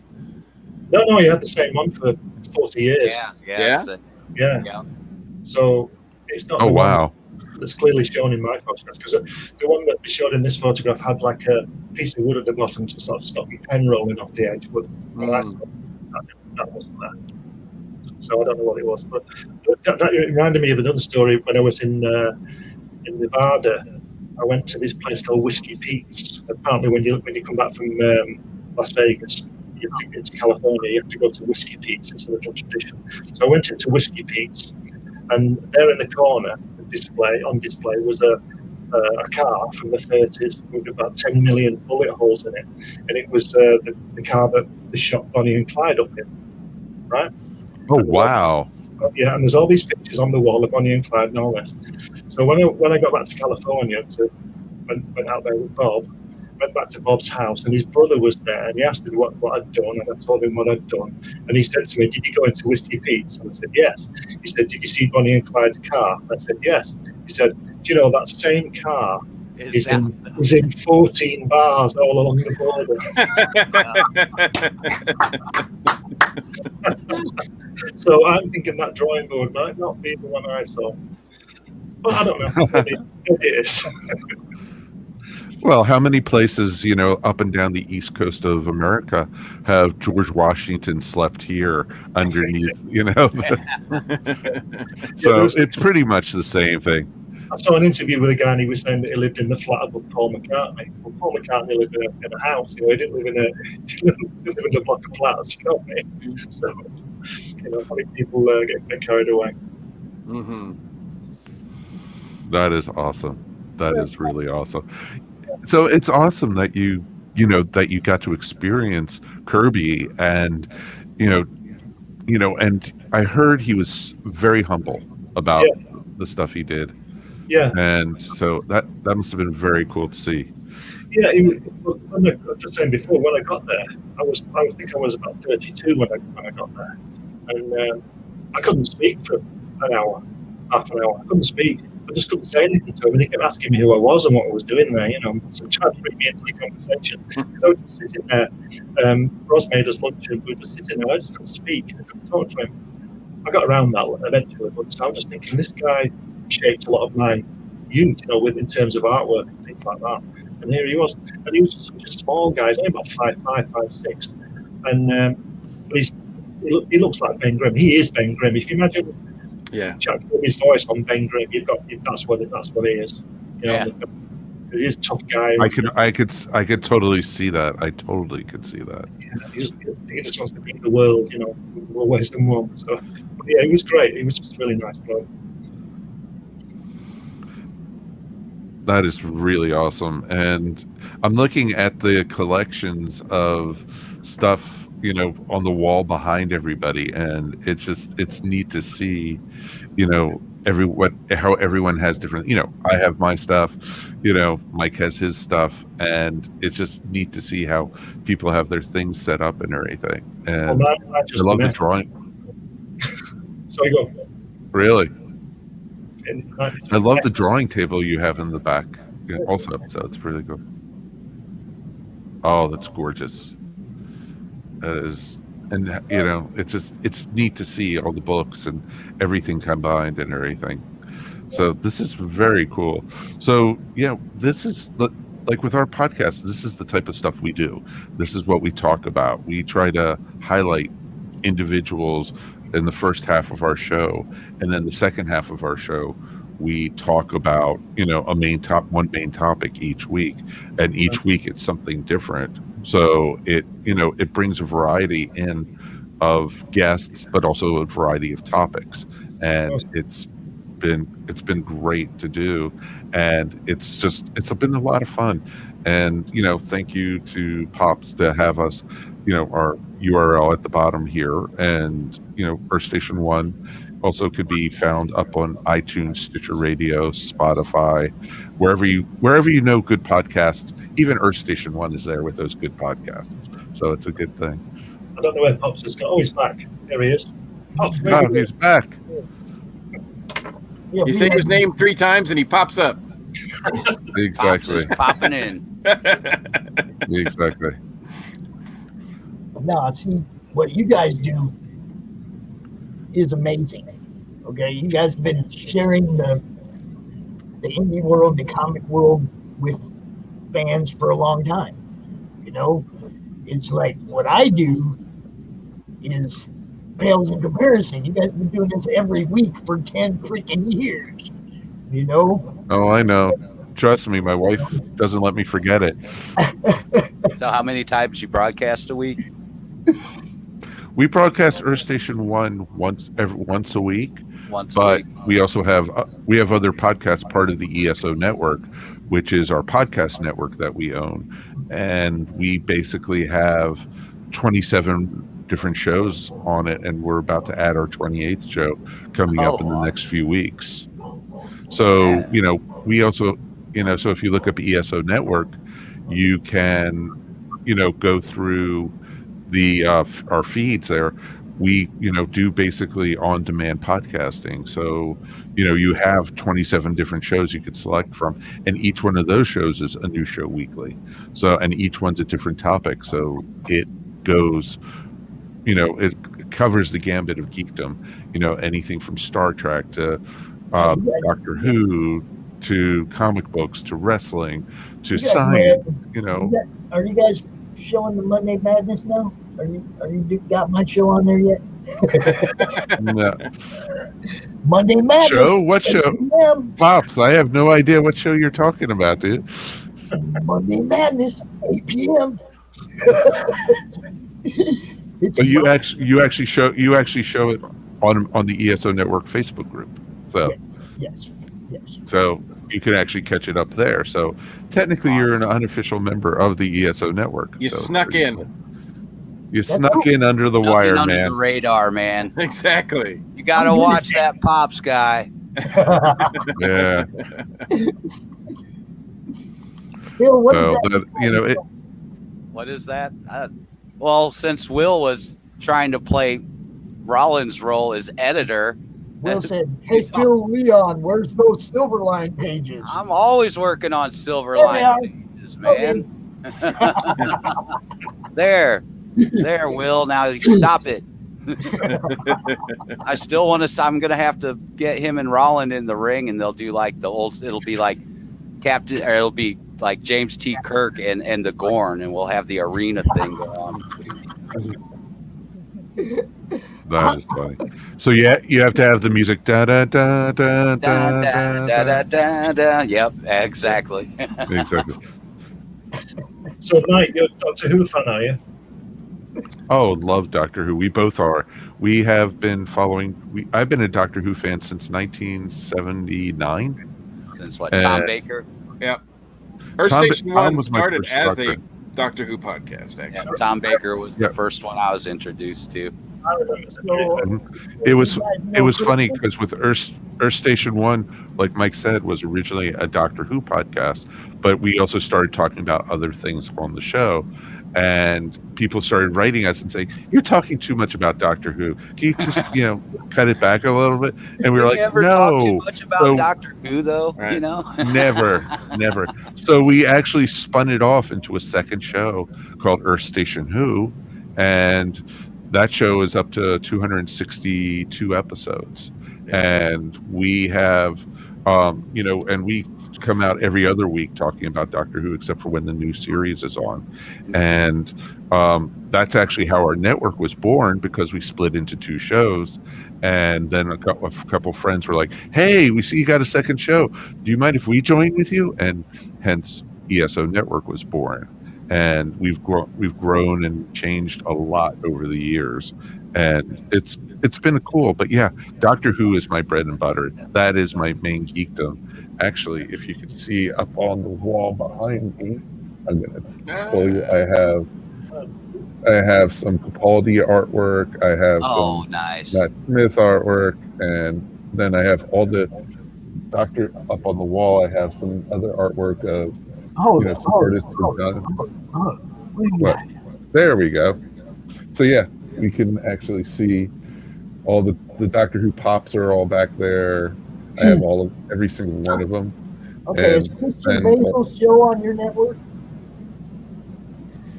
The Legend of no, Christian.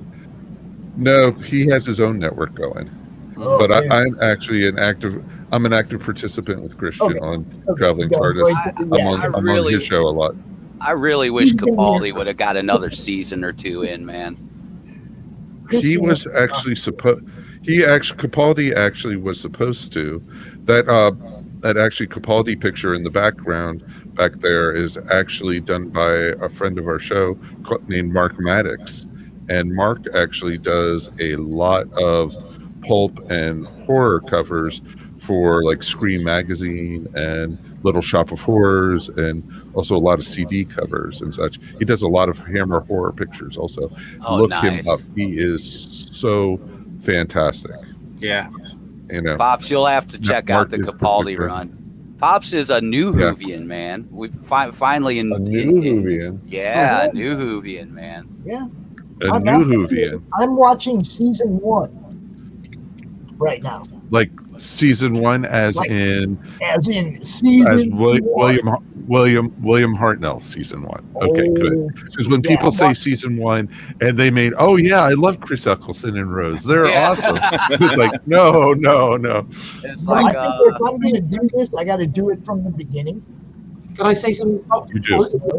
One, when you get to the episode Brink of Disaster, there's a two-parter where the Hartnell team are stuck at the beginning, I think at the Big Bang, and the TARDIS they don't know what's going on, and it's all set in the TARDIS. I went to the filming of that episode when I was about 6 years old. Wow. Really? Oh, wow. I sat on a gantry watching them. I actually went up in the elevator with them all, and my father was saying, talk to them. And I was going, I only want to think of them as in character. I don't want to talk to them as actors. And what I loved was as soon as they got on set, they referred to each other all the time in character. They stopped seeing Bill and so on, and they just became the Doctor. And that's how they would even say, where's Susan? They didn't say, where's Carol Ann Paul? So they talked like that the whole time they were on set. And it was also because I'd never seen it in colour before, and I was there, and I came back saying, the TARDIS isn't actually white inside. It's because it was tinted. They had these big orange plates that they looked through, that the cameraman could look through to see what it would look like, monochrome, once they actually shot it. And so that's my claim to fame, was going up in the elevator with Bill Hartnell. Oh, dude, that is just awesome. Because to be able to say you were there and met the original crew, that's pretty awesome. We've had folks on the show who have worked on the show in the past. Like we had a gentleman on the show who worked on the episode The Daemons, and he did the sound and helped worked on the sound engineering on that. And then we also we've had people who've been on the new series, and we've actually interviewed 2 or 3 of the doctors so far on the show, so it's been a lot of fun. So Doctor Who is just awesome. I'm not sure what Jens Richard is asking. Are we talking about LOC here? We're talking about everything that has to do with European comic related madness. That's what we're talking about. Everything. We're not limiting ourselves to anything today. We're going to be across the board everywhere. So, Yeah, and it's been pretty amazing with, Doctor Who, how it crosses everything there, because it's also not only is Doctor Who on TV, you have the audio adventures, but you also had the comic books, and you have the comics dating back to the 1960s. And it's just been amazing. And you've had every one of the Doctors in comic book form all the way through, which is pretty amazing to see. Mike, are you familiar with the Daleks? Yeah, we've heard of that. Yes. Exterminate. Saw the first Dalek when it was just built in the workshop one evening. Right. And I wrote a little piece for the Huffington Post that I just put the link to, which was about going to see, because this was, it only appeared in the first episode of the music at that point. So we'd only seen the sucker on TV, at the very end of it, there's the sucker going around. Right. And Dad said, do you want to come up and see what these things look like? And they left me for an hour playing with this Dalek. Really? Before they even? That's awesome. Yeah, it was just such an alien-looking thing. I came back just completely, obsessed with them, and then a few weeks later, so was every other kid in Britain. But I kind of thought I was the first there on that one. So to you, the Daleks probably weren't even scary or anything because you got to play with them firsthand. Yeah, I think I identified with them, to be honest. Right. Because okay, so you have a sucker coming out of your arm too, you walk around with a plunger and a flashlight going, exterminate. The plungers, man. And it was only the second new adventure because they had the cavemen and then they had the Daleks. Right. We didn't even know if the Doctor would die or anything. Nobody had any idea then that it was going to go on for 50 more years. That's pretty awesome because you didn't know what the Doctor was like at the time. Heck, in the second episode, he tried to bash in a caveman's head with a rock, and it's like that's not the Doctor we know. Yeah, absolutely. Well, in the Dalek episode, he deliberately palms the fluid link in order to force him to stay on the planet. Even I love that Doctor. He's quite different character from by the time we got to say John Pertwee, he's become the reliable hero. But it was before that's not really. It was mainly the companions. When I was a kid, we saw the companions as the heroes, and the Doctor as semi-unreliable narrator type character. Yeah. Oh sure. Gentlemen, I watched the very first episode. As usual, 30 minutes is not long enough, but it's up already. What? This might. Oh man, it's too short. You guys are too interesting. Well, I've been watching along all day. This is awesome, guys. I love it. Definitely check us out at earthstation1.com. Yeah, I will. Sure, man. Well, I was going to say, definitely listen to the show. Mike, this is Mike. And Mike already expressed an interest in being on your show, so I'm sure you can talk to Glenn for an hour. Oh, I'm sure we could talk to everyone here for an hour. Yes. Even you, Pops. It's pretty awesome. We got the mics on the mics. Exactly. We've actually done at a convention called Dragon Con, which is here in the southeast of the United States. We've actually done a panel of all mics. It was Mike's, Michael's, and Michelle's.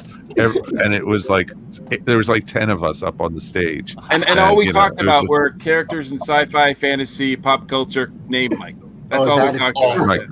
So, that is epic. It is a very popular name. Exactly. But the funny thing is, the only one who ever calls me Michael is my mother, and I knew she was pissed at that time. So it's awesome. Yeah, there's only two people that use my real name. One of them is my mom, and the other one is a very old girlfriend. That I'm still there you go. And she still uses that name, and I'd be like, she don't care. Exactly. This is awesome. Well, nice meeting you guys. I really appreciate you guys having us on to chat. Hey, I've got the link for your show now. I'm gonna be looking at all those old episodes. Yes, and also check out Earth Station Who, because that is also the Doctor Who podcast. I'll definitely be checking it out. There you go. Yes, please do. Peace, guys. Thanks for having Mike and Mike on. Good seeing you. Good luck, yeah. Thanks for coming, guys. Always an honor. You bet. Good to meet you. Have a good one, guys. See you guys soon. See ya. Peace, guys. Peace. I love okay, he's gone. I'll just stay. No. You can. I mean, it's not. Sure, whatever. You're welcome.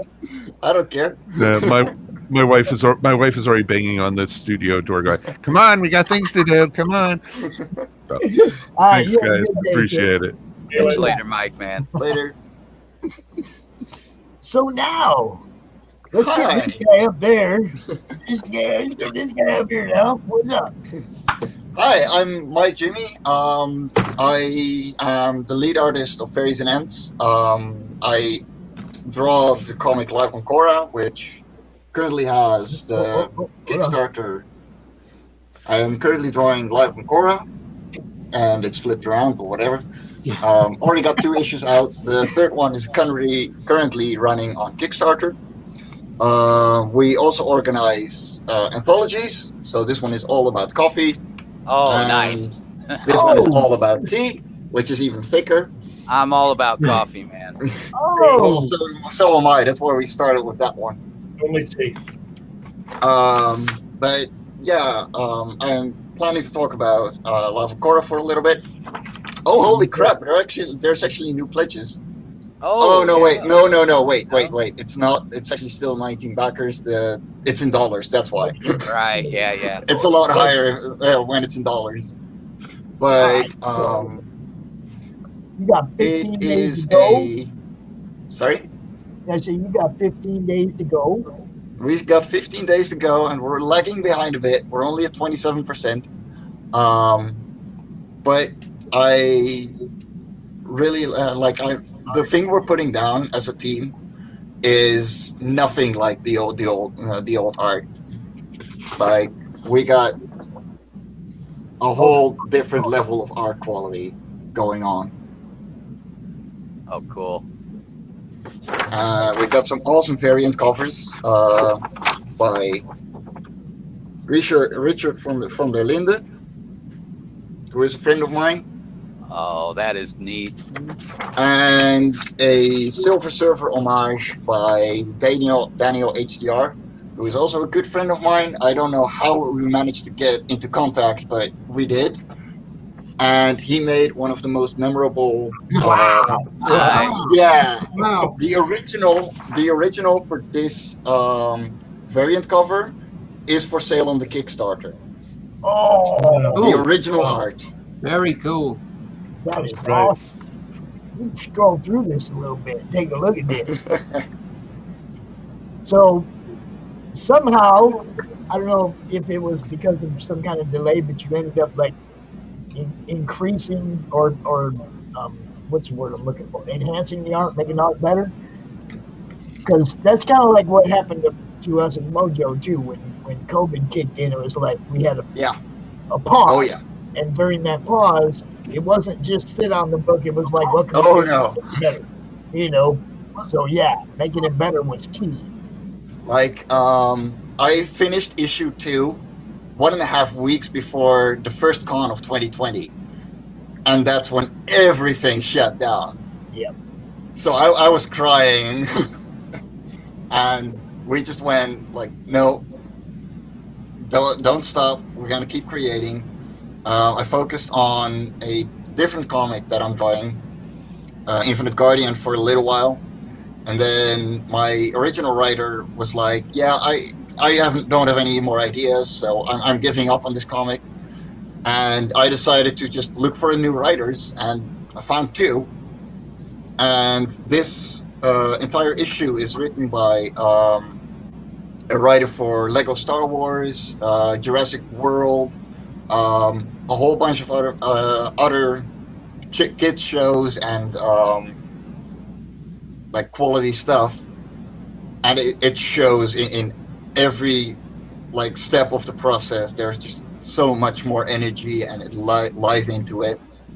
I decided to hire a colorist because my own coloring just is terrible. I stop at inks. I will happily do pages and pages of inking, but I just completely stop colors. Like, not my stuff. And every single original inked page is for sale as well. They're €50 each on the Kickstarter as well. And it's about hive mind sentient rock people.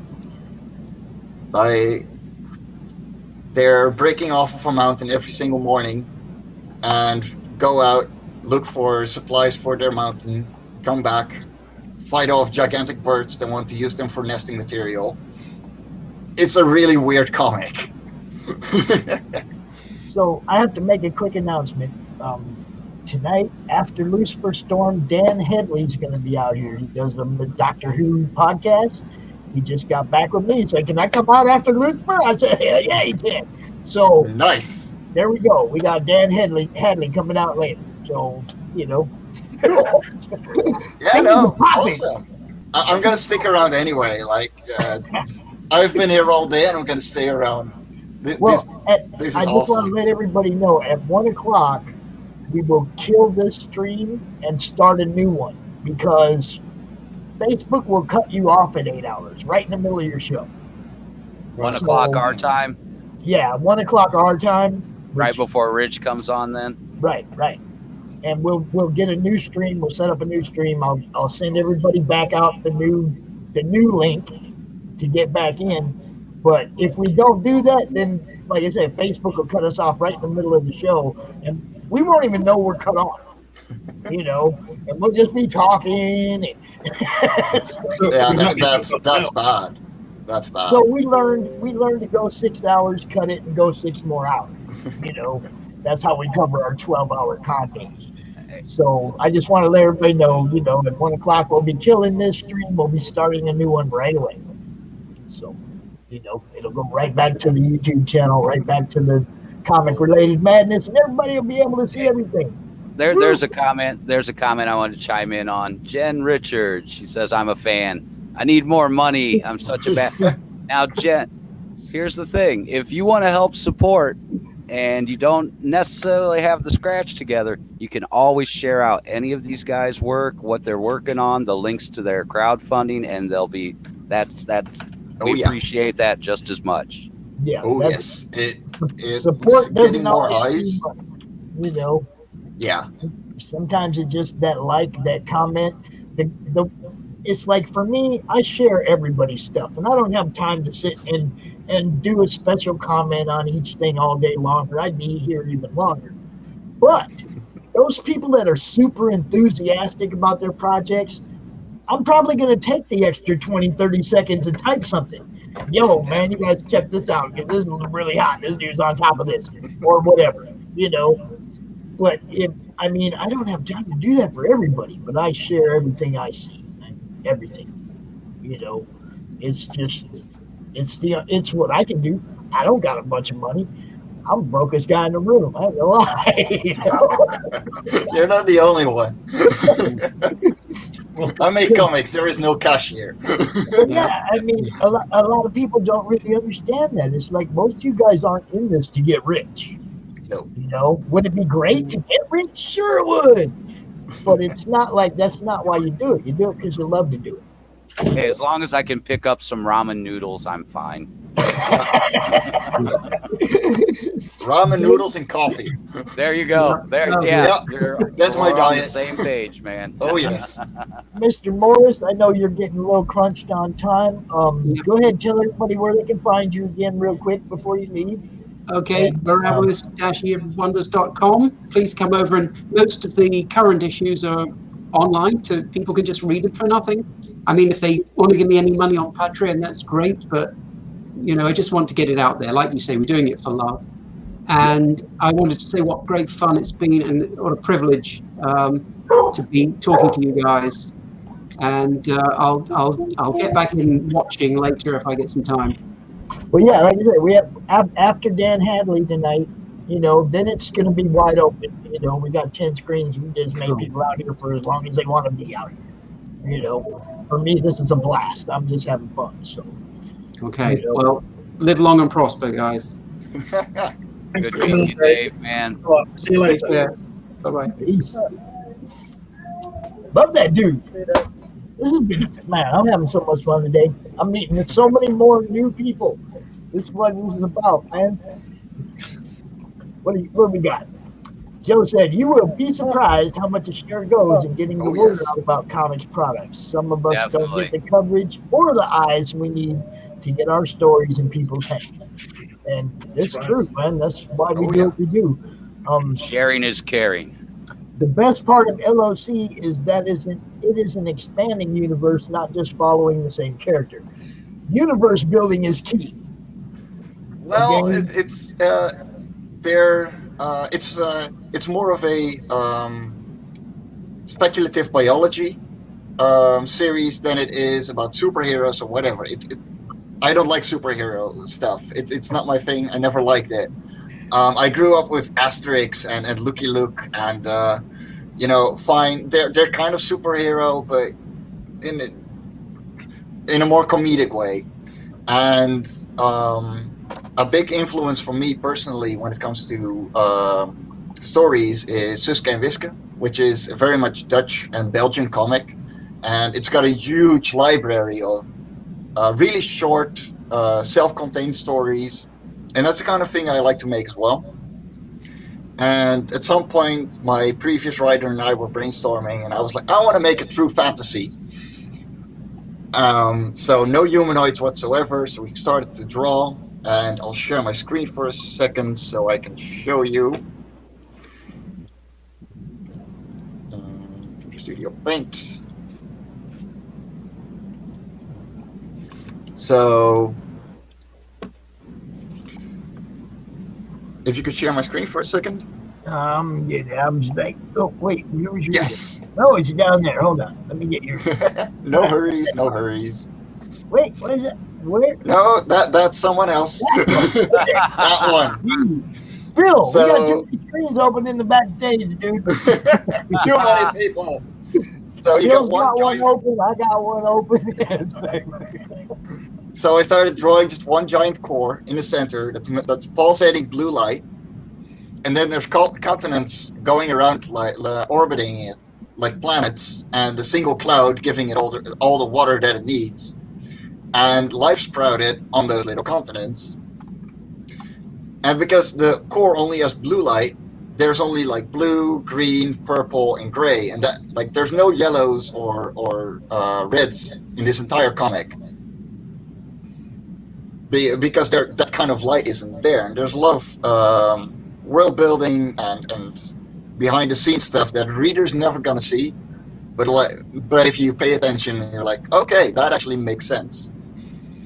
And the first two issues were following cute fluffy creatures playing drums, like literally.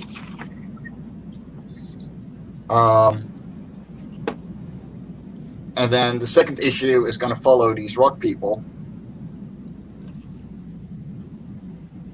And they get attacked by a giant bird who wants to use them for nesting material, because the writer came up with it and I liked it.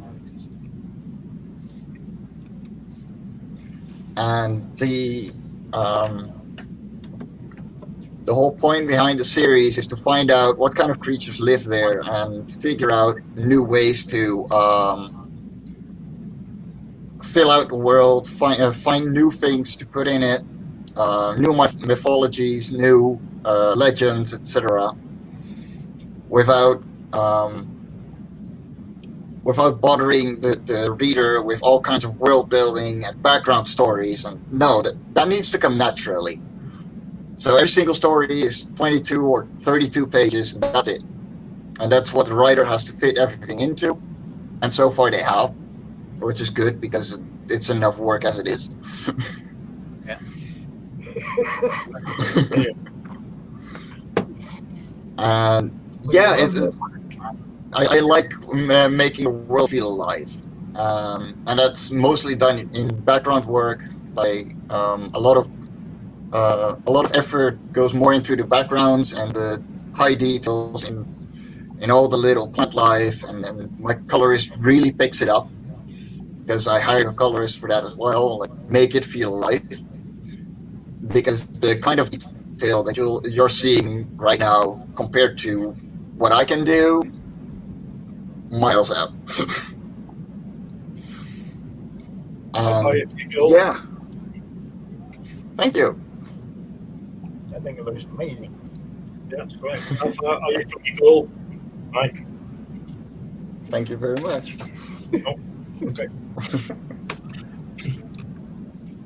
Glenn, I have no idea how to show that. See, I can show a page. I don't know how to show it. I'm no good at pulling stuff out of my computer and showing it. Like really no good at it. All you have to do is click on it and then copy it onto your desktop. and then Yep. On, See, Oh, Glenn good. knows what's up. Come on, Pops, get with the Okay, well program. then send it to my co-star, would you? Send it to my co-host Phil then, please, since he knows how to do this stuff. I don't have the levers and the buttons tonight, man. What levers and buttons? Share his picture to your page, like you just told me to do. Share it to your desktop. Dude, you know how much stuff I've got open up already right now, man. That's what I said. When I start messing around with what's in my computer, I'm in danger of disconnecting the whole screen. Oh yeah. Okay. I don't do that. I can share what's on somebody else's page. Okay. But if I start trying to go on my computer, I know that's about where actually I'm gonna take a break here in a minute, and I want to reboot my modem because my speeds are really crap right now. I'm barely clinging on. That's really my only thing I don't like about StreamYard is that every time I try to get something out of my computer that's not on a screen, that's not on a web page or whatever, every time either I disconnect myself, I disconnect the stream, something gets messed up, and it's like I don't. Yeah. You just open up one separate window, you hit screen share, drop down, and share that window only, and you'll be fine. Yeah, but still, it can take a lot out of your graphics card. Also, hey, Gladys. It's like this, though. It's like we never practice these things when we're not in the stream. And then when we go to do it in the stream, somebody says, "Oh, just go ahead and do it." Boom, we're disconnected. Every single time, I can relate. We don't ever practice it when we could practice it. That's what we need to do is practice that when we're not doing, The old Mike, Cutie Squad likes Mike. Yeah, that's Gladys. She's a good friend of mine. Great support as well. Welcome to the madness.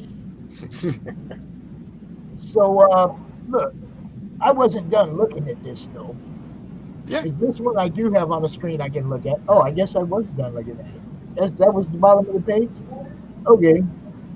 Yeah, it wasn't that long. So all this original art? Yes, all that they are all original pages. So the one, if you look down at page 8, that's the one I have on the webcam right now. Okay. So as one goes, are you going to put another one up? Or are you going to keep making them available? Or? There's a limit of 31, and there are 31 pages drawn out, and every single page is 50 euros. Allow me to do what I do. Okay. We yes, please. Came up with a thing called backer rewards a while back, where it's not based on like stretch goals. It's not based on how much money you make. Mm-hmm. It's based on the amount of backers you accumulate. So if you tell everybody, look, when we get to 50 backers, we're going to take one of these pieces of original art. We're just going to randomly stick it in somebody's backer kit. Oh, yeah. Okay. When we get to 75, we're going to take one of these original art. We're going to stick it in somebody's backer kit. And you just randomly give the stuff away. But that brings in backers. You see what I'm saying? It's not about the stretch. Stretch goals come after funding. Oh, yeah, no, I didn't plan for any stretch goals. Well, see, I mean, a lot of people, they got their stretch goals set up, and that's after funding. And those bonuses are great after funding. But backers are what you need.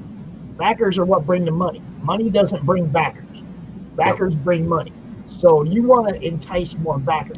And plus that brings more backers is by offering cool stuff even before you get to funding. And that's how you get placement in where they'll bring you up within other Kickstarters. Like if you like this, you'll like that. That kind of thing. It's like this for us. It's about networking. It's about cross promoting. It's about getting everybody thinking outside the box. This is all new, right? So the more backers you get, the more money you're going to make, obviously. So we're not concentrating on how much money. So I don't like the whole goal thing or any of that. But it's part of what they do, But it's about backers. The more backers you have buying your book, the more people are going to tell other people about your book. It's, you know, this is all word of mouth. It's still, even though we have the computer and everything and the internet, it's still word of mouth. It's still me telling you, or you telling that guy, or him telling that guy. You know, we do it with the share button. Yeah, for sure.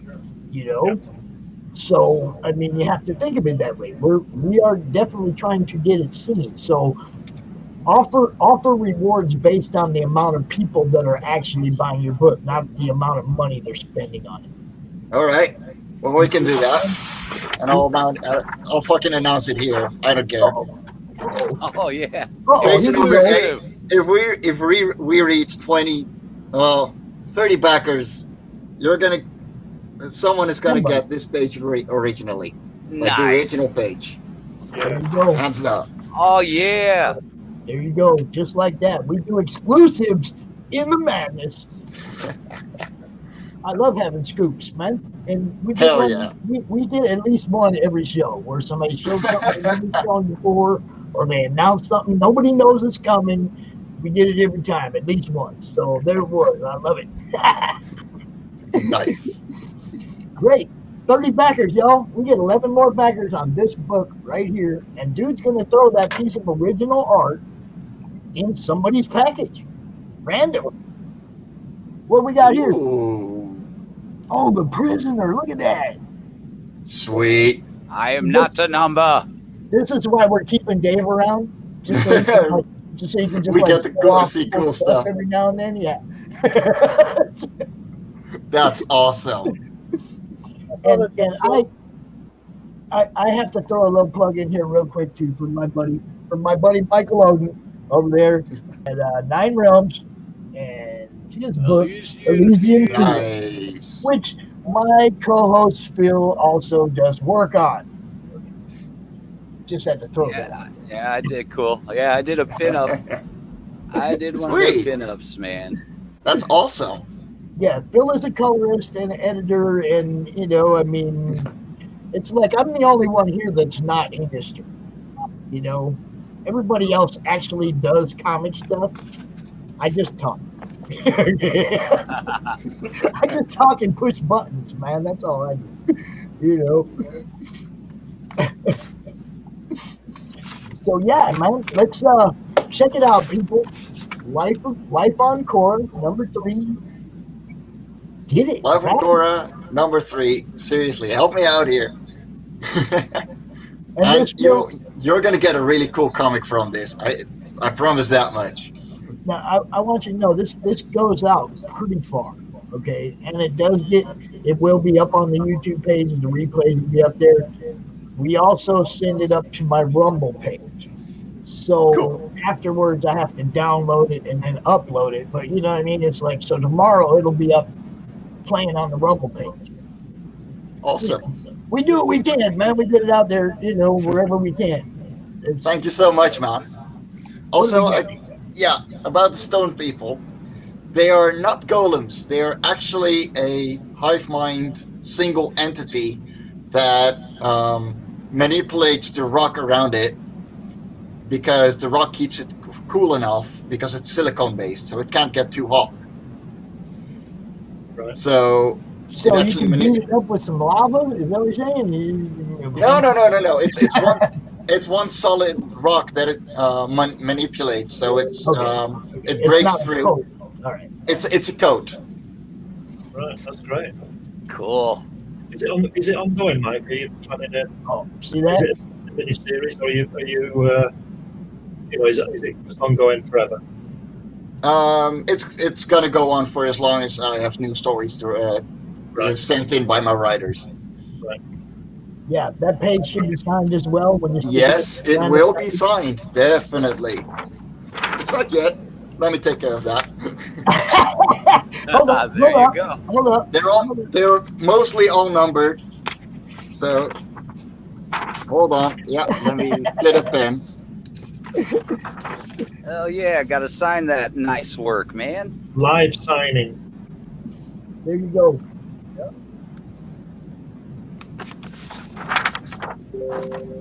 There you go. Lortia and Derby 2020. There it is, Jen. That's how we do 30 backers, you're getting this one. Someone. Someone, like any of the backers, even a digital copy, is gonna can get this one in their mail. Fantastic.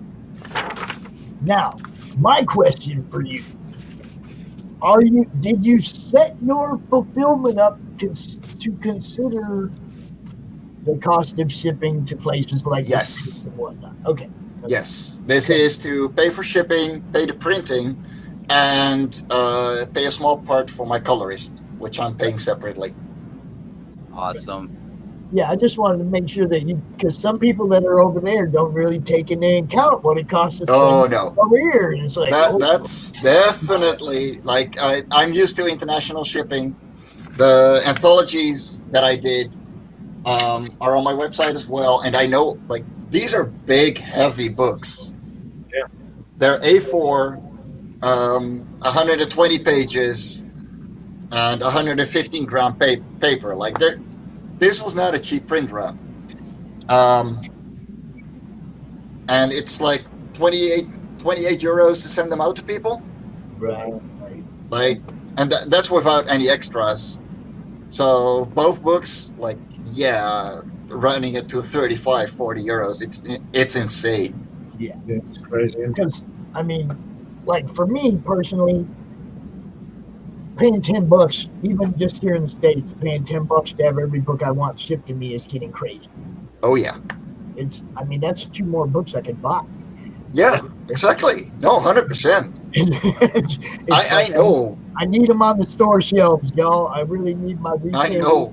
my retailers and my indie creators to just bridge this gap, because we know Diamond ain't going to be there for us. We figured that out over the last year. And also, it's like, Mike, do you have digital copies out too? Yes. Yeah. Yes. There you go, Pops. You can even get more comics, man. Yeah. Well, you can get you to switch over to a little digital in between when you can get those nice in your hand ones, man. Yeah, well, see, the digital thing is, anybody who's doing anything worldwide, I always encourage it. Even though I'm not a fan of digital, I still encourage the digital, because not everybody can pay that shipping right now. They might not. Just wait and see if shipping goes down or things get normal again. You know, I mean, everybody just can't afford this. Some of it's out of hand. You know, some of these parcel services are just like milking it. Yeah, no. Life on Korra 1 and 2 are actually free to read on Tapas as well. Oh, awesome. So on tapas.io. Tapas. TAPAS. They're completely free to read. If you like them, you know, you can still check out the Kickstarter. You don't have to. Life of Korra 3 is going to be free to read on there eventually as well. Like, I'm open about what I like. Like this is my stuff. Enjoy it, and you know, if you like what you're seeing, then throw me some, or don't. Share it around. That means a lot too. There you go. So do you also have it up over on like web comics? No, I don't have it on Webtoons. Or Webtoons, because yeah, because they didn't have a schedule function until like 6 months ago. Okay. And yeah, they finally do. So I'm considering sending it there as well. Should. Yeah, I should. I know. I was saying that because I hear more and more about that site, man. So I was wondering. No, it's growing exponentially. It's insane how big that website is getting. I talked to a lot of webcomic creators, so yeah. I'm sorry, I was so into this conversation, I wasn't even sending my next guest the link. I got you, Marv. It's coming, brother. Oh my God. No, I'm serious. I say it every time. 30 minutes ain't enough. Yes, you know? it really isn't. Hey, you're talking about the only way I can cover everybody, because you know, I mean, there's only so many slots, right? Well, of course. Usually we do the whole weekend. We start Friday night and we go all day Saturday and all day Sunday. And it's like, I didn't know I was going to get what kind of response I was going to get out of just doing from Europe. And I didn't know, I mean, I know I got some stuff I got to do tomorrow here at home. So I was like, okay, we'll try this. We'll do one day. Next time we do CRoM Con Europe, is obviously we're going to have to go 2 days. And aren't you doing a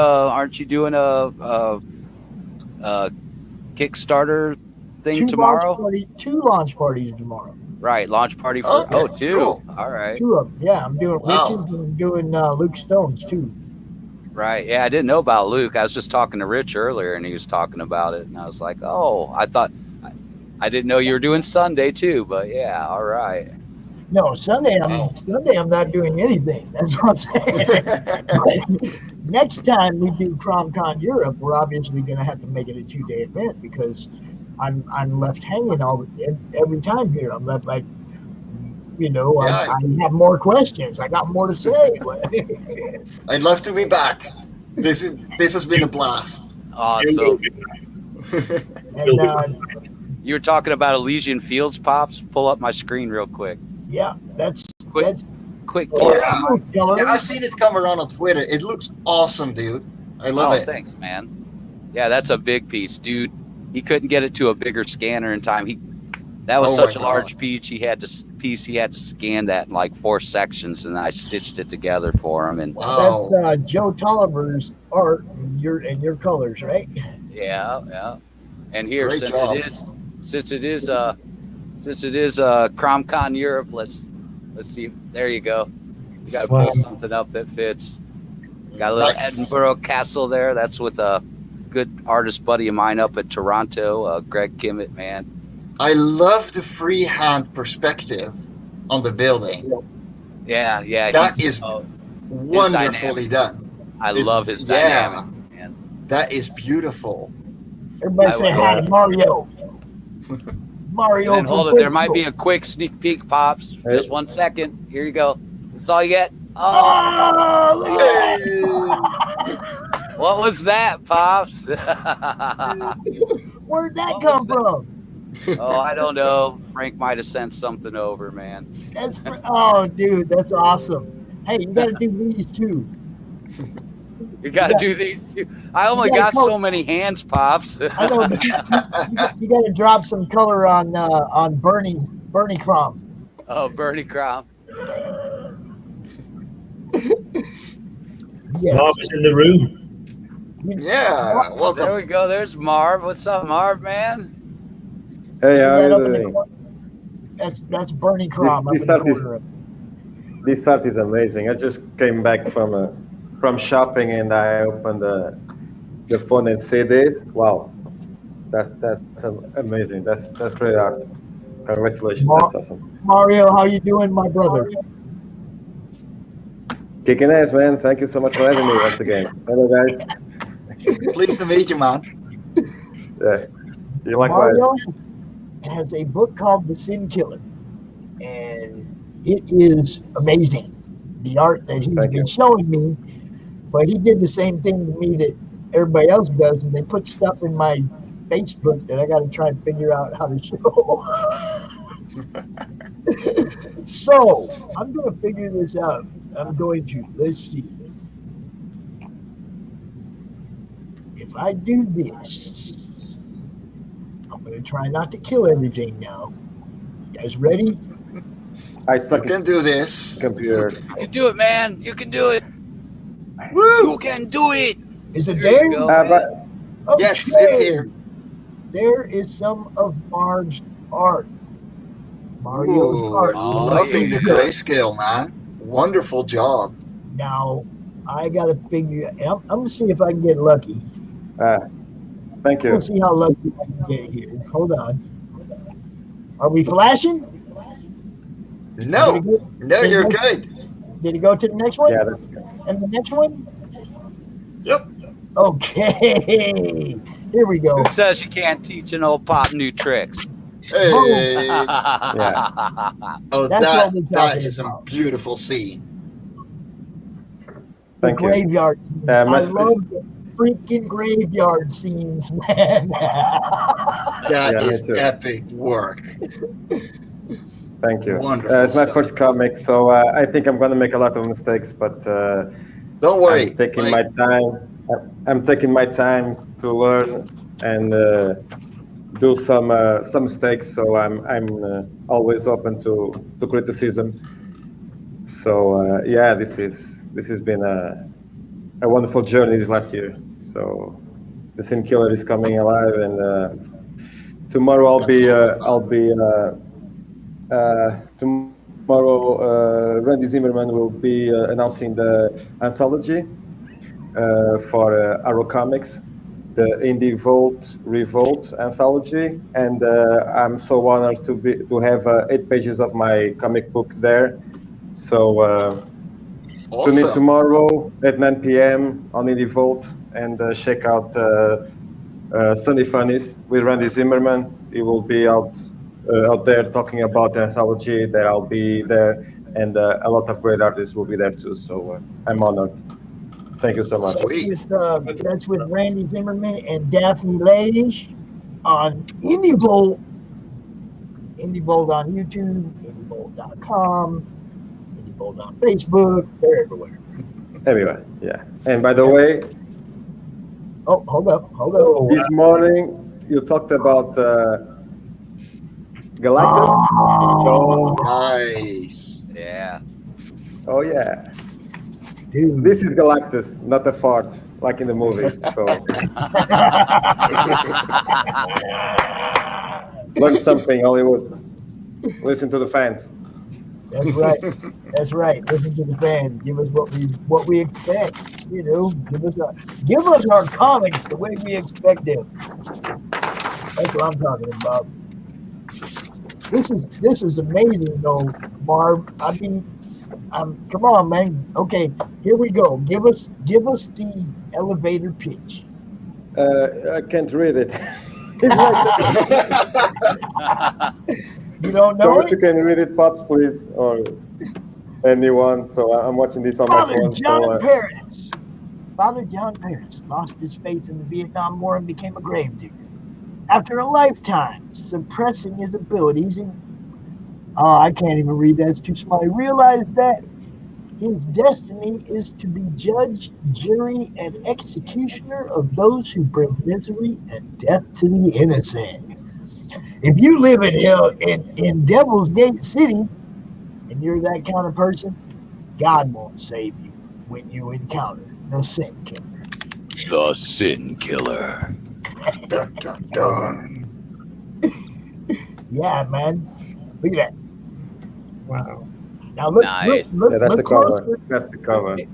I don't know if you can see how well you can see it. Let me see. But if you look real close at those dog tags, they got names on them. Sweet. Yeah, the people that inspired me and helped me during this crusade. I call it a crusade because it's been very hard to make this comic because I've been through a lot lately, and those people give me strength.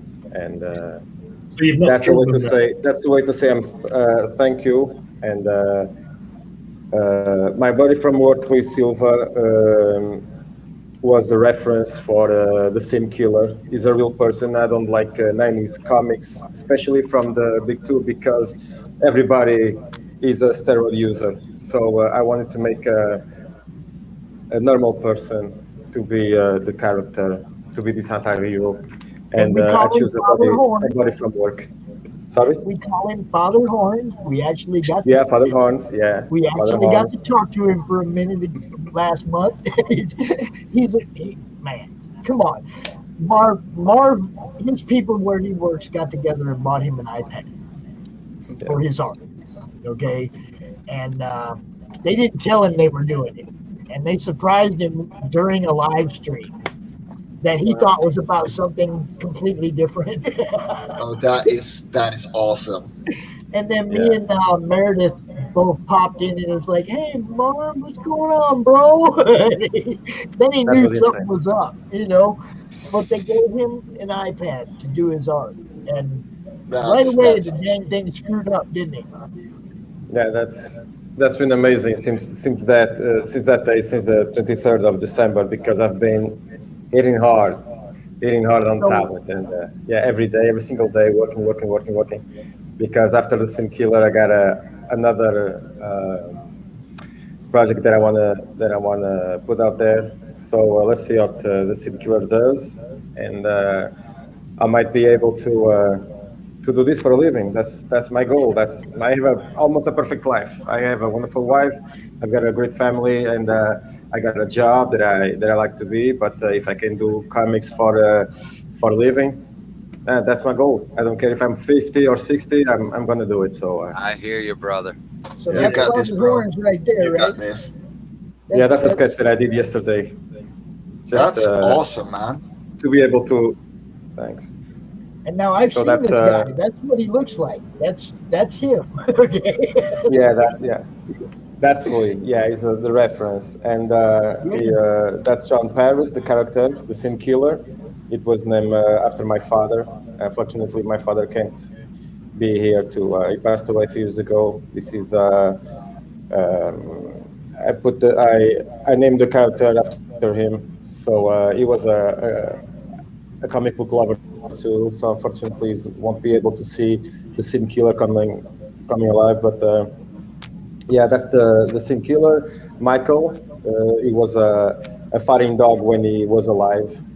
He died, and John brought him to life to be his companion, and that's Gabriel, the Raven. He died too, and Michael asked John to bring him back alive, and they are good friends. They live together in the cabin, and they do their thing. But this is all about not only about hunting and killing people. This is about friendship between the three of them, and the past always comes to you. The war always is in his head because he's a Vietnam War veteran, and that's what I want. I want to make a comic that can move people and feel that that can be a real person. You know, the superpowers and whatever he have, but I want people to feel his pain. I want people to relate to him, and that's his in Vietnam. The scene in Vietnam when he's about to be killed, and he unleashed his powers and bring back his fellow brothers that were killed. And here is one of the scenes too, one of the panels. Oh, who's that? Yeah, that's Roy. That's the real incarnation. Father Horns, baby. Yeah. That's our guy awesome. right there. He's a great That's guy. Father Horns. Yeah, he's posing for the comic, and I'm so honored to have him there. And in the first comic, in the first issue, it will be an entire page dedicated to him with his photo and what I did with his photos and how we became from photo reference to the actual art. So I want to dedicate this to him too, because it's been amazing working with him. It's been perfect. I was looking for someone, and he just came working with me, and I was looking at him for weeks and how he moved, his expressions, and he really was what I was looking for. He just came down like I don't know. He just appeared there, and it was perfect. I didn't thought about anyone else to do this part. Yeah, it's pretty awesome. I liked him. Yeah. He was very enthusiastic. Yeah, he's living this. He's living this. He's excited about the project. Yeah, as much as I am. Yeah. Well, that's good. It is. I mean, it's like, I know how he feels because somebody did that to me, turned me into a comic book character in their book. So I know exactly what dude's feeling. I feel it. I'm like, yeah. Hell yeah. And I learned that from Alex Ross. Alex Ross is one of my favorite artists. I started after I had my old school Silver Age heroes and influences, but when I picked up Marvels from Alex Ross, I was hooked, and I said I want to draw like that. I want to be as realistic as that, and I worked. And one of those panels had a buddies from work.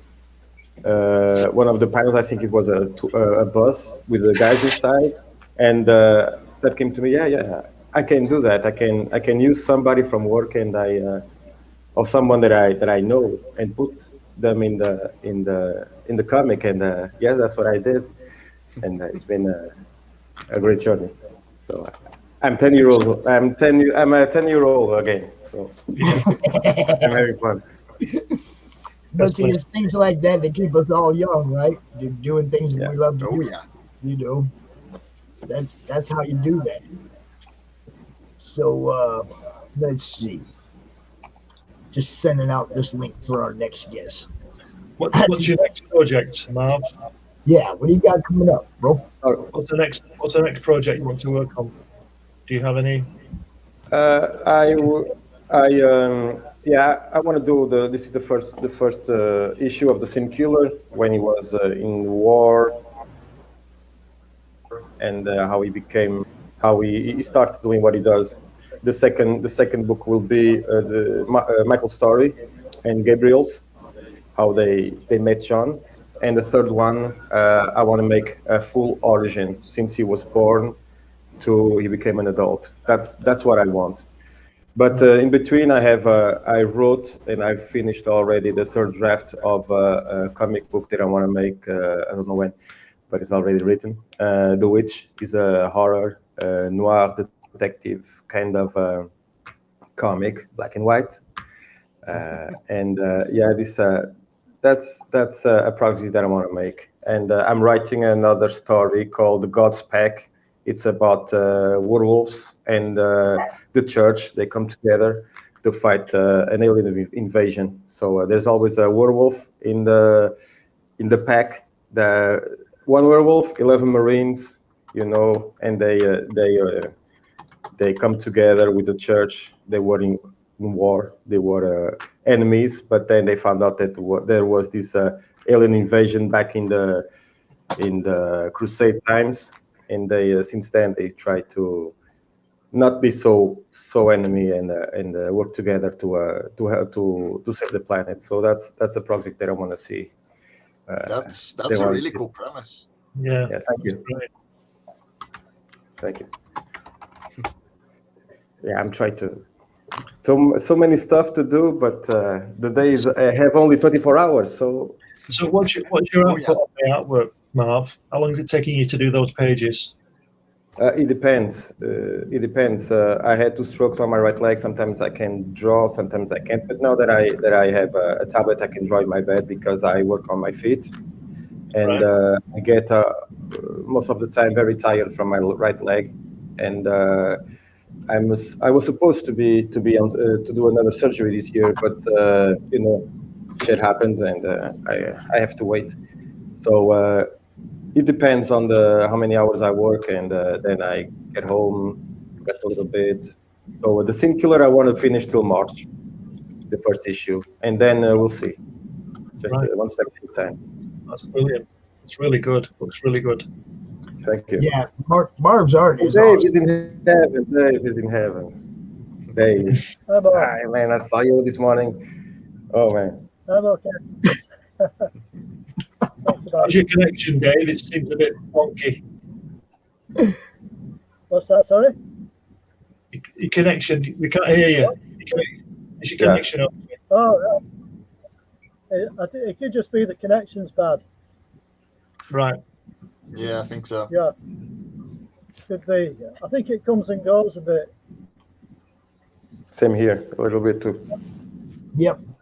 Is that any Actually, this is probably the best connection I've had with you, Marv, in all the times that we've talked. You look pretty clear. I can see you. I can see him. Usually it's like, tracers. Yeah, less people on the internet maybe today. Yeah.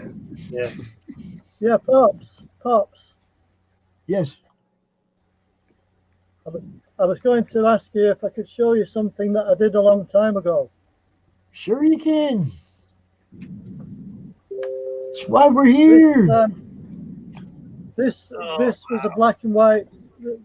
This was a black and white magazine back in 1968, and it reprinted some of the Marvel comics. So it was published in black and white, and I actually got some felt tip pens and coloured it in. No way. Nice. Yeah. That is awesome. That was originally black and white, and I coloured it all in. And the only colours I knew was Doctor Strange's costume. Perfect. That is awesome. Yeah. And that's another page. Dave's got all the goodies. Yeah, he does. Yeah, I'm looking behind him now. I'm seeing them two Silver Surfers right there. I'm like, okay, what are those? What are those? Those are the, I'll just pick them out. Yeah. Okay. Yeah. Yeah, but Yeah, that's one I have as well, but as a rock. Yeah, I got. That's I got literally the homage cover that I made. That I got made by Daniel HDR. That's amazing. Yeah, That's I awesome. see those all the time for like $800, $900, $1,000. You know. Yeah. I bought this from a friend of mine who collects comics, and he had a spare issue of #1. I had a full set of all the rest, but I didn't have the first issue. So, yeah, after about 2 years, I managed to persuade him to sell it to me, and I paid £250 for that.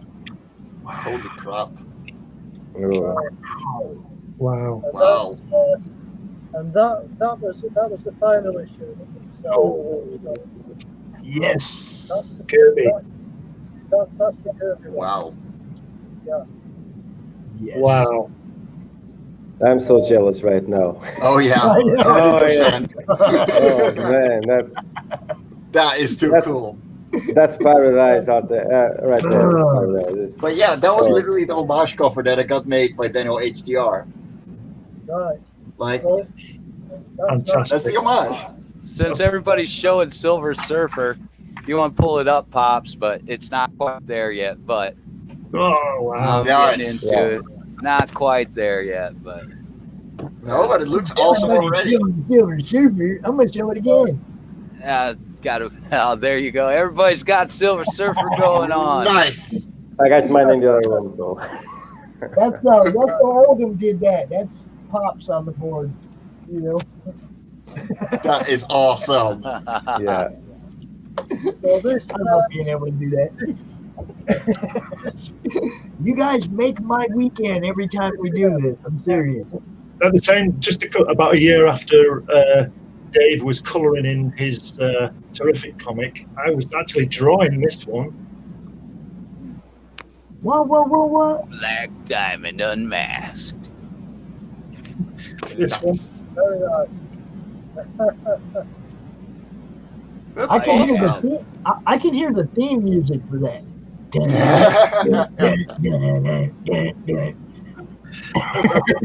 did those when I was 14. Everybody's got such cool stuff Oh, to wait show, a minute. man. I'm More. digging it. Hold up. We got Dave over there. Oh. Oh, Babylon. Oh, wow. Oh, look at all the That is nice. That one I don't know. This. Now, which one is that? Who was working? Who? I went to a Babylon 5 convention that was held in Blackpool about 20 years. And all bar 2 actors, everybody signed the front cover of the first issue of Babylon 5 for them. Now, which one is that? Who's on that one, Dave? Also, I can't make out the signatures too well because some of the writing is a bit quickly, but they're all there. I think Breaking up, Dave. we've got Bruce Box. You're breaking up. That's amazing. Breaking up. I've got Mirror Pearl as well. Yeah. She just passed away recently, I believe. Yes, you did. Yeah, last week. Yeah. Wow. That's fantastic. So she signed it for you. Fantastic. Yeah. That's awesome. Got Jason Parker as well. Yeah. Wow. That's fantastic. Look at that. Yeah. Not bad. Still moving in the corner there. Got everybody on there. Got everybody. Everybody. There you go. That's epic. Yeah, just about. So, yeah, I was quite pleased to get that. we are getting ready to pull in our next guest because we are running up on that 30 minutes. Man, it's just not enough time. Marv. There really isn't. All right. Yeah. I'm gonna go to another podcast. Okay. It's a busy day for me. Yeah, I don't know. I got another one at 8. Awesome. So, keep on it. Keep on have it, a great Marv, week. man. Have a great night. If you will have me back after the entire lineup. Yes. Like 9 I'll o'clock happily join or so. again. 9 o'clock or so your time? 9:30, somewhere in there. Come on back. I will awesome. definitely send you the link. Mike, good Thanks a meeting lot. you, man. Yeah, totally. Have a great one, guys. Nice to meet you, Marv. Great to meet you. You too, Later. man. Bye-bye. See ya. See ya. Marv. Marv. Yeah. Hey, you'll be out in the morning, right? You'll be out in the morning on Randy's show, Sunday. Yeah, Funny. I don't know. I'll be there just to listening Randy to talk about the anthology. So I've been waiting for this for a long time now. So finally, I'm gonna hear what he's got to say. So if everybody can show a little love tomorrow at 9 a.m. Eastern Time in the Vault channel on YouTube. So Sunday Fun is the show. So yeah, subscribe, like, and share because if you love comics, you love Indie Vault. So oh yeah, and that Sunday Funnies is a great show. They cover a lot more of the humorous stuff in comics. You know, not so much all the mean evil drama superheroes, but a lot more fun stuff. So Sunday Funnies on Indie Vault. Marv, love you, bro. Thank you so much for having me. Dave, man, you're in heaven, man. That's awesome. Marv, man. That's awesome. Bye, Phil, Glenn, Pops. See you next time. Thank you so much for having me. Bye-bye. Keep rocking. Bye-bye. Always love seeing Mario. He's awesome. Yeah, we call him MarV, but his name's Mario. But he's awesome. Great dude. This is something else that I've played. Oh, the Johnny Lightning. Dang, Dave. I had some of those that were, I think, the Kiss cars, the Johnny Lightning Kiss cars, I think I had. Yeah, that's the back of the box there. That's crazy.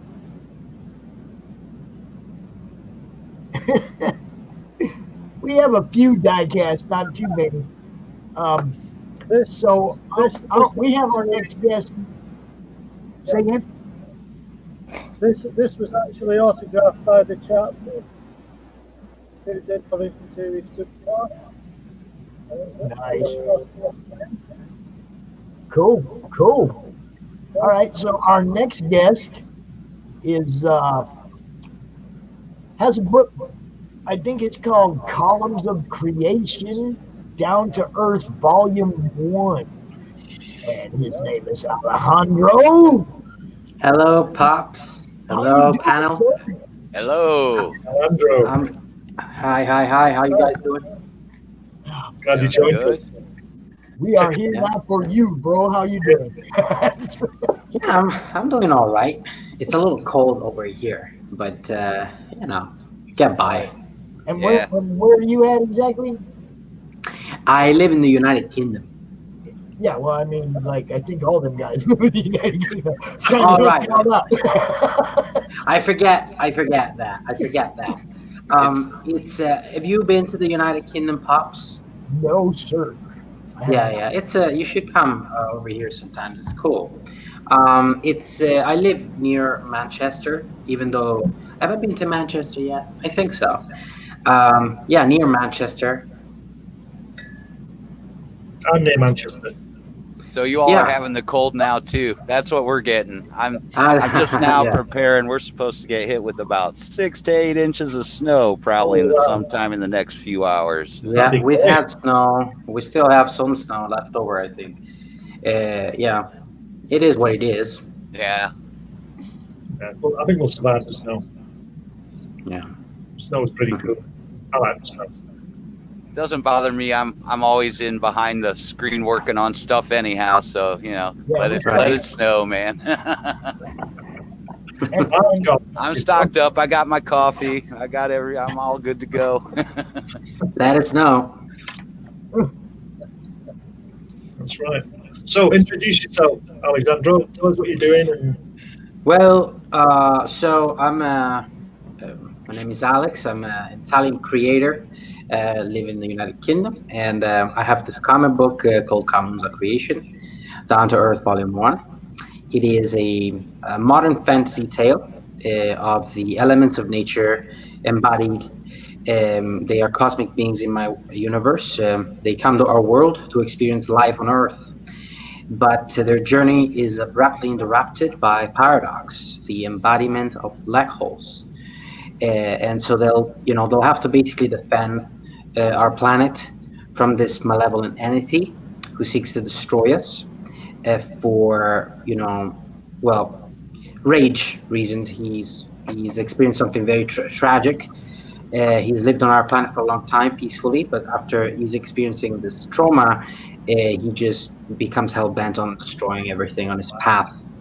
This is the overall first arc, but in the first volume, which is the beginning of the journey, beside of course seeing some of that of Paradox's intervention, let's say, we focus on their journey, the beginning of it, then coming to our world and trying to legally or illegally infiltrate our society.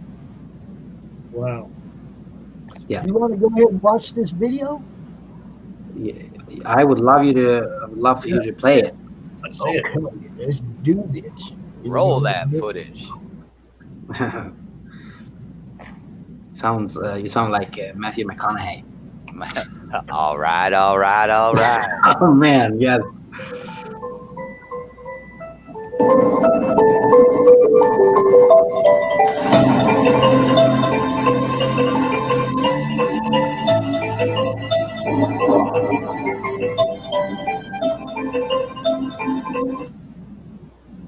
Uh-oh.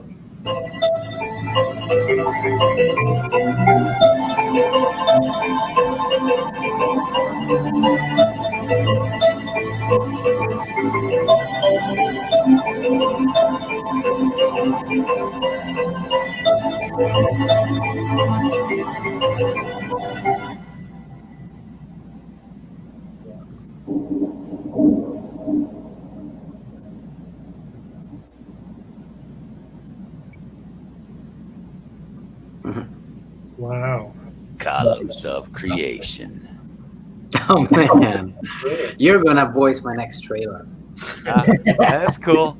Yeah, I've been doing a little bit of voiceovers for a few people lately, man.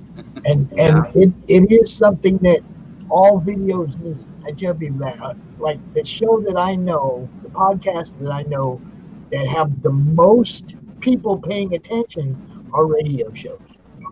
Mm-hmm. Those videos are great for us. We can see it. Yeah. When people driving down the road, listening, they got ding, ding, ding, ding, ding. They got some music. That's all they got. So I encourage people to use a narrator when you're making your videos. Have somebody give that elevator pitch, that quick storyline, because not everybody's watching. A lot of people are just listening. Yeah. But I love it.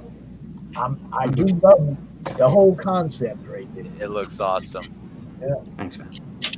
So where'd you get the inspiration from to do it? Well, I've said this before, but I'm sort of like a survivor of cancel culture, if you want to put it that way. And during that period I was I was working, depressed, lost, scared, because I thought I was going to lose everything I had worked for in my life. Because I came here by myself when I was 18. I live on my own. So everything I have, I've built on my own. And then I was just doodling these elemental type characters. And I thought to myself, what if these characters felt as lost and as, fearful as I feel right now? And what if, in order to fix that, they decide to come to our planet to experience all of the, nuanced emotions and experiences that they've never gotten to experience in their eons of life spent lonely in space, creating planets and stars and such, and so on and so on. And so that's where the idea came from. And if you want, Pops, I can share my screen and show you some stuff. Yes, you can. Oh yeah, let's see some stuff. All right, thank you so much. So if we go, of course, to the pre-launch page, it says sign up to get an exclusive trading card of the villain. In order to do that, obviously, I was going to do it live. I was going to do this live, but I've already done it. Thank you so much. I really appreciate that. I do like to do that live, though. I like to sign up for people's stuff. Thank you. While they're in the screen, Thank you. Well, it's essentially, but keep this in mind, obviously, if you after you sign up, you will need to back at any physical perk. I don't see why it's not showing it here. Oh, see, it's right here. Sign up plus back at any physical perk level, and this will be included in your order for free. Because I'm going to have a PDF perk, so that perk will not get any stretch goals, anything physical with it. Now, this is the trading card, all right? That's the villain, Paradox. And I could show you what he looks like properly on my Instagram page, all right? So that's the full trading card. That's what you're going to get. You got description of the character and a quote from him. And then you get the back of the card as well. That looks like that. Now, this campaign is going to involve other trading cards, as you can see. They will have the columns of creation on them. Fire, water, and so on and so on. Here you got earth. All right, so if you, some of these will be stretch goals, some of these will be part of perks, but let's say that we lock all the stretch goals and you get the perk with, the card, you will still be missing Paradox trading card if you don't sign up to the campaign now that it's in pre-launch stage. Now, that said, if you guys would like to see more about this project, preliminary drawings, black and white versions, so on and so on, you can go on my Instagram at Aleandro_VS. You find me on Twitter under the same handle too.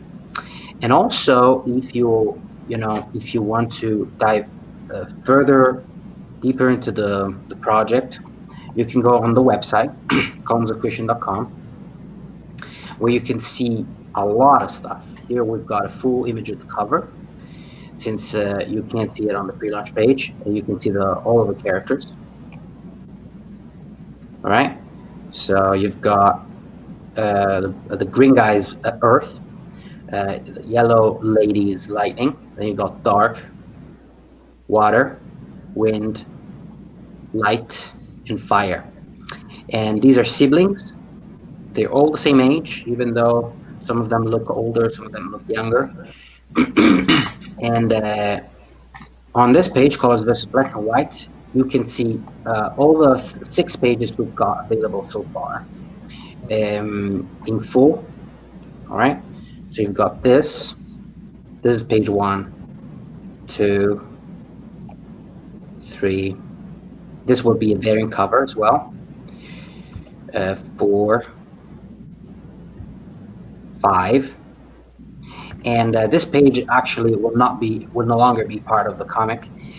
Today I finalized the script, so to I've been saying on several streams to sort of like maximize the quality of the content. And what is being said on this page is basically being said here, right?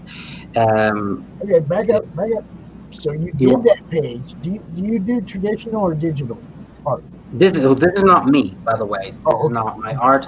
This is digital art. The artist's name is Mattia Monaco. If you go to the home page, go to the bottom of it, you have everyone's Instagram.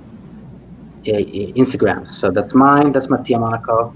That's Carlos Moreno. That's the colorist. And Dave Lentz as the letter and graphic designer of this project. He's created the logo and the trading cards, and is going to do a lot more for us. Yeah. I was just going to say the page that didn't make it, the page that didn't make it. My God, what kind of value would that have later on? I mean, because look, there's been a few times in life that things were supposed to happen that didn't happen. Right. There was supposed to be a huge IndyCar race in Hawaii back in the 90s. Okay, it was supposed to be the biggest event ever, and it didn't happen. I have a DVD of my friend interviewing Mario Andretti as he's driving a car around this track. Okay, in the car, interviewing Mario Andretti, and they're talking about the race. I used to have a bunch of tickets for this race and flyers and all kinds of stuff for this race. It never happened. You see what I'm saying? It's like I wonder what stuff like that is worth later on, because they made such a big buildup. They actually built a racetrack in Hawaii, and it was like never raced. It never happened. Well, yeah, I mean, if the page was traditionally drawn, definitely. But that's the unfortunate truth about digital art. It doesn't have the same value as traditional art. Yeah, but I'll tell you this. As you can see from, actually, I'll share the screen again. As you can see from the art, I'll show you a black and white version. So there will be one black and white version of this comic too, as part of the campaign, right? So let me show you one page, let's say this one, right? So this art stands on its own, and for those who understand art, and I am an artist before I am a writer. For people who understand art, you can tell that, of course, this is digital, but at the same time, you can tell that this guy has a strong traditional background. And you can see that on his Instagram page. Like, he doesn't care to leave like an extra line here and there to make things look perfectly tidy, right? It is part of his style to be a little bit loose, if you will. So it still retains that traditional quality that is so that it's so rare to see such a thing. To have a digital piece that looks almost traditional. It is not something that everyone can do. So it's even though you don't have that, the physical copies from a digital standpoint, it still has a certain value. Let's see here. Wanted to show you another thing. Journey start. Right. So if you go on page journey start, let's say. You can see some sketches. These are my sketches of what the characters. But these are the very first sketches of what the characters looked like in the beginning. And then, is it on here still? Give me a second. And then, so here you have some layouts. I did these layouts. I attempted to draw the first 60 pages of this comic, and then I realized that it is too much of an endeavor to draw a comic. Here you have a comparison between my first 6 pages and his first 6 pages. He used my pages as sort of like thumbnails, if you will. You can see, some ideas, but of course he just elevated it to a whole entire different level. You see, like my viewpoint, my vibe is, the vibe has been kept a little,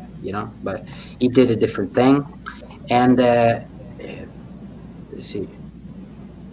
And what else? And then I wanted to show you my version of the cover. And then also you can see what these characters looked like before my artist took them on, right? So I showed you the very first drawings I did of them, but this is what they looked like just before the artist took them on, all right? So Firelight, you see Earth on the right is the one that underwent the most the changes, I would say. And you see Water, Dark looks also a little different. My artist added facial hair, and so and that's what they look like now. So that's it. I just wanted to give you a little, interesting insight on the process of making it. That's brilliant. That's brilliant. Thank you. Yeah, it looks awesome. I love it. Definitely. I love that one of the fire on the rock in space. That's a brilliant page. What's that? I love the drawing of the fire sitting on the rock in space. You like that? Yeah, that's brilliant. That's it. Did you say that was an alternate cover? It's going to be an alternate cover. I can speak today. It's going to be an alternate cover. I'm going to have the team cover, the fire cover, and then I'm going to have a black and white version of this comic too. And it will be a very simple campaign. We'll have a PDF perk, and then a featured perk, which will have a team cover, black and white cover, PDF, and Earth's trading card. Why Earth's? Because Earth's is everyone's favorite design. So in order to get all the cards, you guys need to sign up now. You want to back the featured tier, featured perk, and then you want to help us reach the stretch goals. And then we will unlock. We'll have 2 cards, but we will unlock 1 more card. No, count it right. We have 6 cards before. There's a paradox we sign up first. Then we're unlocking. So there would be. I think there would be. As I'm thinking right now, it's $500. We will unlock the people card. People have that. But $8,000 out of the store are going to I spent $3,000 to create the things that you've seen so far, and that's all I can do right now. Now I need the backers' help to make this happen, and so the rest will go towards shipping and printing. I am making no money from this. It is a project out of love. That's right. That's what they all are. Yeah. Well, some aren't. Some aren't. I know. I just like to believe. You know what I'm saying? Yeah. I like to believe that everybody's coming from the heart. You don't hear me well? Dave, I think it's Dave that we're not hearing. Okay. He says it's fine now, so okay, you're good. But yeah, man, do you have a desire to stretch out, turn it into a universe with side stories and yeah, well, yes, you've got first of all, I want to tell the first the main story, and that's 4 volumes, and hopefully we can make that happen relatively quickly, right? And then I want to move on to some other stories that I've got planned, and then possibly in the future I will come back to Columns of Creation to tell more stories about within their universe, because there are more stories. For example, Light, who looks tiny, like I said, he's just as old as his siblings, He looks like that by choice. Why? Because he had, much like Paradox, but although a lot differently, he had a traumatic experience in his life.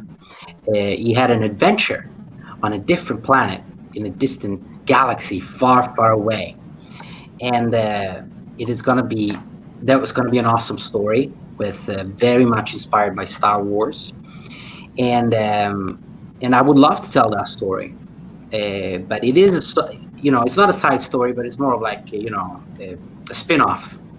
So it is not essential that I tell it, but I would like to tell it someday. And the same goes for Dark. Dark has been on our planet before. He was here during the Western, the Old West, the Wild West era.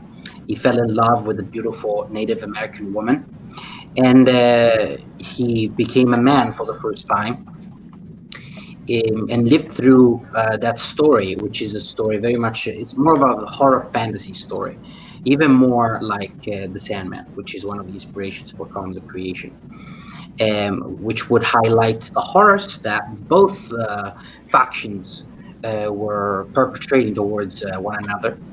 But ultimately, these are all stories of hope and love that in the end conquers all. So you want to keep that in mind. On the pre-launch page of Columns of Creation, it says this is a story of hope, of familiar bonds, and for the lovers of the vertigo that used to be. So if you love stories like Sandman, Lucifer, Hellblazer, Swamp Thing, the vertigo of the good old days, then hopefully you will enjoy this comic. That's great. Get to it. Get rid of them now. Thank you. All right, so go ahead and give everybody where they can find it, run down all your Instagrams, everything. Sure. I gotta cut this stream and start the new stream here in a minute. So. All right. So you guys, you see my name here, Aleandro_VS. This is my handle on Instagram and Twitter, like I said.